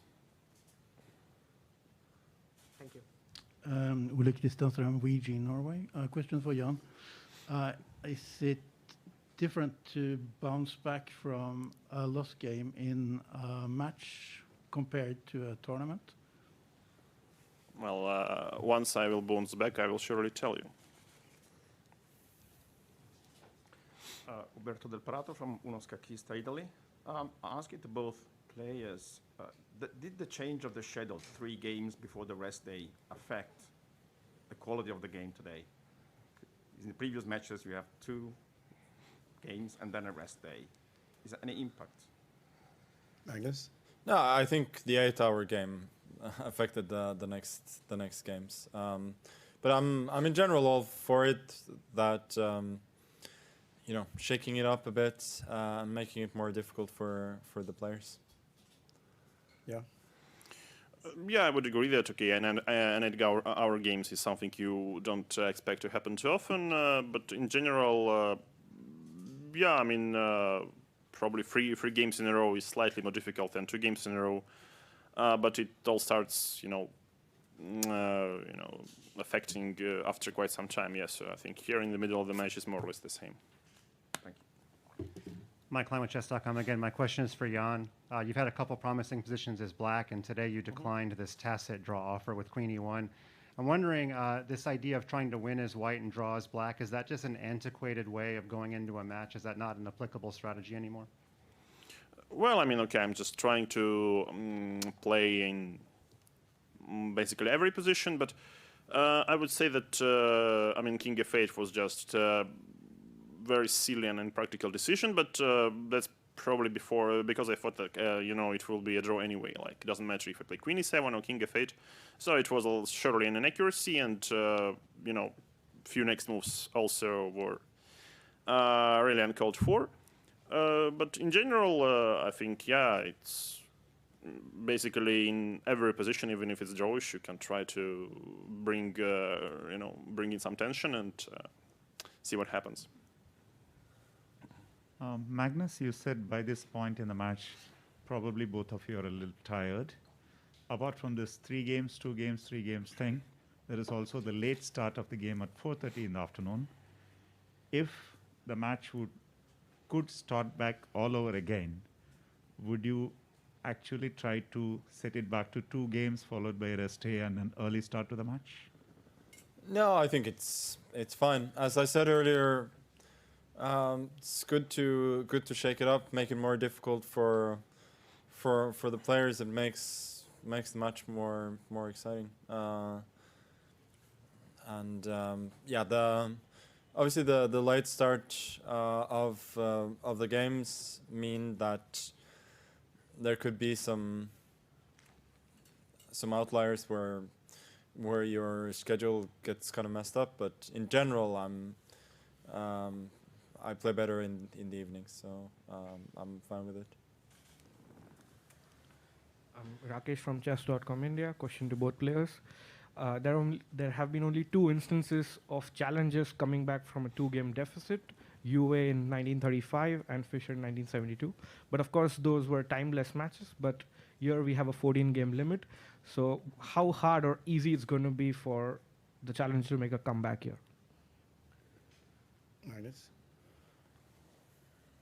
I would, it's hard to say, but I'm in a pretty good spot now, but it doesn't make any sense to me to try and compare it with other historical matches. It's better to be leading than not to be leading. That's for sure.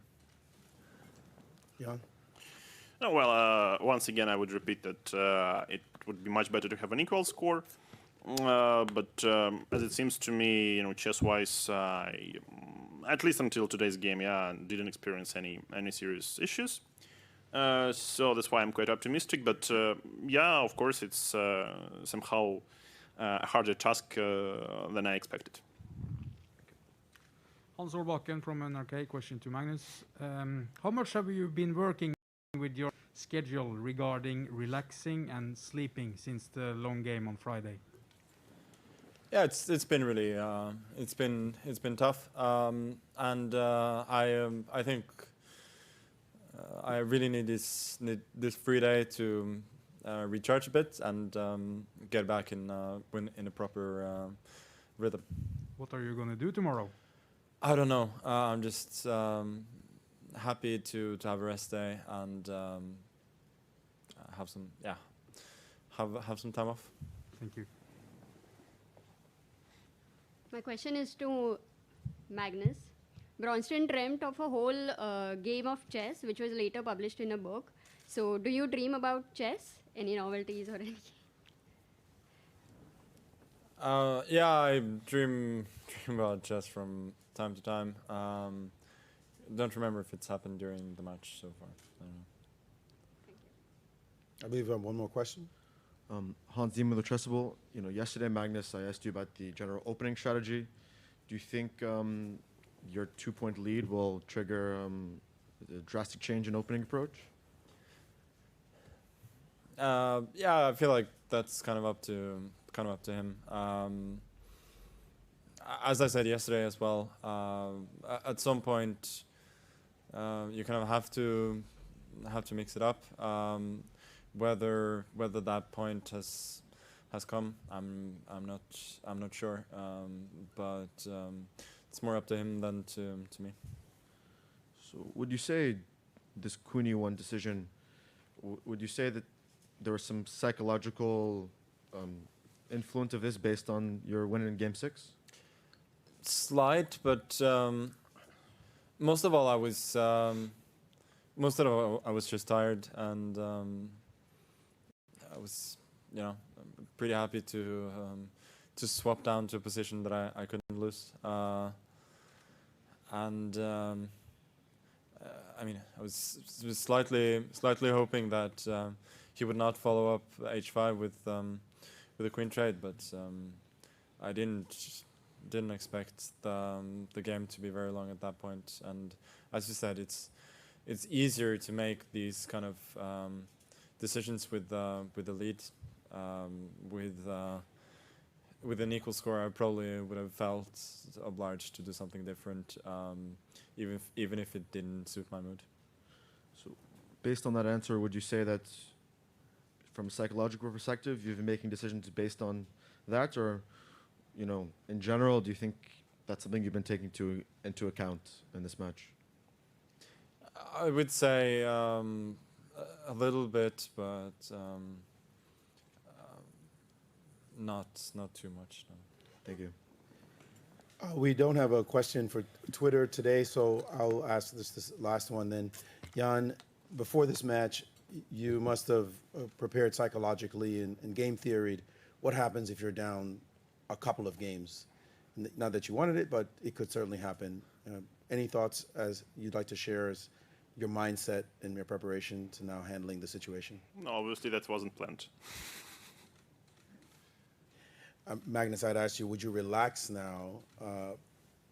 But I guess another question then would be, do you try to shut things down and force him to come after you? We will see, won't we?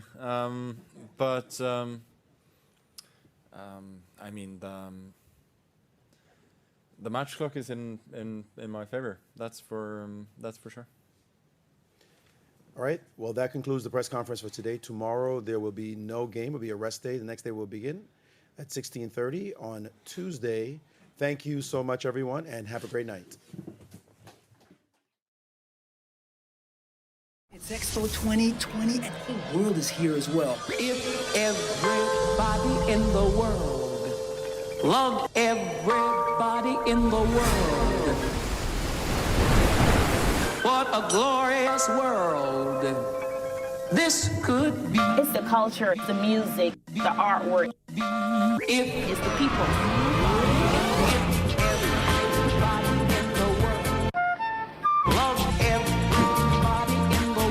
Deutschland by Nacht. Glorious world this could be. I was just looking for myself, and then Expo came, and it makes me emotional. Come on and join us. A new world is just beginning, and it's right here at Expo.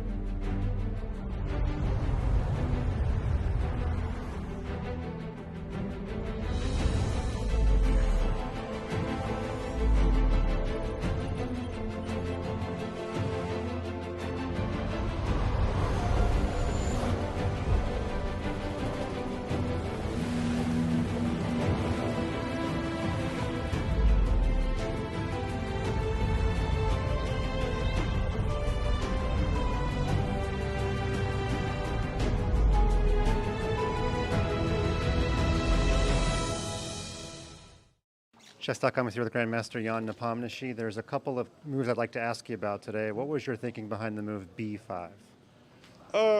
Just a blunder.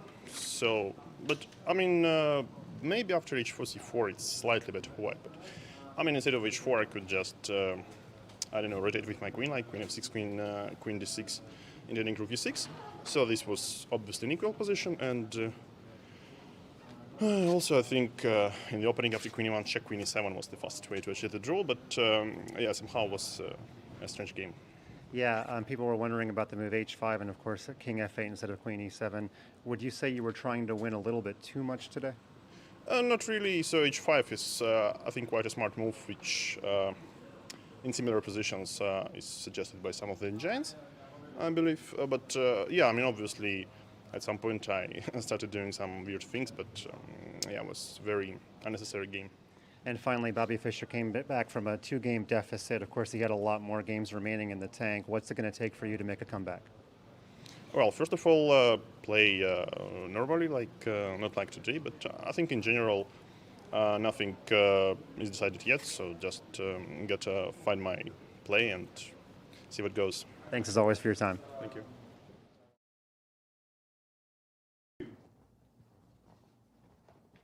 Jan says that it's not over yet, right? Obviously, his play today was left something to be desired. And for those who followed the entire post-game press conference here, thanks for sticking with us. He even apologized for his play. Robert, what do you make of the things Jan said of that particular statement? And obviously, we're seeing a disheartened Jan, but your thoughts on what we just witnessed? I thought he was a gracious sport. The fact that he answered all the questions he did is amazing. He just lost his second game in a World Chess Championship, and he very likely doesn't believe that he can come back. So for all the criticism that I and everyone else is pointing his way, it is absolutely unbelievable that he gave such thorough answers to all these questions. He did apologize. I feel sorry for him in that moment. I mean, it's just, you shouldn't have to apologize. You had a bad game, and yes, all the focus is on you, but you know, it's amazing really that he said as much as he did. Yeah, certainly. And Magnus obviously also asked a number of questions. He was asked which move was most surprising, and he said, well, you know, you don't really expect your opponent to make a blunder like that at this level. Your thoughts on that comment there and how Magnus is taking this? We were a bit surprised that, because we didn't think b5 was a blunder during the game. We thought there was some sort of plan, maybe to sacrifice a pawn and get into an endgame. our thoughts were not, it's a blunder because queen a3 and queen takes a7 is the only two-move combination you think of after b5. In fact, it's white's threat.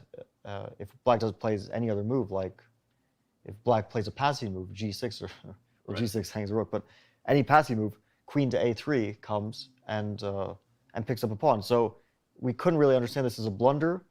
I think that this is the most painful thing probably that Jan is experiencing in his chess career. I do hope that he's able to pull himself together and pose problems to Magnus. He did say the task is the same. He still has to rack up some wins. And he also mentioned that he had his chances early on in the match, which is correct. And that if he gets more of those chances and makes the most of them, he can try to get back into his match. That being said, realistically, his chance of winning the match now, down 2 games with 6 to go, where Magnus is looking very confident and playing, is keeping his cool, and Magnus is, and Jan is definitely not keeping his cool up to this point. In the last 3 games, we can definitely see that he is on tilt. His chances are low, but hopefully the rest day will allow him to gather himself. Yep. On his chances, Magnus Carlsen, who has typically dodged any questions about legacy or anything that would allow him to kind of speak with confidence about his position, he actually said quite clearly that his chances of winning the match are very good at this point, and obviously he knows that. As everyone saw, Maurice Ashley reminded everyone that tomorrow is a rest day, so all of you know that that means it's really SCC Day. Speed Chess Championship stuff starts bright and early for those of you on the West Coast. We have Dingley Ren versus Levon Aronian. We'll talk to Lev about his thoughts going into the match tomorrow, as well as all of his thoughts about Game 8 here in about 10 minutes, so don't go anywhere. Levon Aronian will be with us. Right after that matchup, of course, we will have Hikaru Nakamura and Anish Giri throwing down big-time matchup. Not the last matchup of the quarterfinals, because we also have a Fabiano Caruana versus Wesley So endeavor to take place later this week. But Hikaru Nakamura and Anish Giri will certainly have the chess fans tuning in. All right, everybody, as we said, on the other side of this break, we are joined by Levon Aronian. He is our first of many guests. Can't wait to hear what Jan Ludvig Hammer thinks, of course, from Norway. And so much more is still ahead for you today on Chess.com's FIDE World Chess Championship post-game show presented by Coinbase.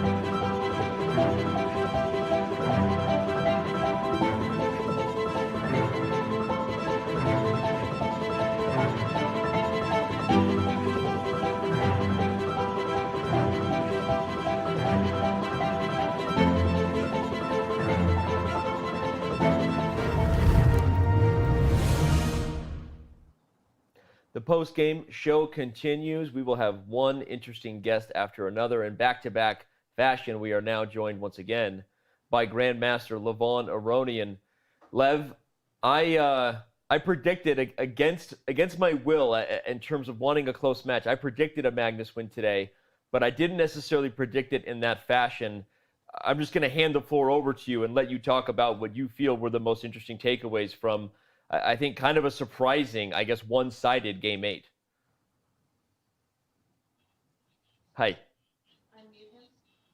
I thought it was a typical Magnus Carlsen game where he was just trying to play safe and to put little pressure if he can. And then suddenly, I think Jan started playing in a very strange way.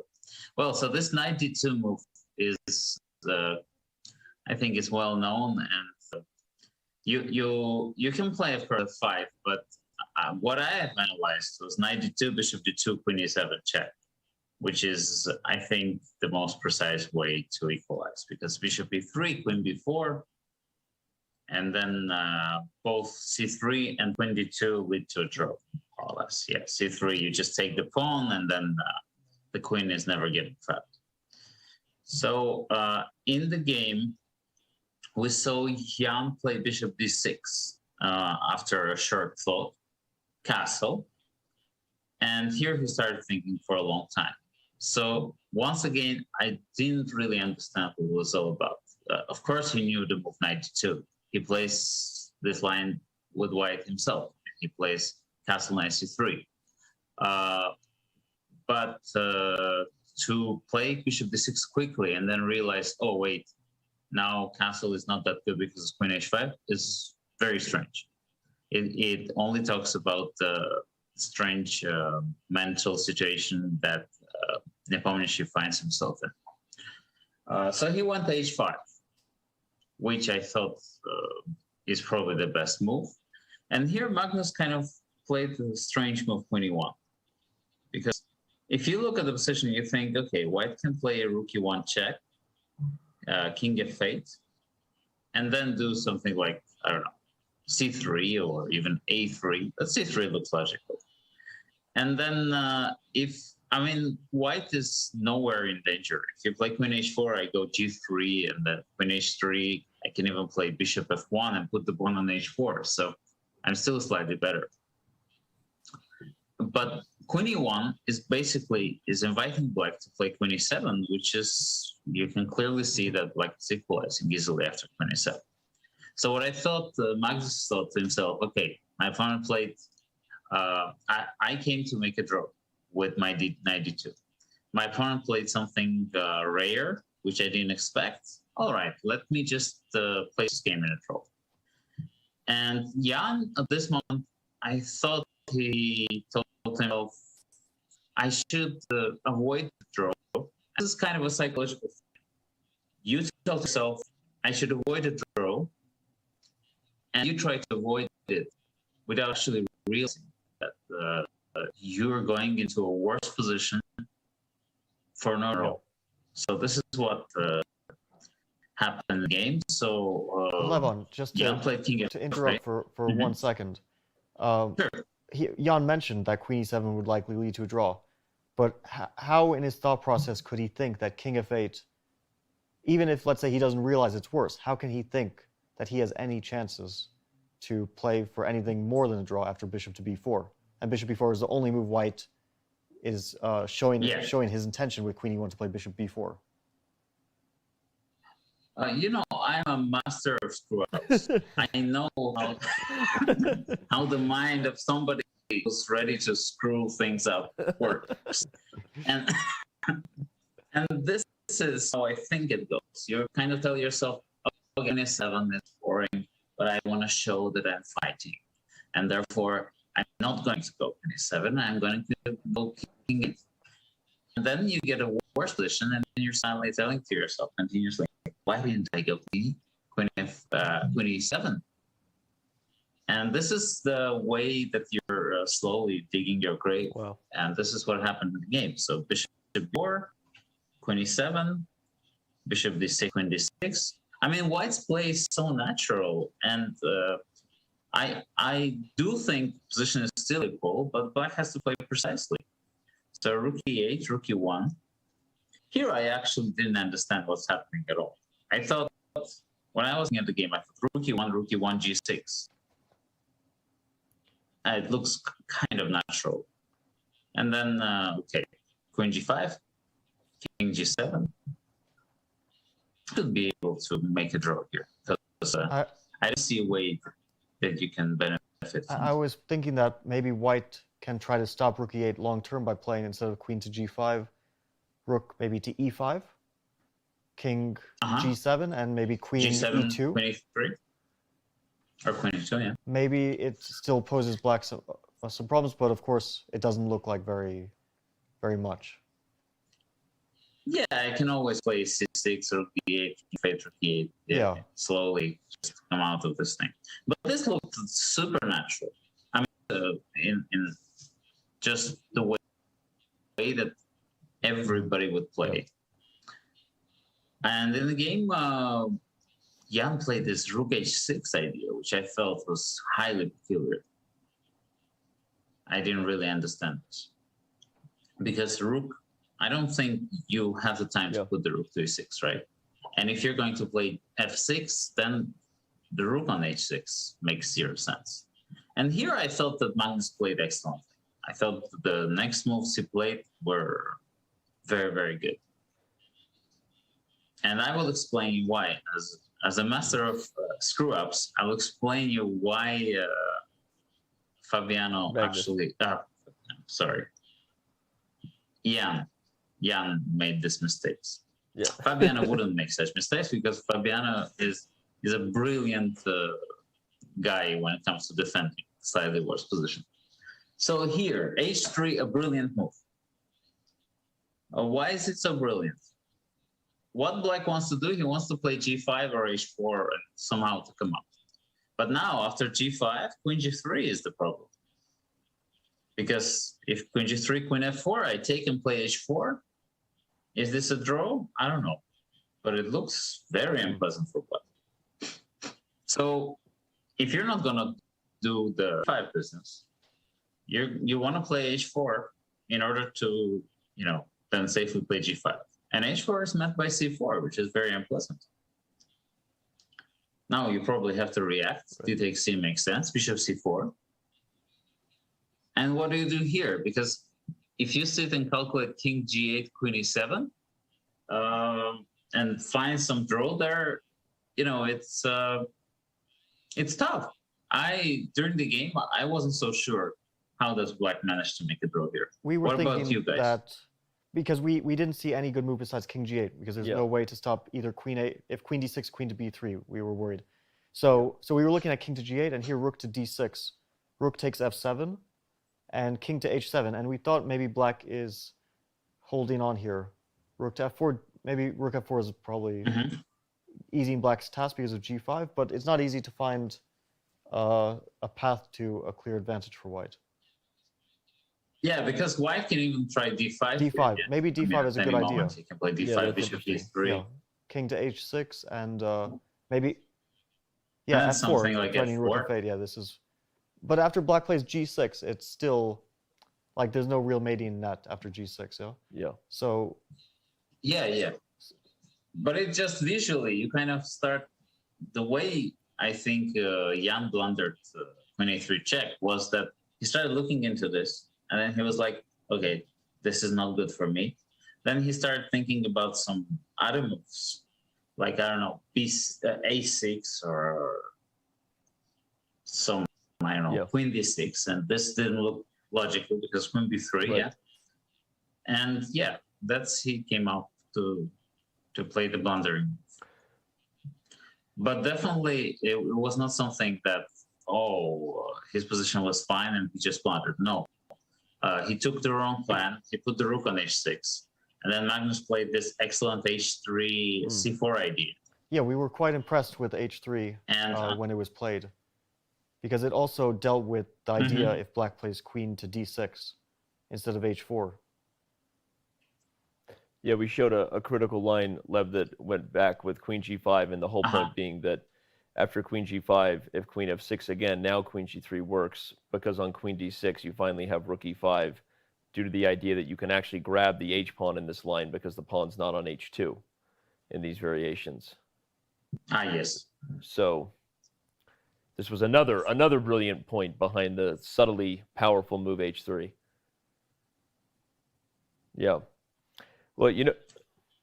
And after the blunder, yeah, I think the game was basically Let me come over. back to that, Lev. First of all, this was awesome. It's amazing to go over with another Super Grandmaster, because we sit next to one, and just hearing you guys talk about it shines lights on even more ideas than we even talked about in the real game. And you know, I have to ask you, because I would need to get another opinion on this. One of the things we're talking about when the game is running in real time is that Jan is not at the board very much. Now, I understand, right? All players have different styles, different ways that they find their rhythm, if you will. And a lot of players, of course, are able to focus and visualize not at the board. Of course, we know that. But when he returns to the board, he's playing so quickly. And because some of these moves are obviously unbiasedly deserving of criticism, like b5, what are your thoughts on that? It feels like we're watching him sort of beat himself, for lack of a better way to put it, right? And you just want to tell him, hey, slow down a little bit. And at the same time, obviously, this guy has a lot of coaches around him. He clearly probably has people giving him this advice. But what are your thoughts on the storyline of Jan just having a couple careless moments, frankly, that you could define his entire World Championship campaign by, whether it was Queen E4 in Game 6 and then here B5? And if you would, please give me your thoughts. Do you think we're nuts on that and you don't want to mess with a player like that? Or would you also tell him he needs to slow down?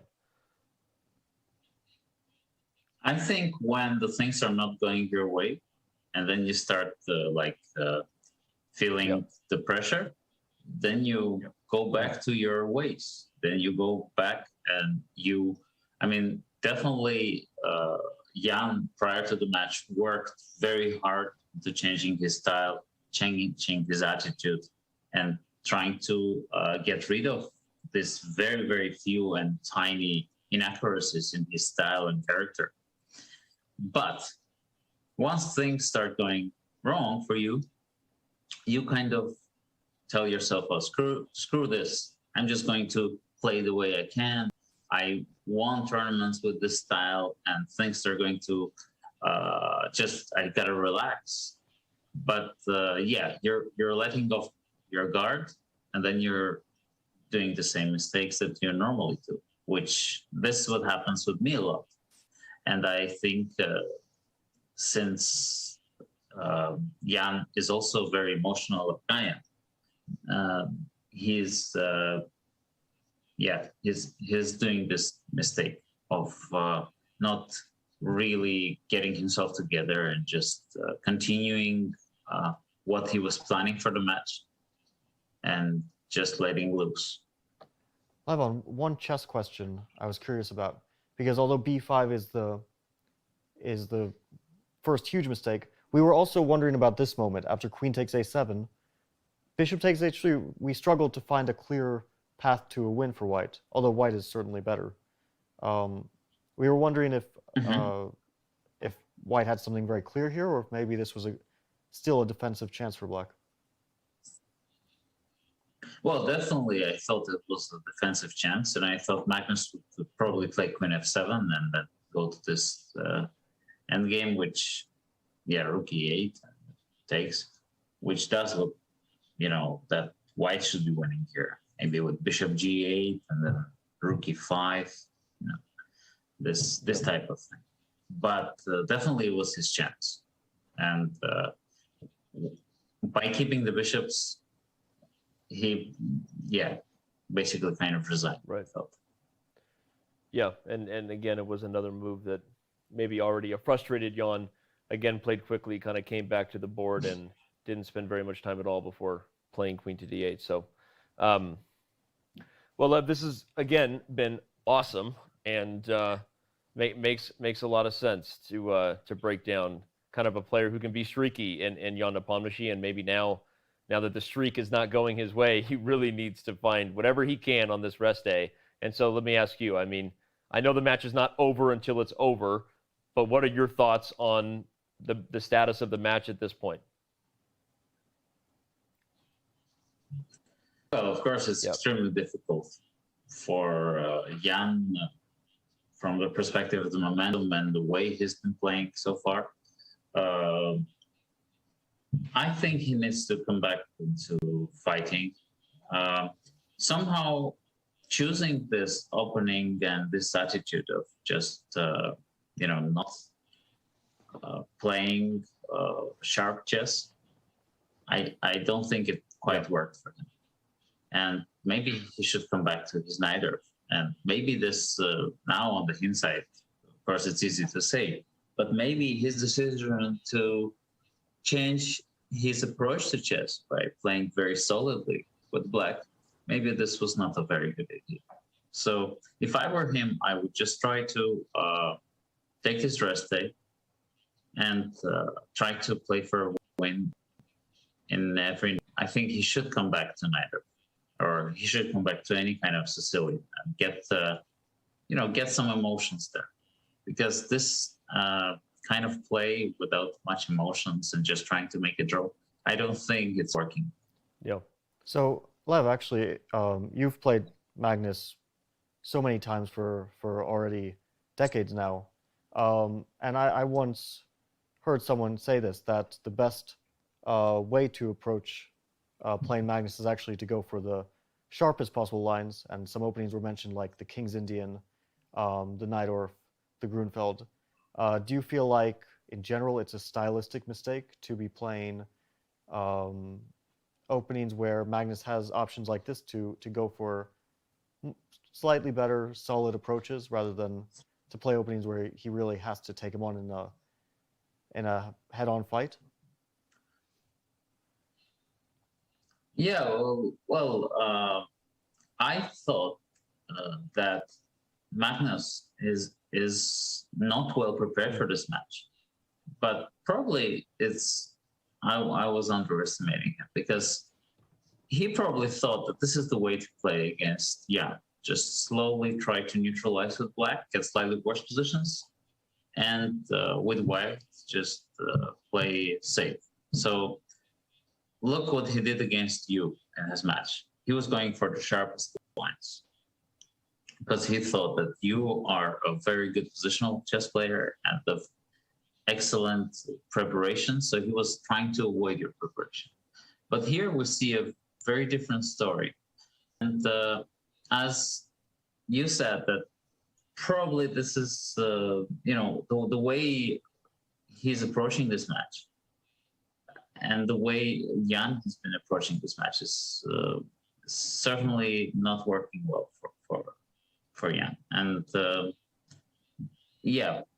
I have tried playing Najdorf against Magnus, and I have tried playing sharp openings, and it does put him in an uncomfortable position sometimes.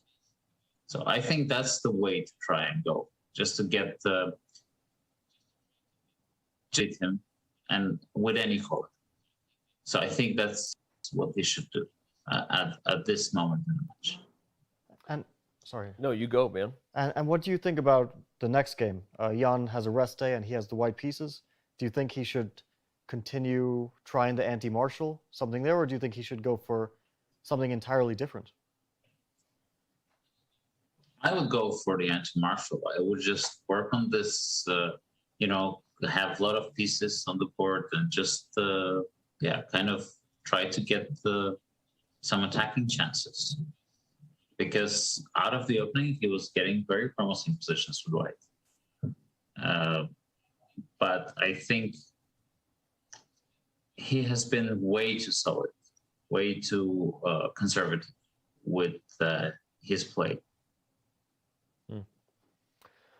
Wow, good stuff. I could just listen to you two 2,800 guys talk chess all day. Can I just say that? I'm a big fan here. Big fan, Levon. Big fan, Fabi. Anyway, guys, all right, we talked a lot about the match that, is kind of the second most important match going on right now. The most important one, Ding Liren versus Levon Aronian. Have you heard about that match that's happening tomorrow, Lev? And your thoughts on Levon Aronian's chances against Ding Liren? I am a great fan of Okay. Ivan I can confidently tell you he's going to be Okay. well prepared, and Okay, that's great. he's very excited to play some blitz.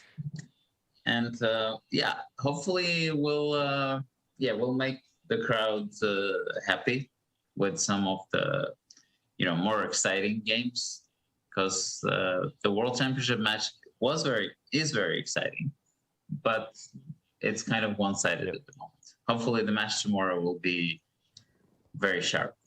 Well, I'm sure you won't disappoint. You never do, and these interviews are a real highlight of our entire broadcast for the last week, Lev. Seriously, so thank you so much for taking the time to join us and giving us your thoughts. And best of luck tomorrow, man, versus Dingley Ren.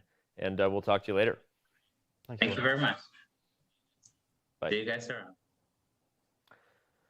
Well, yet again, awesome stuff there. I seriously, I could just listen to you interview your buddy all day, and you guys talk match strategy and break down, his thoughts on Team Ian Nepomniachtchi's approach. And feels like we're kind of coming around to that even if the Marshall is the right thing to do to hammer away to slight edge, but just, maybe don't play knight takes f6 in those lines. Everyone's talking about maybe this idea that they had on switching him away from his Najdorf in hindsight was not Ian. Yeah, it looked like a good approach. The first time he played the Petrov, we were all singing his praises. Yeah. He made an easy draw. He looked to be excellently prepared. I don't think that we can really blame the Petrov today, because he actually got a completely fine position from the opening. Yeah. He was pretty much one move away from going to a very drawish position. I think that we can say his psychological state is not ideal now. Yeah. But it's a very difficult situation. How will he approach the next game? That's why I asked Lev on that.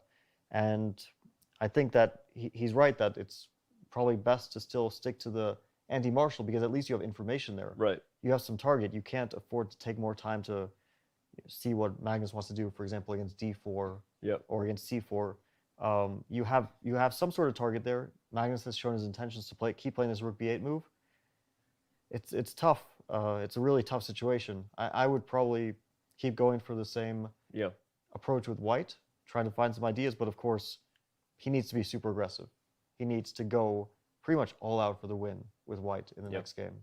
I think it makes sense too, especially from the practical point you just made, which is if your resources for preparation are strapped at this point anyway, you might as well stick with the Marshall, especially if you're considering opening up the Sicilian tool bag, right? Because you don't even know what Magnus is going to do yet. We keep talking about the Najdorf like it's a foregone conclusion. There are many anti-Sicilians that Magnus has been known to play, and I've been sitting here waiting on that storyline to come up, which hasn't yet, because I'm curious how Magnus would choose to approach one c5 if it was on the board. Well, that's the other thing. We don't know if Magnus will play e4 as well. Yep. Magnus is very flexible with white, so that's why it's tough. You have your match strategy, but you get hit once, twice. Suddenly you're thinking you have to play for win with black, but then you have to prepare an opening against white, against e4, but also against d4. It's really tough. Yeah. I think that he should try to win his next game. It's super important for him to win that next game, and then he can assess the situation. Right. Then maybe he can try to be a bit more solid with black, because a 1-point deficit, he'll still have some whites left. He'll have some chances. He doesn't need to burn his bridges.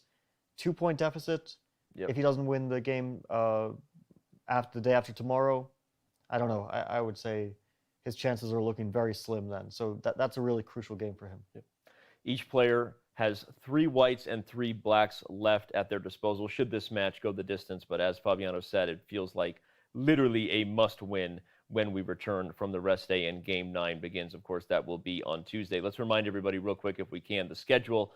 Obviously, we still have much more to go here on our post-game show. But as we said, tomorrow is a rest day. Game 9 resumes on Tuesday, and then Game 10 following that before another rest day on December 9th. So, all right, at this point, we're going to let Fabi take a break and be rejoined by Robert Hess as well as Jan Ludwig Hammer. Can't wait to hear how Norway is feeling right now. I'm going to bet that Hammer is in a pretty chipper mood on the other side of this break. And of course, it was awesome to hear Levon and his thoughts about a match with Dingley Ren tomorrow. So plenty more to go here on Chess.com's post-game show for Game 8 of the 2021 FIDE World Chess Championship.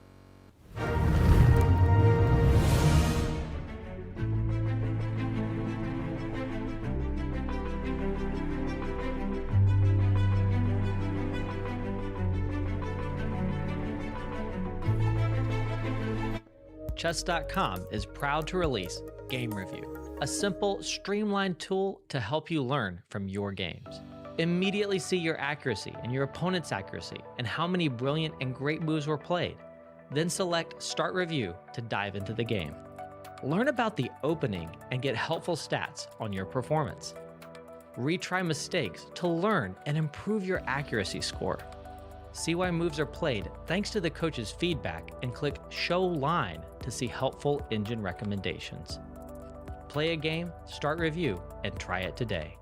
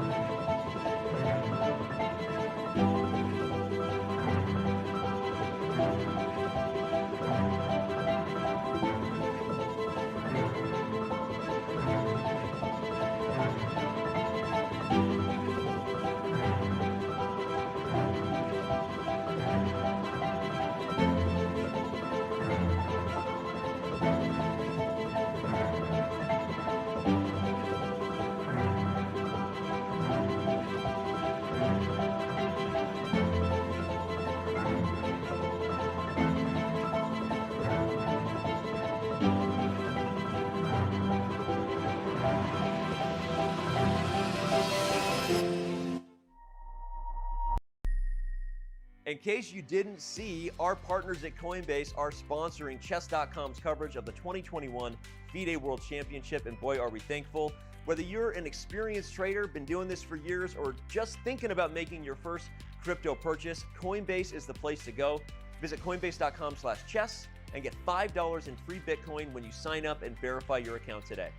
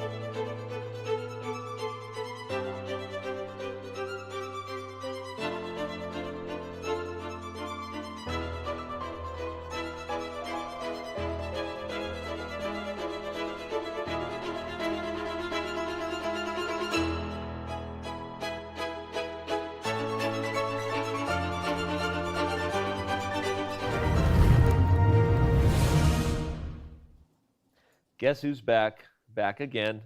Hammer's back. Tell a friend. Only our most special of guests is brought to you by Grip 6, because we would never have any guest not as special as Hammer not brought to you by Grip 6. I don't know how many double negatives I had in there. We'll unpack that later. Use the promo code CHESS at go.chess.com/grip6 or grip6.com/chess. There's a lot of URLs you can get to it. I'm wearing their fancy schmancy belt today, enjoying it. So go ahead and get yourself a belt, a wallet, some socks, whatever you're into. Check it out at Grip 6. Hammer, I know you're going to be excited about where the match currently stands as a Magnus Carlsen former second, obviously a fan, a good friend, but just try not to blow up my eardrum, will you, buddy? Take it away. Excited me? It's just another day at the office. A Carlsen grind to take down the victory. I've never been less surprised in my life. This is what he does. And actually, to be fair, today was just, it was weird, no? Today was just Nepomniachtchi hurting himself, basically. And we were very disappointed in the Norwegian broadcast when Magnus played Queen E1, thinking for over 40 minutes, and then he just goes into this situation where he's going to trade the queens, and it's going to be an early draw. And we're like, oh, we thought this was going to be exciting, but I guess not. And then Nepomniachtchi avoids the queen trade and completely unnecessarily enters a worse position. Something was off today, and it was on Nepomniachtchi's end. And I think it was best said during the press conference by Magnus that he thought this would not have been a win for him if not for game 6, where Magnus made that 8-hour breakthrough.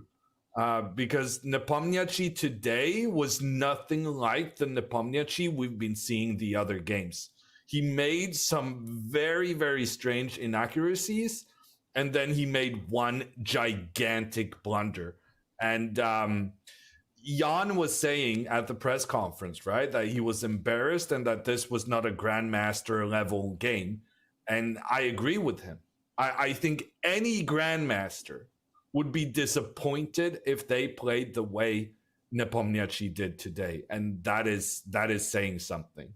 It was a bad Well, there day. must be jubilation in Norway right now because you've seen Magnus Carlsen take a 2-game lead, but almost, at least from your tone, I get the sense that you're almost not thrilled about the way Magnus won. I mean, you'll take the victory, obviously, but am I reading that right? My sentiments may not necessarily always be shared by the Norwegian public, but I will say I was a bit disappointed today because I thought Nepomniachtchi had played a really good match so far. He got unfortunate to lose on game 6, but it seemed like he had made some adjustments, like Levon just mentioned when he was on. Nepomniachtchi has clearly been working on his style to make the adjustments needed to play at the with the very highest stakes. And after the loss in game 6, it seems like he kind of went back to his old self, which is one of unnecessary inaccuracies and inexplicable blunders at some points. And one of those blunders showed up today. And I think Magnus is the better player. I thought before the match started that Magnus was going to win it, but I don't know. I guess I'm disappointed that it's decided just through a blunder that's just If I shocking. read you right, it almost, to me, sounds like you'll be rooting for Ian Nepomniachtchi in game 9. Well, I'm paid per day doing commentary, Danny. So having 14 days of a world championship would be in my best interest.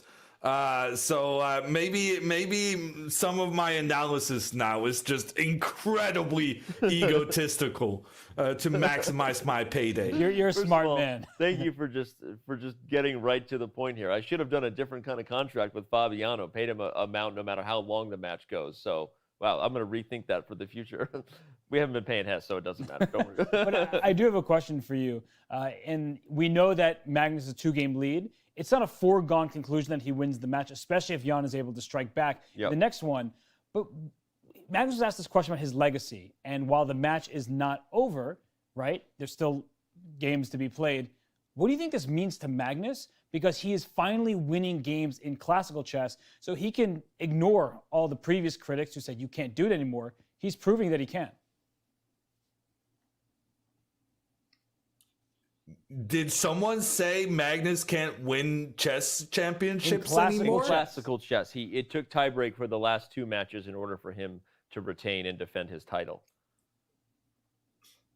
Come on. He's been very close to winning games against Karyakin. Everyone agrees that Magnus in the match against Karyakin was not his best self. But the match against Fabiano was, I mean, the fact that there was no decisive game there was shocking. I think in that match, both players really just showed their very best chess. And the fact that it was all draws is just a freak accident. Magnus is the best chess player in the world. He's proving it every single month in all the normal tournaments. I agree with those who say that the World Championship is a extra difficult event for Magnus in that there's just, so much expectations, and you can't go into the World Championship and be like, oh, even if you finish second in this tournament, everyone knows you're the best in the world. Because, when you have a bad tournament, you finish second. When everyone else has a bad tournament, they finish, 7th. But the World Championship is special in that if you do have an off tournament, then that's something everyone is going to remember, not for a couple of months, but for literally hundreds of years. So I think Magnus feels that pressure in a different way during a World Championship. And so he sometimes struggles a little bit to show his very, very best on those occasions. But no, overall, Magnus proves over and over that he's the best. And yeah, I think this succession of draws in the World Championship has been a bit of a fluke. But well, in talking with Fabiano, I think he would agree. Obviously, we know that they were both going after each other in that match. Turned out where it was, but there were certainly many games that could have been decisive. Either way, now the storyline is behind us, and even if it took a historic moment in Game 6 in order to finally get another decisive game. Hammer, what are you going to be doing on the rest day? Give us some historic news. How are you going to be spending that time? I'm gonna rest on the rest day. Weirdly, because I'm starting to feel it, and I can only imagine then how the players are feeling as well. It's the World Championship match. It's a big occasion, but it also lasts for a very, very long time. So I'm gonna take a day off of chess and get my head ready for the last. I thought you were going to say you can only imagine how we're feeling, given that we have to wake up at the crack of 2 a.m. Pacific time, 3 a.m. our time, and really put on a show that requires us to sit on a comfortable couch for hours on end. So thanks for showing some compassion for us.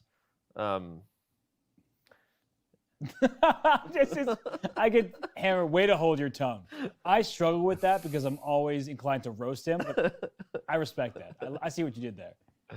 All right, buddy. Hammer, you're the man. You know it. We know it. We love you, buddy. I'll just leave it at that. Enjoy your rest day. It is well-deserved. Thanks for continuing to do awesome stuff every time you're on camera. There's so many special guests we have, but only the specialists are brought to us by Grip 6, and that was Jan Ludwig Hammer. and Mr. Hammer is out of here. And again, let me remind you that you can go to grip6.com/chess and use the promo code chess to get 25% off your next order. All right. Well, we saw a jubilant Hammer there, but also a Hammer that I believe it. I think we're all kind of feeling the same way, regardless of whether you were rooting for Magnus or Jan coming into the match. Everyone wants it to be close, right? And you want to see more Game 6s. Maybe we don't want to be here for, almost 8 hours, but you want to see games like that, right? And it's just hard when you know that someone like Jan is capable of just so much better than he had today. Yeah, but sometimes you do earn your opponent's blunders. Yeah. And Magnus won that historic game, and he neutralized easily with black. And then today, he played queen e1 check, likely just to peter the position out. Yep. He didn't know the opening very well. And then he kept the pressure up. So while I agree that it was uncharacteristic of a world championship stage to see that kind of blunder in that moment, I do think that Magnus, he puts that pressure on everybody. Yeah. And so sometimes it's only a matter of time. All that being said, yeah, that's not the way you want to win, I don't think. Magnus will take the win. He'll celebrate it. But you'd rather outplay your opponent than them just implode. Yeah. It's a great point. I'm glad you said that because that reminds me of one of the comments LeBron did make. He kind of said, obviously, B5 was the blunder, but he was giving full credit to the H3 brilliance, the C4, keeping the position unbalanced, right? Keeping your opponent sort of, on their guard, and ultimately you put your opponents in positions where they make blunders, whether they do or not. Magnus has been putting his opponents in positions to make blunders more than anybody for the last decade plus, and it's why he is the best chess player on the planet. All right, everyone, we are not done yet. We've got so much more ahead. At the break, we are going to remind you of what our trivia question was, and then, of course, have the answer before we return. I know the answer. Can I say it now? Because everyone else has already done the quote tweet. I'll do it at the end.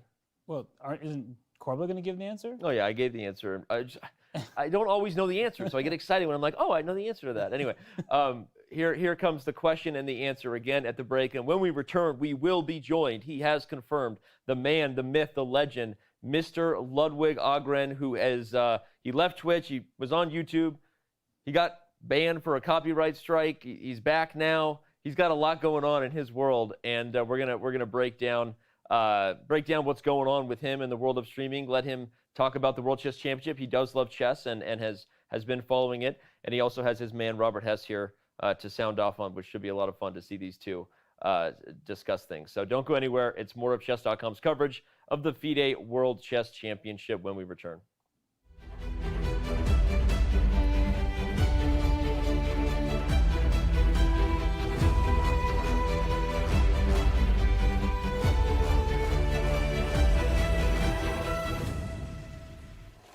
Hello again from Expo 2020 in Dubai at the World Chess Championship.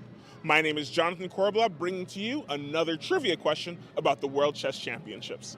This one about prodigies. Prodigies exist in many fields, not only chess, but art, mathematics, and music. For instance, Mark Taimanov, World Chess Champion candidate, was also a classical pianist. Which two World Chess Champions were also gifted mathematicians?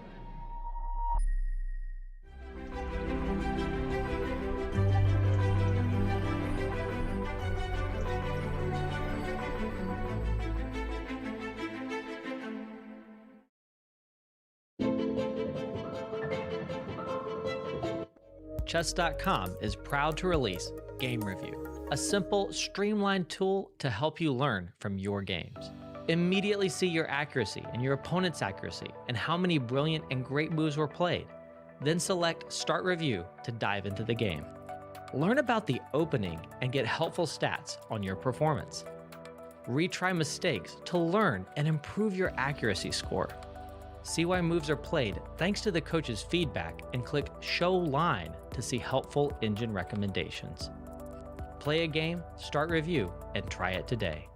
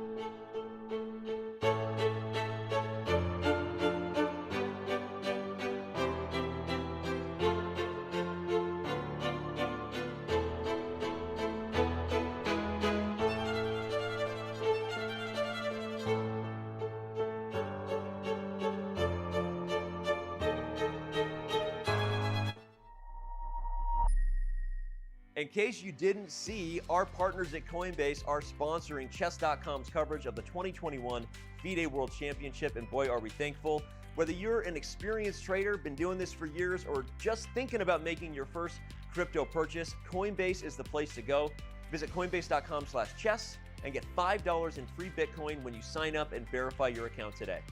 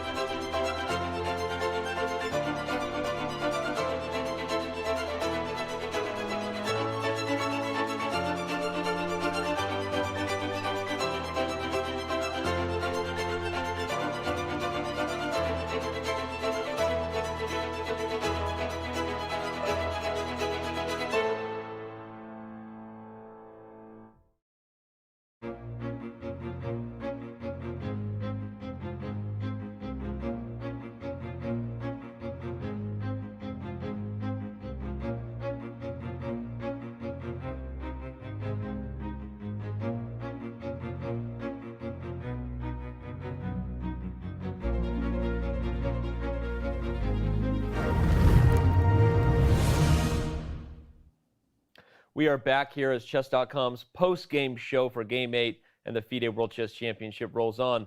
We are finally joined by the man, the myth, the legend. As I said, became a bit of a meme. We kept saying that you'd be with us, Lud, and yet here you are in the flesh. And, well, not quite in the flesh. How you doing, man? Doing good. I don't know how you got my name wrong. I feel like I've been with Chess.com for a while. At Ludwig Ogren, that cuts me it deep. Must have been a troll, because honestly, I have no idea how that would be a possible thing. You're pretty well known in this chess streaming in the streaming community. Speaking of which, how's it going? How's the big change going? You got banned this week. How'd that feel? Yeah, it was an exciting first week. I left the aisles of Twitch.television and moved to YouTube gaming. And, first week was smooth until I got banned. But the ban, it turns out, actually not that big of a deal. I think things will go well from here on out. Were there any nerves? You, of course, have experience on YouTube, but still, you've put Twitch behind you. So were you nervous with your initial streams? Yeah, a little. Give you an analogy, Hess. I'm like Jan. All right, Nepo. Everyone's like, no shot this guy does it, all right? This guy's gonna flop. It's a matter of time. Doesn't matter if he busts out 5 draws. Eventually, the L's gonna come to Magnus. And that's what it felt like. And Magnus was this looming body of like, Twitch is the only place you can succeed. And in the end of this analogy, almost assuredly, Jan's. I was gonna say, I can't follow the analogy after that, but let's. How closely have you been following it? And we know that, or at least we think you and Magnus have spent some time together, at least gone back and forth. Are you rooting for Magnus in this match? And have you followed it at all? I have to root for Magnus. I gotta root for Magnus. He's my guy. But I wake up every morning to YouTube. And I just think to myself, damn, I wish you guys would let Fabiano talk more. Like, Danny, please. Pipe down, fly. It's so good. Yeah. Let's says not all bring the my things kids into this, by the way. This is all the things I would get fired for saying. This is great. Well, okay, so we need to let Fabiano talk more. I can take the L on that one. But what about Hess? How's his performance been? You've tuned in. I mean, sometimes we've had so many years together. I need other people's opinions on how he's performing. Your thoughts on the only World Hess champion and how the Hess championship has gone. Dude, the Hess championship does not miss. I watch Hess in the back of my brain. I slyly think, like, could this motherfucker beat Magnus straight up?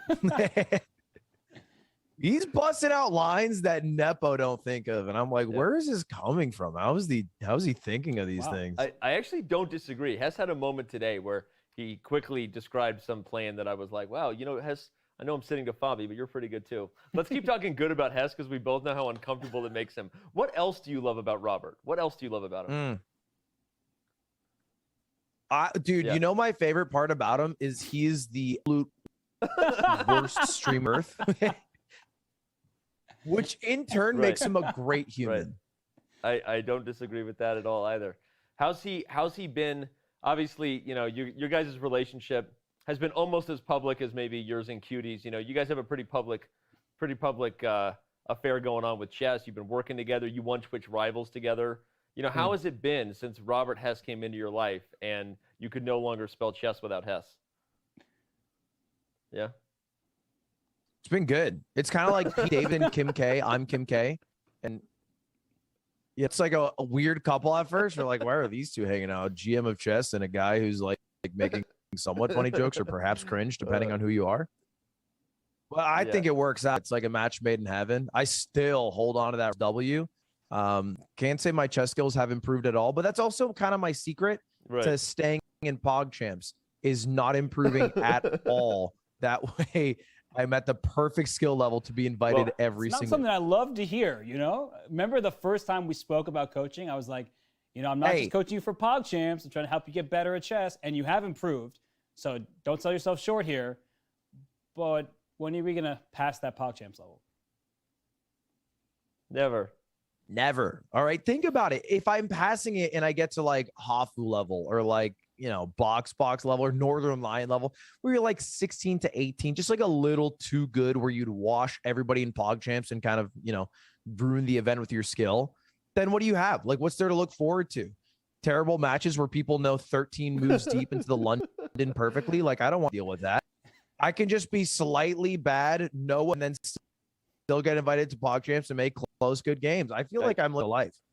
I don't know that I can argue against that, honestly. And, you know, so you won Twitch Rivals. Do you think you're going to get any invites again to Twitch Rivals soon? Yeah. Dude, they're going to be at the Rivals. I go, you're that Ludwig fucker on YouTube. Let's promote him at our event. Obviously, as a bit of a troll, but let me ask. I mean, this is I was happy to say, not even sure it means anything. This is the first live interview you've given. You had your release video. You talked and opened up about the transition. Obviously, your experience of going back and forth between YouTube and Twitch. Won't ask you to talk any more about that than you don't want to. But again, just give us what you're willing to share for 30, 60 seconds on why you're excited about the future at YouTube and anything else you want to share about this huge transition for you. Got 150 million reasons why. Oh, I love that. It's a lie. Yeah, I'm excited. I'm excited because there's like a few people out there, but I think I'm the only one in my very specific category, like Moist Critical, who's been on Pog Champs, Mizkif, who was on Pog Champs for a day before dropping, and a few others. That's on YouTube now, so I think it'll just be kind of exciting to explore the territory. Super excited about the extension that dropped and how that's going. It's just supposed to make the chat experience better. So, you know, only exciting things coming, and you know, I have not raced just yet. Well, you mentioned some people who are on YouTube now, and obviously, you know, since you may not be invited to the next Chess Twitch Rivals event, I was thinking maybe you and I What if there was a YouTube Pog Champs for only YouTube streamers? What you think about that? Okay, well, you got Jimmy Beast on, who's literally youtube.com in the flesh. You know, we can make it happen. Like, you can make it work for your old pal Ludwig. I was thinking the same thing. But I kind of like the idea. Hear me out. You know, Ludwig runs a chess event. We figure it out. Like, we get a little crate. Maybe we do an in-person one over the board. Get with it. This is happening live for a reason, because I'm just as in on this as you are. So we just got to figure out, you know, how we're flipping the bill for that. Obviously, chess.com, and you're flipping the well, you know, whatever the things you're flipping to make that content exciting. And dude, we're gonna do it, seriously. So yeah, I would love to do more chess stuff. I feel like watching this event makes me want to play chess, and I like a reason to play chess rather than just watching the elo number go up and down drastically. It's usually a good match against an opponent I'm like excited to beat, whether it's like a Charlie who I lost to, or an Albert who I lost to, or a Sardoche who I lost to. I'll look forward to those matches. Let me get this correct. You want to do chess not just for the elo game, and you want to improve, and you really are into chess and want to do more chess.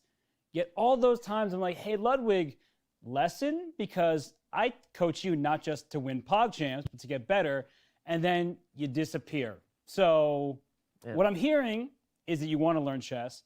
What I'm seeing is not always that. So what is it, man? Which way?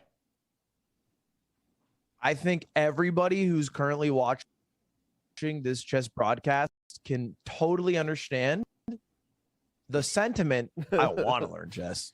But like, do I actually want to do all the work and then deal with like a game because I don't really know what I'm doing, and then embarrass having to promote to get 2 rooks to do a double rook checkmate instead of like a cooler checkmate?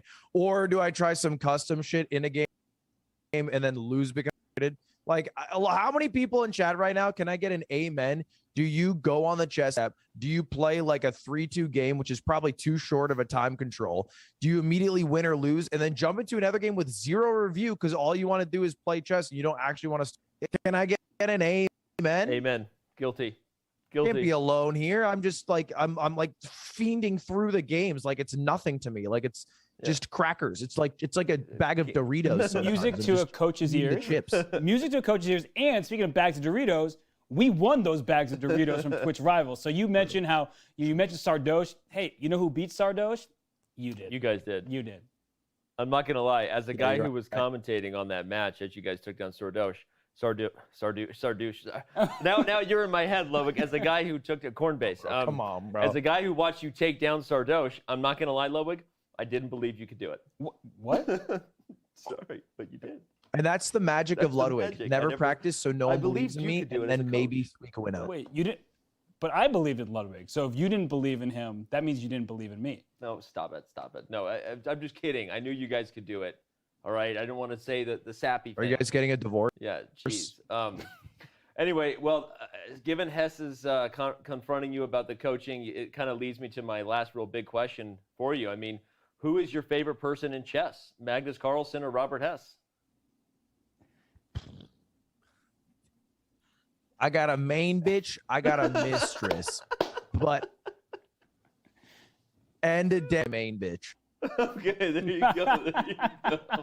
All right, that's all we wanted to hear. And you're the man, Lud. Seriously, congratulations on the switch to YouTube, and best of luck on the Switch as well. Thank you guys, appreciate it. Can I get one for you guys? Is there a shot Nepo wins this? Hurt my back. You threw at my back with that question. You threw at my back because I know I'm going to be carrying the show for the rest of this match to try to convince people that it's possible. But no one's watching the post show, so I'll just say, I mean, it's an uphill. Okay, I'll put it this way: if he wins next game, if he doesn't, I will say it's over. But if he wins the next game, so I'm going to wait till that game 9. Robert. All right, game 9. Tuesday, we'll exactly. find I like out. you keeping the suspense. I mean, he's in big trouble, but he does get the rest day. He does get the white pieces. And Ludwig, he just needs to change his style completely because what he's been doing has not been working. It doesn't match the success that we've seen from him in the past. So I think he needs to just completely revamp his game, and he only has a couple days to do so. Otherwise, Magnus Carlsen, and maybe even if he does revamp his game, Magnus Carlsen very likely to retain his World Championship title and still fight to be your best friend in chess. Yep. The Scotch, perhaps.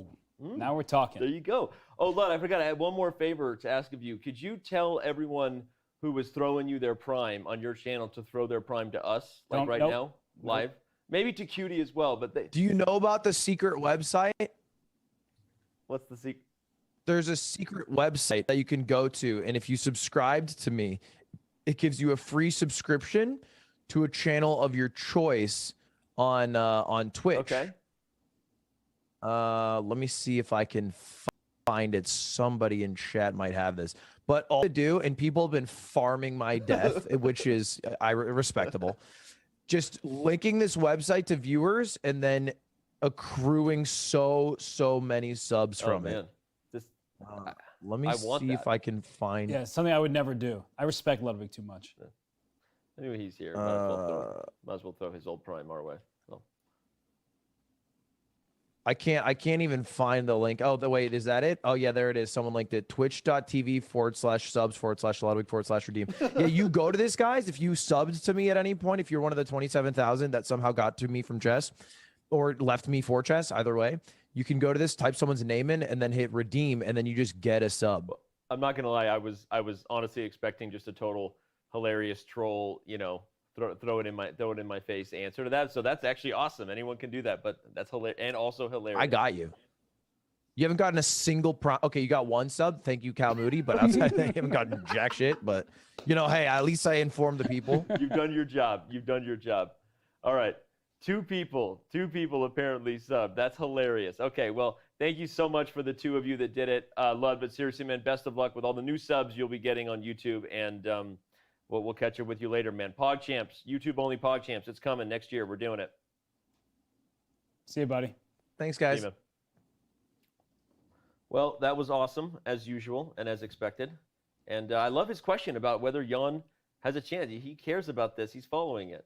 Oh yeah, for sure he is. And with all the trolling aside, Ludwig loves chess. Yep. He really tries his best, and I think winning Twitch Rivals, which we did together, was just a huge highlight. So you did make me highly uncomfortable talking about me with me present. So thank you both for that. Mission accomplished. But it's good to have him on the show, and he is following the chess. So I'm always happy about that. No, and seriously, not that we necessarily need to sing Lud's praises, but you and I talk about this offline a lot. I mean, Ludwig, to me, defines all the positive things that came out of PogChamps last year. I mean, the guy is obviously an incredible personality, an amazing person, but also it shows that this was a guy who was a variety streamer who got into the game, you know, during a time when a lot of people of other games were, but he really loves chess. He committed himself to it. He competed in all but one, and you did see a massive progression, regardless of what he says, right?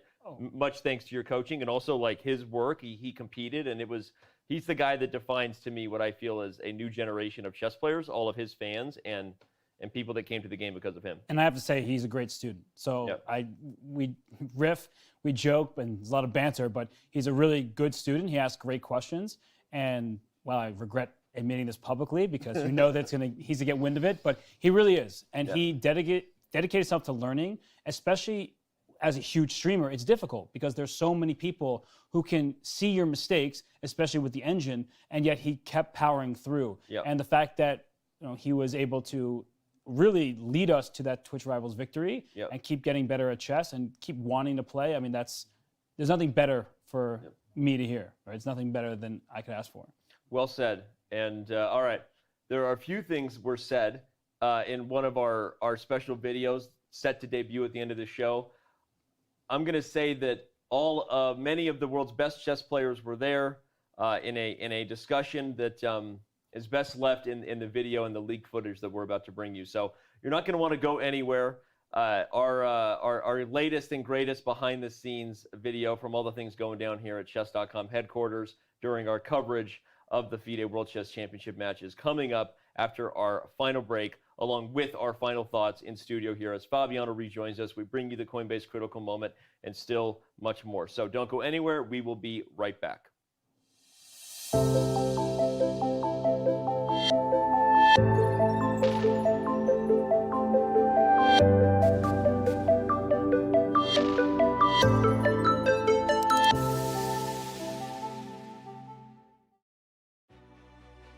Just 1 point can make or break a champion.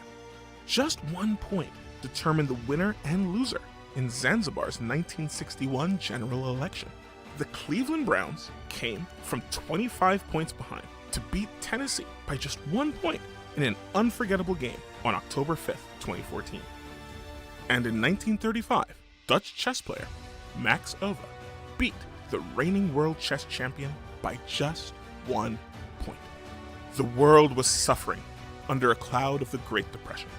Tensions were high as Germany began to rearm and Mussolini's Italy attacked Ethiopia. The World Chess Championship, held in multiple cities and towns across the Netherlands, offered a distraction of the time. In fact, in one newspaper, the match was positioned as bigger news than the situation in Ethiopia. According to the custom at the time, the world chess title holder set the match conditions. Reigning champ Alexander Alekhine proposed the first player to win 6 games and score more than 15 points would be the champion. In those days, there was no strict qualification process to challenge the title holder. Alekhine's choice for an opponent was conservative by most standards. Ove was considered by his peers to be a consistent player, solid but not extraordinary. Ove had won a World Amateur Championship, but mostly only played tournaments when it did not clash with his math teaching duties. Throughout his life, Ove refused to call himself a professional chess player. Whether it was overconfidence or simply underestimating his opponent, Alekhine's seemingly safe choice wasn't a safe bet after all. Ove won the title by overcoming a 3-point deficit as late as the 9th game. At the end of 30 games, Ove beat the champ by just 1 point.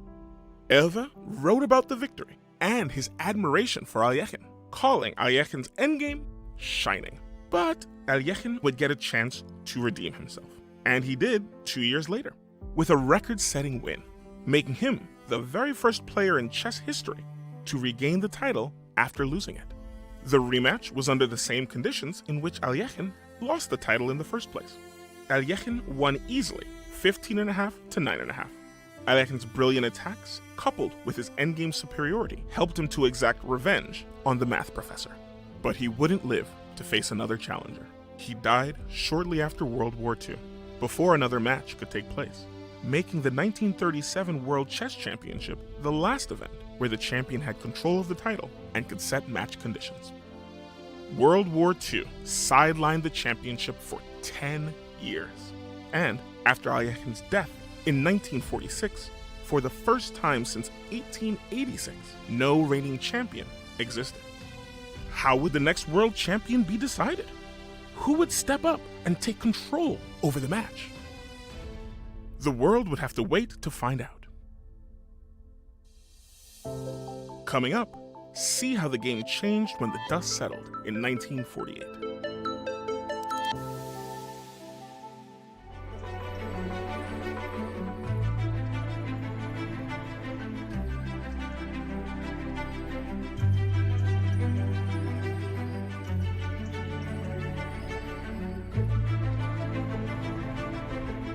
Chess.com is proud to release Game Review, a simple, streamlined tool to help you learn from your games. Immediately see your accuracy and your opponent's accuracy and how many brilliant and great moves were played. Then select Start. We are all back now here to bring you to the final moments of Chess.com's Game 8 broadcast for the FIDE World Chess Championship. Before us on our amazing House of Staunton board, shout out to our sponsors, is the critical moment from the game so that we can bring you the Coinbase critical moment. Let's give a quick shout out to House of Staunton. Once again, the beautiful chess set you see before you. I think we might be swapping it out after the next rest day. They sent us 2. So the next one we're going to have set up is even prettier, if you don't mind me saying so myself. Not sure where it's coming from here, but I'm going to keep talking in the accent right there. Okay. Yeah, so anyway, Delicioso Dora right there. Go to chess.com/Staunton. Go.chess.com/Staunton. Use the promo code chess.com and get 15% off. Makes a great holiday gift.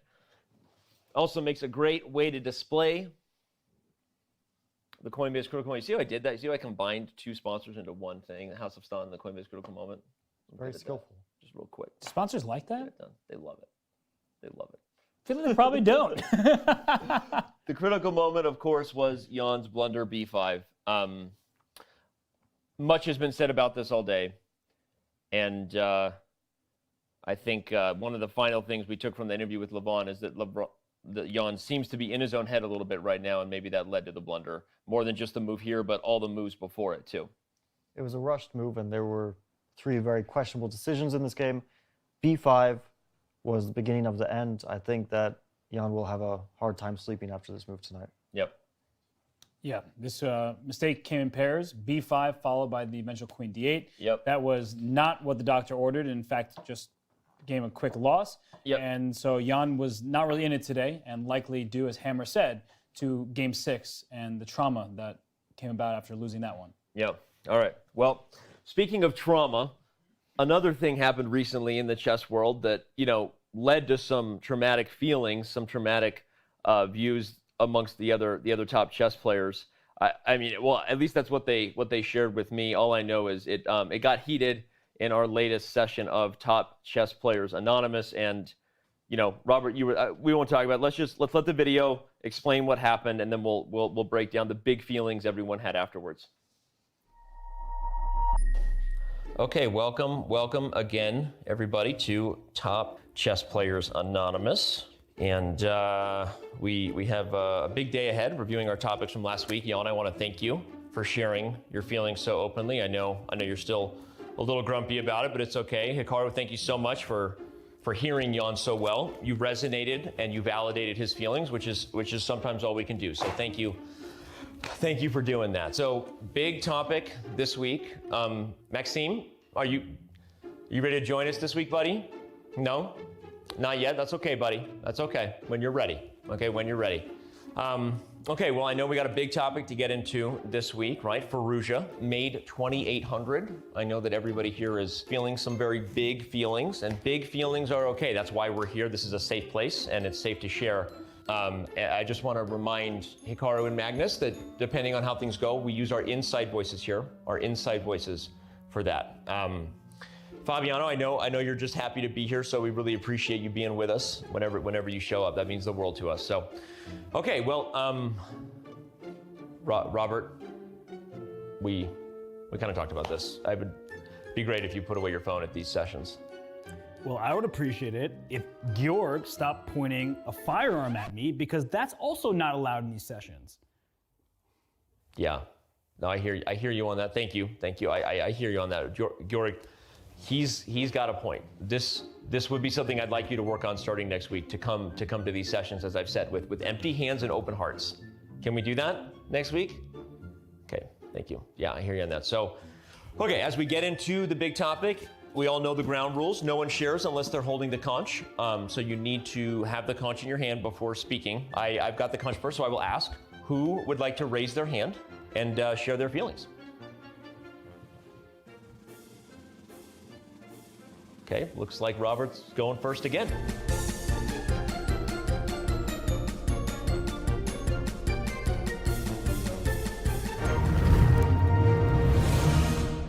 I don't know that anyone else had the ability to raise their hand in that circle in hindsight, but Robert, thank you for putting away your phone and for raising your hand. I was at a low point there. I was looking pretty disheveled. I was in the therapy session with my higher rated friends, and some of them pointing a gun at you. Some of them had a gun pointed at me. Wasn't the best. Yeah. But I listened to you.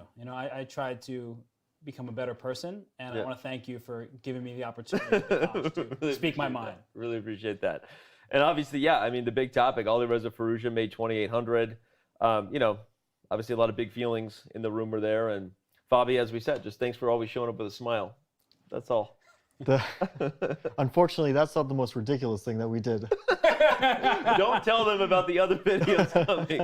Okay, that is not the most ridiculous thing. I'm gonna have like tears I'm wiping away. You're crying. There are plenty more ridiculous things coming your way because we're having a good time. You know, we're having a lot of fun, and obviously the World Championship still has many days ahead. We hope that they are exciting days, but either way, we have a lot of excitement coming your way. There's the schedule before your very eyes so that you don't miss a single day of the action. More videos like that will continue to premiere on these shows, and then you can find them on our Clips channel. So let's remind everybody again that you can subscribe to our many YouTube channels because we've got so much content going on. Our best of moments. Today, Fabiano had some super educational stuff. So did Robert Hess, and I already saw many of those great clips shared there. I was watching the one you were given, Robert, about the positional goal of the endgame. Our team worked hard. I mean, seriously, some really good stuff over there. So subscribe to the Clips channel, which is where that video of Top Chess Players Anonymous and the others coming that, again, Fabi, don't leak. Don't leak the other stuff we did. Well, there's only one man who's leaking stuff privately. That's Anish Giri. That's Anish Giri. That's right. He's taking pictures of our DMs. It's because he's just jealous he was here. He looked at that picture and was like, "Where's my fat head in the room?" So we printed him out one. But we'll see. Anish, you know, if you behave, maybe we'll make you a permanent fixture in these shows. If you behave, okay. We'll see how you perform on Twitter today. All right, everyone. Thanks so much for being here. Thank you for tuning in to what has been 8 wonderful days so far of the 2021 FIDE World Chess Championship. We hope you enjoy your rest day. And real quick shout out that on Tuesday, our guests will include, once again, Levon Aronian. Again, I hope Hammer's still watching this so I can say our most amazing guest, Levon Aronian, Jan Ludwig Hammer. And then we have the man, Rainn Wilson, friend of mine and big chess fan. And I can't wait to hear Rainn's thoughts on what's been going down. Also a friend of Magnus's, so I'm sure he's been following the World Chess Championship closely. So tune in on Tuesday to hear what Rainn Wilson, best known as the actor Dwight in the TV hit series The Office, will be here on Tuesday. So with that, we will wish everybody a wonderful day if that's what you're about to have. If you're going to sleep, please have a good night. Dream and dream well and sleep tight. And otherwise, this is goodbye, Dubai.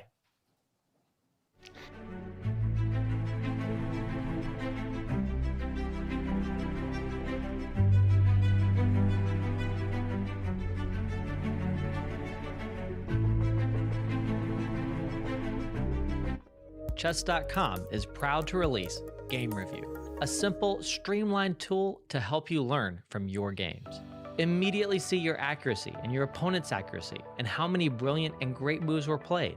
Then select Start Review to dive into the game. Learn about the opening and get helpful stats on your performance. Retry mistakes to learn and improve your accuracy score. See why moves are played thanks to the coach's feedback and click Show Line to see helpful engine recommendations. Play a game, start review, and try it today.